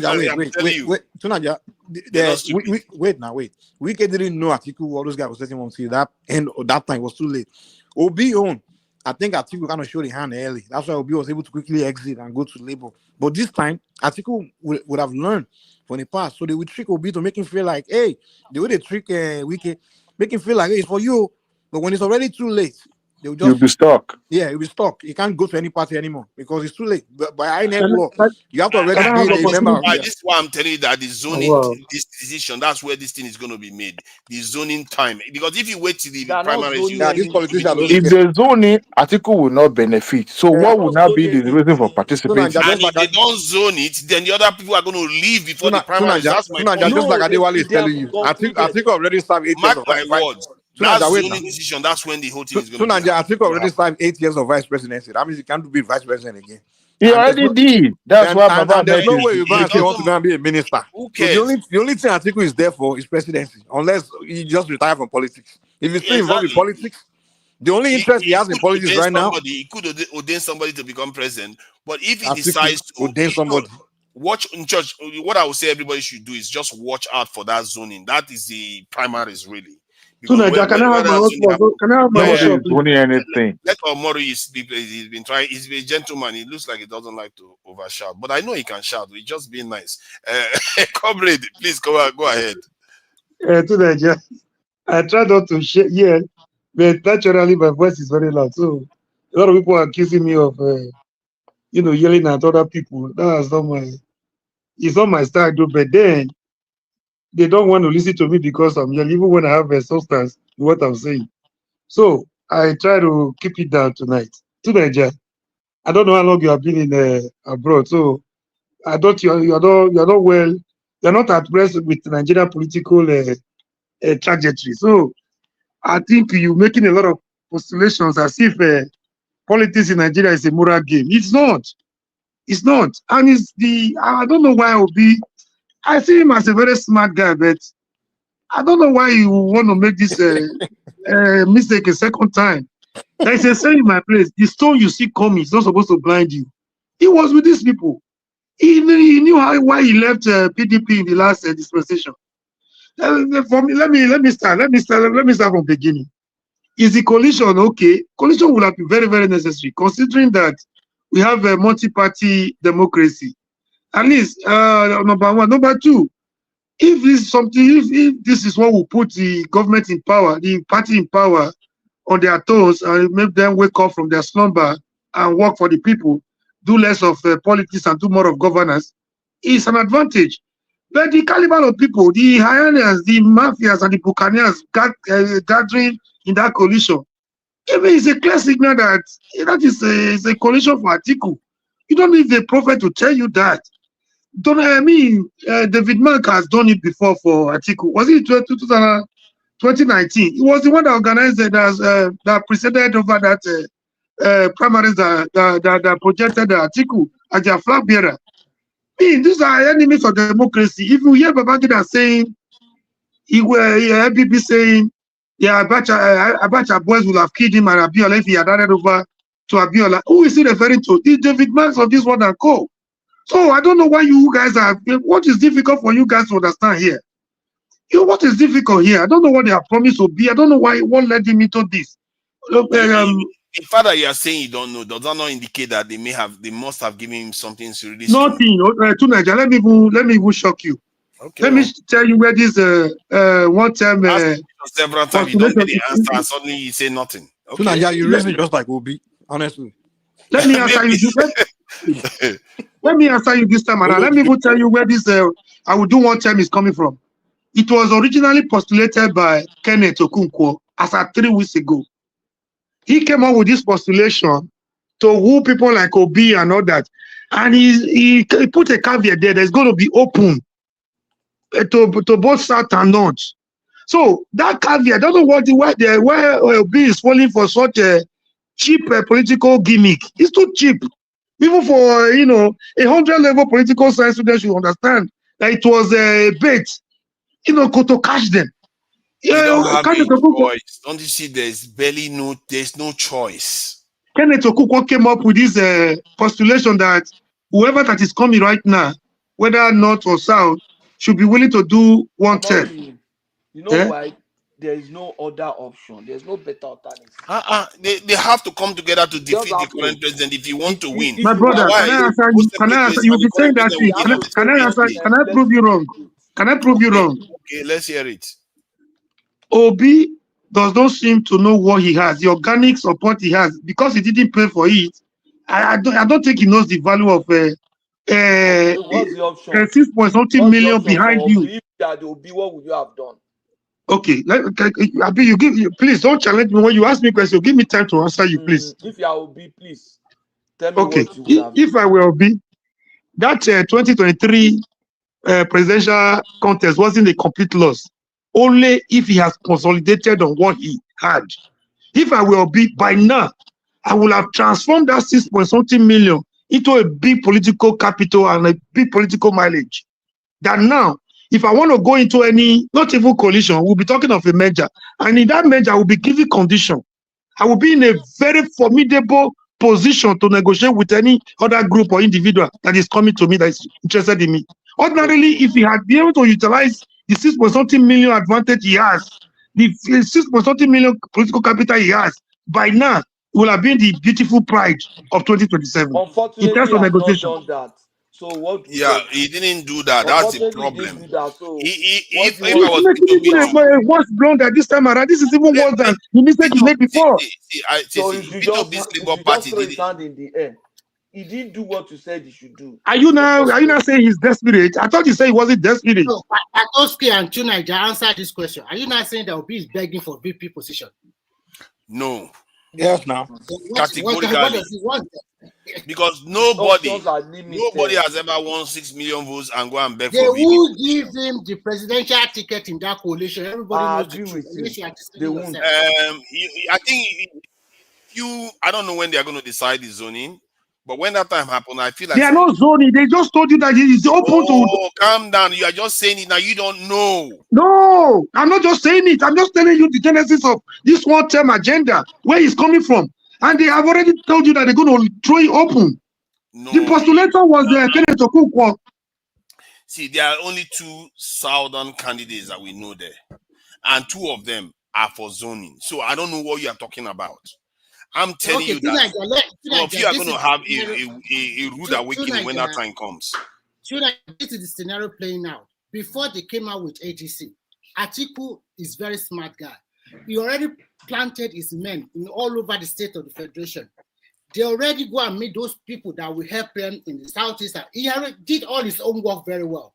Obi continued to go online, continued to say whatever he wanted to say, continued to go to TV station. It's not building on the people that is going to vote when it comes to that primaries.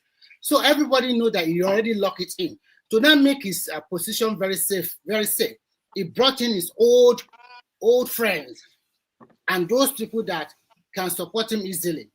And he brought all of them. And then when they want to choose interim chairman, why can't they give Obi one of it? Maybe interim chairman or interim secretary. They did not give him anything. Oh my God, all these people. You guys you like to look down at Tunaja, I have a question for you, man. Tunaja. Tunaja, I'm not an Agbado person. I'm not an Agbado person. Not you. I know now. You are not. Tunaja. No, brother, I'm telling you the truth. He already put everything in his hand. Tunaja. The argument you always make here, you and many of your kind, is that the reason you also want to be is because it's bringing change. It's changing the system. But now that the guy, he's the best of all. Now that he's bringing the same whole people that mess up the system, he's bringing them now. Oh, God bless you. You see what you just did? You see what you just did? You just created a narrative that I never said. I said he's the best. That has always been. You want to change the argument? He's the I'm best not among the argument. I didn't say today. Hold on, calm down. Do you know that even Nigeria Watch, that's his argument. Nigeria Watch says it all the time that if they see somebody better than Obi, they will go for that person. He's the best among the bunch. No, that's not what I'm saying. Hold on. Argument. No, when he went to Labour, people saw it as okay, a change, because in Labour there was no old criminals. Like it's kind of something new. So people saw it as maybe something new, But now that is clear that it's not going to be something new, because now he's just teaming up with the whole people that people claim, ruled the country and never change the country. That's why I respect someone like Shiwore. Say he can't be part of, he can't team up with old people that destroy everything. Because what everybody wants is change. We want everybody that's looted the country or done something about to be gone. That's the only change we want. Other than that, if you want to bring old people and trying to tell me that I should go for them over another old person, you're wasting your time. So Obi is now making it clear to us that it's not really about something new. He's still, because all these old guys working with Just it, want he to will put all grab of them will power be in the too. government. He will put all of them in government now. He can't put them aside if he wins. He probably will put them back. He always said it that if he is the one that is not being corrupt, the others will find it hard to be corrupt. But let me just add, let me make the strongest argument against Atiku's this thing candidacy, and I hope all these political people that like to do the numbers like Aerofi and everything will be able to pick this up, and I'm sure they know already. I don't even have to tell them. They know full well that if you have two southern candidates, the southern people only have southerners to choose. Two southern candidates to choose from. Then they will all align accordingly based on which side of the south that they come from. In other words, Peter Obi will choose. So people in the southeast will choose Peter Obi. People in the south are far more likely to align to Peter Obi than this in Tinubu. Then when you go to the north, they could split it halfway. And if they do that, the Peter Obi side will win. But if you get ATIKU in the north, what will happen now is that people are going to choose between north and south. And when that dynamics is in play, every time, no matter how people like to think that the southeast is a little bit PDP or whatever they like to call them, they will vote the southern candidates. And I've seen them. They've been saying it. And personally, that surprised me a little bit. Because a lot of them don't look at this two Niger. Let me finish this point, because this point is important for anybody that's supposed to hear this. Many of these people that are obedient, that don't like Tinubu at all, are willing to enable Tinubu to be in office instead of having Northerner. That's not true. Like you have repeated. I'm repeating it over and over again so that you guys let me tell you something. You have repeated this thing from different people. They are saying the one same thing. Boko Haram. No. I can tell you right now. They will not. You guys rather vote for Boko Haram before you can you listen to me for 1 minute? Can you give me 1 minute to answer you? I'm going to pull the evidence so you can see. Tunaja, can I answer you in 1 minute? Every time a Southerner was running, two Southerners were running. They always a northern and a southern. Can I clear your gap in 1 minute? Can I answer you? No, 15 seconds. Mine is 15 seconds. Whenever a northern candidate and a southern candidate is running, the southeast and the south go for the southern candidate. No matter who, whether it's a passenger, whether it's PDP. They always go for them. Two Niger will talk. Check it. Two Niger, can I answer you? Can I answer you? Give me 1 minute. Okay. In 2023. Atiku was so delusional, he was so deluded. He thought he has won already. You know what his calculation was? His political calculation was that the Southern vote was going to be shared between Jagaban and Obi. So the whole North will be for him. That was his greatest miscalculation. At the end of the day, did he turn out that way? Did he turn out that way? Are you still there? Not at all. Okay. So the same mistake they are about to make right now. I don't know if Obi. Let me even ask you. Assuming Obi is not taking, he's not going to be taking in this ADC. So what becomes the fate of Obi and his obedient movement? Chicken out of the race, or look for another platform? If he goes to another platform, it's going to be a 3-horse race again. So what happened? A repetition of 2023. Do you know politics at all? I think Obi is not going to run. If Obi decides, I said, what happens to Obi and his obedient movement? Would that be the end? No. It's not going to be the end. If obedient movement is there and P2B is not in the race, what is going to happen is that the vote will be split between Tinubu and Shore, or whatever, maybe any other candidate that is running. No, I'm telling you. You are just like Obi. No, I'm not finished. You are not here or there. You want to preach away so that you can arrest my attention. You cannot deceive me like that. You want to preach away so that you can win me to your side. I'm not like that too. I'm not that deluded. No. I'm telling you where he's going to go. I've not even finished. I said they're going to split the vote. You're not a good political tactician. You're not a good. I don't know. Maybe you could be good in business and the other geopolitics you talked about. Nigerian politics, I think you score almost zero. You are more wrong than I am. Last year, people were saying the last cycle they were talking about. P2B is not going to do anything. P2B is nobody. I told them watch this space. And this guy, maybe some people even argue that he actually won the election. But are you all claim that you know this space very well? So you don't have it close. Do you know how many election cycles I've came third, so you didn't say anything. I may not know Nigerian politics, but I've observed election cycles before.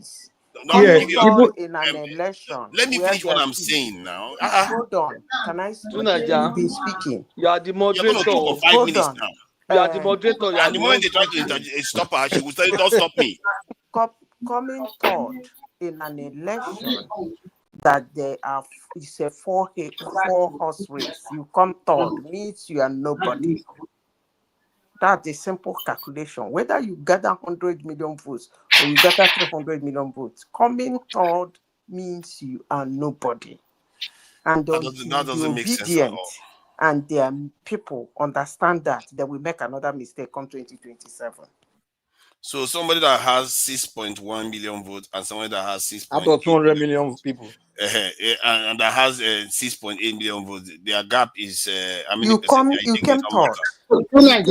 Tunaja, sorry, you make an analysis now. You know Sorry, when they say Tunaja. third, you have your bias vibe behind you came third. now Let's say let something. me finish the point I was making before that nobody allowed me to finish. How long? No, because you want Do to every carry time. on. No, it's a simple point. I was saying that they're going to split the vote 3 ways.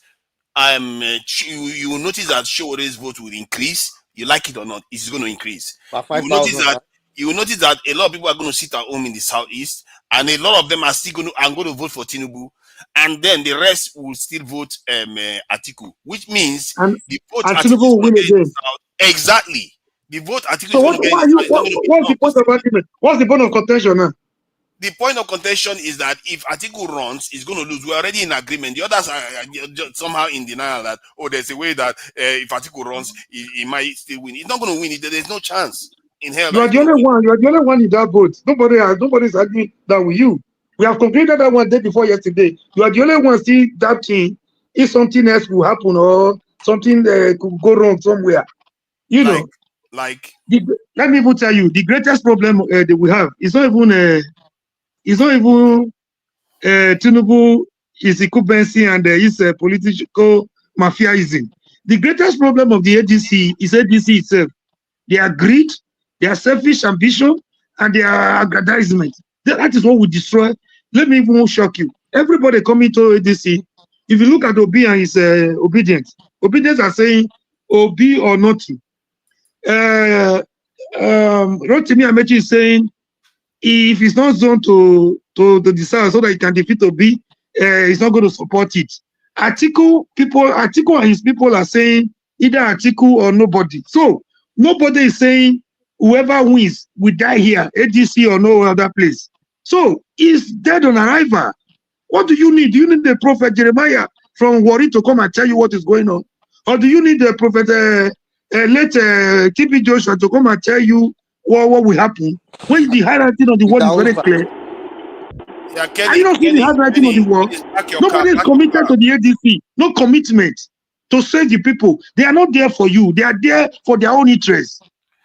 That's all I can tell you. I don't know what to tell you too. You think say a man wake up in the morning and go to an office and let's say it says let's form ADC, and you think that they didn't have an idea of what they are going to it's built around Atiku. It's built around Atiku. Oh wait, Jare, I think this point is another point everybody seems to be missing. All these people that are saying they are so wise in politics. Nobody sees that ADC is quite different from PDP. And we forget that ADC is more similar to APC when they were forming. When APC was forming, they had an idea which candidate is going to be already. They already knew that it's likely to be this in Buhari, because that was the deal that was signed even before the party was formed in the first place. It was built around Buhari because of Asiwaju. That was the game plan. Now, except it has been built around Atiku already, and which we don't know. The fact that you don't know that right now, and that's what we are telling you. That's what we are telling you. Seeing David Mark, seeing Tambuwa, seeing his men around him. We are telling you the building. We are telling you the foundation and how the structure is going to stand. You see, one thing you are saying. To Nigeria, even Tinubu wanted to be vice president. He was edged out. He was played out. Yes. Even though he played a long game. Right? Yes, he was edged out. So this time around, they know who they are building this coalition around. And Obi probably must have promised that he's going to be given a vice president. That's the reason why he's still there. If now his own vice presidential candidate then went there reluctantly. You guys listen to his interview with I think China's television. He's saying it all that look, he's skeptical about the whole movement, but he's The gonna guy give it already all and knows see where that it's gonna head. he no stand any chance. So I am really surprised that people think Peter Obi will leave anywhere to go and do vice president after he's won 6 months. he's ready. Another point of correction. And you people Another say point I'm of the correction. naive one. You all know Another that point of nobody has correction. ever done that in history of Nigeria, and Can you I say I'm speak? the Can I naive speak one. to? Can I speak to Ninja? Can I speak? You've been speaking all day. Why is Another it point that of this correction. is Just 1 minute. the 1 minute, president? please. Anybody that says that to me, I will let them talk. How 1 can minute. you come here? And you are driving. One, You are driving, Kene. Hold on, Kene, you are driving. You need to go and 1 park. minute, Naija. 1 minute. Yes, I'm driving. I'm okay. I'm comfortable talking. I Don't worry. care. You're making a mistake. What happened in 2023 is different from what is happening right now. In APC in 2014, that was a major. Tinubu had a Southwest intact. Buhari had 12 point something million court followership intact. What they needed to do, as a smart man that Asiwaju is, wanted to leverage on that Buhari's political capital. If he joins that one to what he had, is his own party. He knew it was a done deal. That was what they did. Not this coalition of different individuals from here and there. Aggrieved people here and there. That was a major. This is a coalition, and this one is towards Atiku.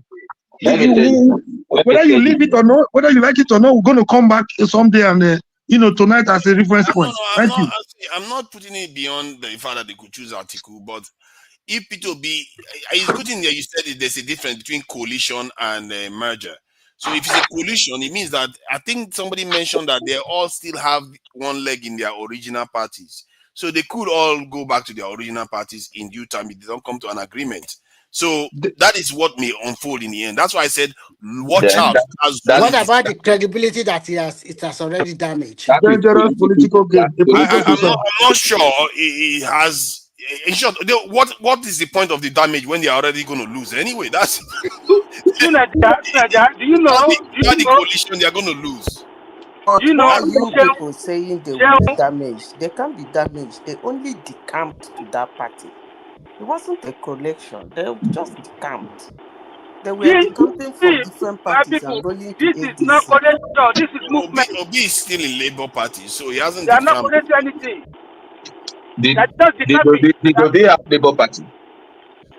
Obi is still in Labour Party, and but did he have Labour Party? Did he have Labour Party? What is the question? What does that mean?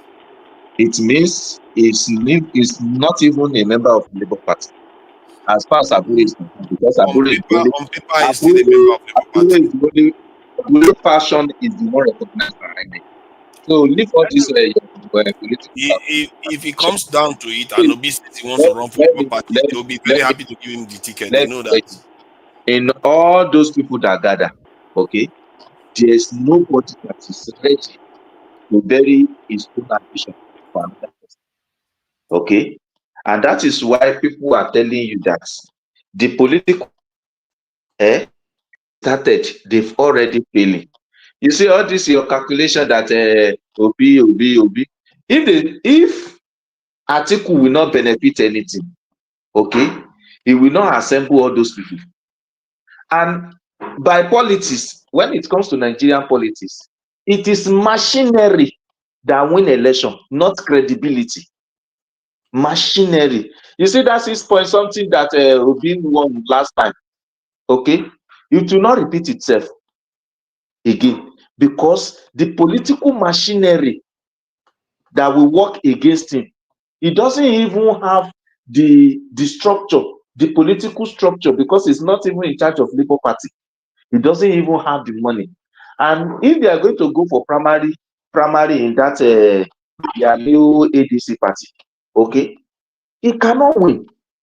He cannot match Atiku. Okay, he can match Shipike Amechi. And why Atiku brought all of them? It is because of Obi. He just used other people to convince that, okay, see the way everything. The political calculation he has done, once to be established, he knows that for him to work out, it will definitely mess up his euphoria. So it will not be easy Can to I back ask out. you a few questions? Can I ask you a few questions? So, would you Yeah. say Peter Obi during the last election spent a lot of money buying voters to win his election? That Would is you why say? he didn't win. No, Because I'm asking that question. Just answer straight, please, because there are some other questions I want to ask. because there was no a political machinery that will go into all those suburb area. That No, was did you hear the question? I said, would you say he spent a lot of money, or would you say he didn't spend money to win?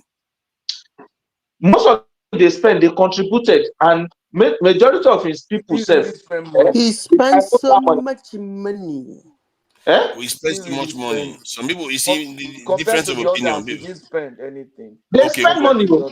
They spend money okay, compared to what compared to he the others, he did he didn't spend really money spend. compared to the others? Compared No, to the no, no, others. no. He didn't spend to up to, because he didn't even have the money.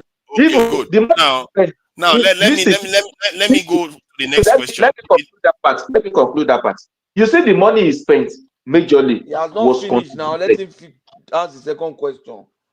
Okay, The second question is, if Peter Obi didn't spend anywhere near the same amount that the others spent in the last election and almost got the same vote that they got, imagine how it would be if they gave him the kind of resources to win more votes. So okay.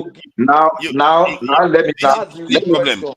Atiku with all his money didn't still get that much vote than Who is going Peter to Obi. give him that money? That's let me let me ask you one other question. The last one. No, answer that one. Let me answer that one first. You see, who is going to give him that money? First of all, this 2027 election, 2027 election, okay, it's not the same thing with 2023. You know why? Because both Obi and Ashiwaju, they were outsiders. Okay. So, and reason why Obi was able to pull that that performance was because both of them, okay, they are outsider. And you know, going by the way people regionalize politics with religion, okay, it play on sentiment of the people. Even with that fact, okay, Obi was not even represented in those corners. And you know, the one of the dangerous politics in Nigeria is when you play that ethnicity politics. Because look at it from this angle. In the Southeast, I've never in my life, since I've been studying politics, I've never seen where a candidate score 98% for an election. He's supposed to even score 100. It happens in the north. Come on, let's not do that. We know it happens. Obi said he's even supposed to score 100. That is because he play politics of ethnicity plus religion. Now, if you look at the political calculation of this time around, you will see that the game is not the same with the last one. I think the one I will concede to you is one. Tinubu is an incumbent now. There's a slight difference between that and the previous one. So from 36% of the vote, I can see him getting, no matter what happens, 40-45% of the vote. That is the reason why everybody knows that if the vote is split, there is no way they can defeat him, because he's the president now. Let me tell you, you are in comfort of where you are now talking. Some people are there on the street, okay? Ordinary, if they see 20,000, they will do any of your bid. In fact, majorly. And if you look at Nigeria, if you understand Nigerian politics very, very well, you will know that the people that win election are the people with the resources, the governor. If not, are you telling me Obi is the first credibility person, even though it's not even, by my own standard, it's not even credible? Gani Fawemi, as credible as he was, He won only one vote general election, and the man was asking, "Do you mean my wife did not vote for me? You mean that is Nigerian politics for you?" Your neighbor immediately win one vote. Stop going on. In some, maybe you can, in some polling unit you can say that, but not one vote in the general election. How many did he win? Because I heard that He question. didn't win Did you one mean vote. I know he didn't my win wife? one vote. In his police station. That you He can said say even that. his family did not vote for him. So And the thing Nigeria, about Gani is that he's not known Nigeria all over the country the way some people like to assume. He's since not known. if Showore, look at it this time. If Showore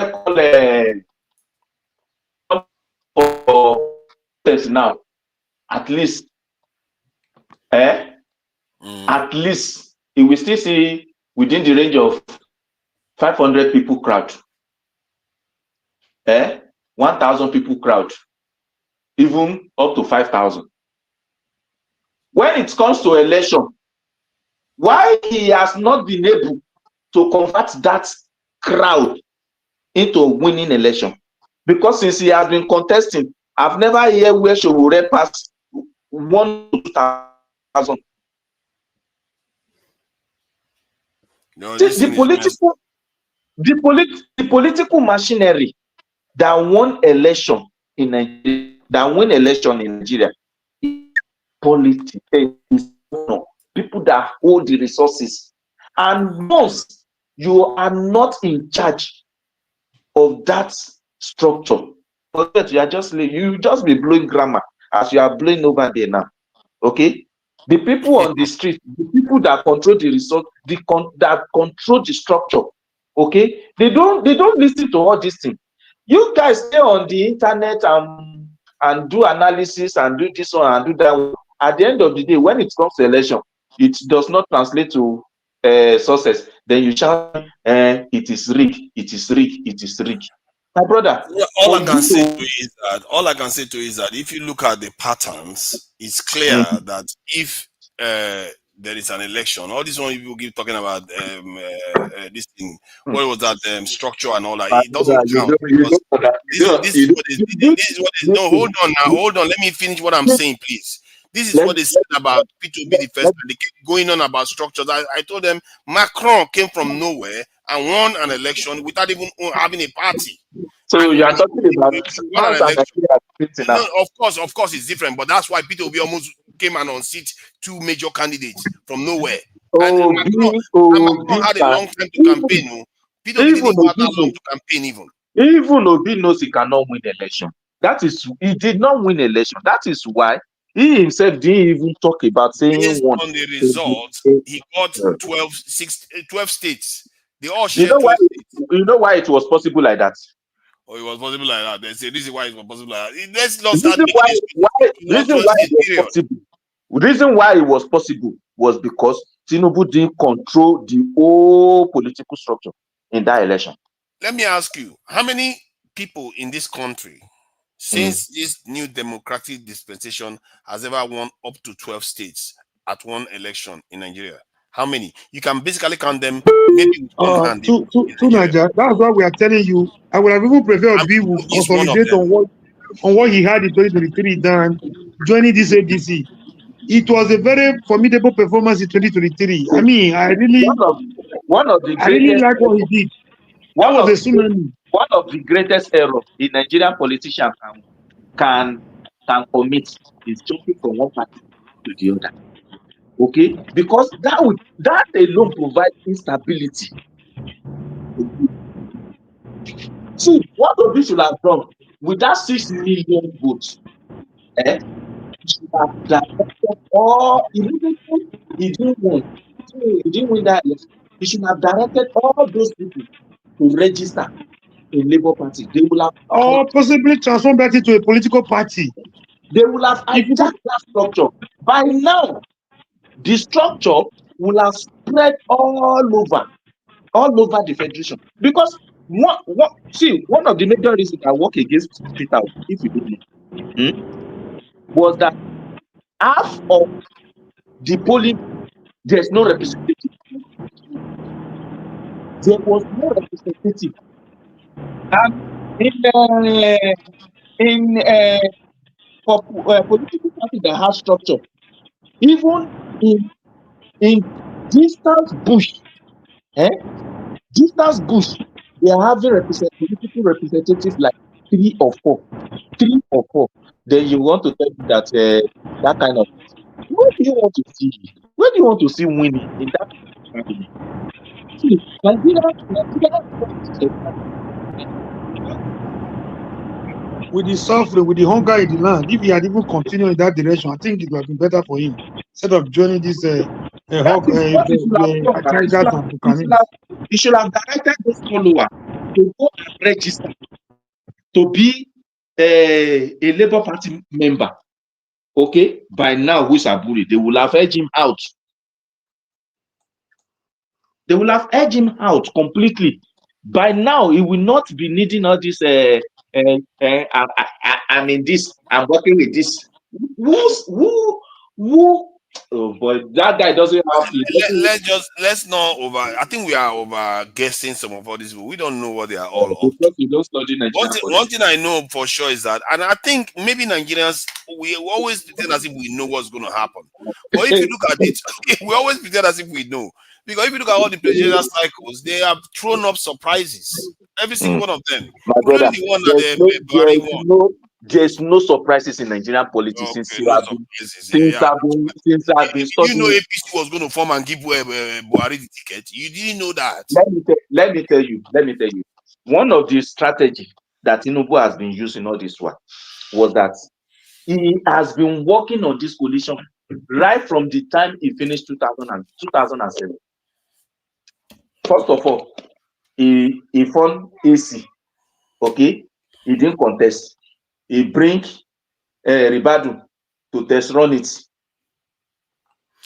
Let's stop this, man. I'm not. I see. Don't try to convince me that. Don't try to convince me. You are politically naive. No, you will do this like Tinubu is some kind of political genius. This guy tried to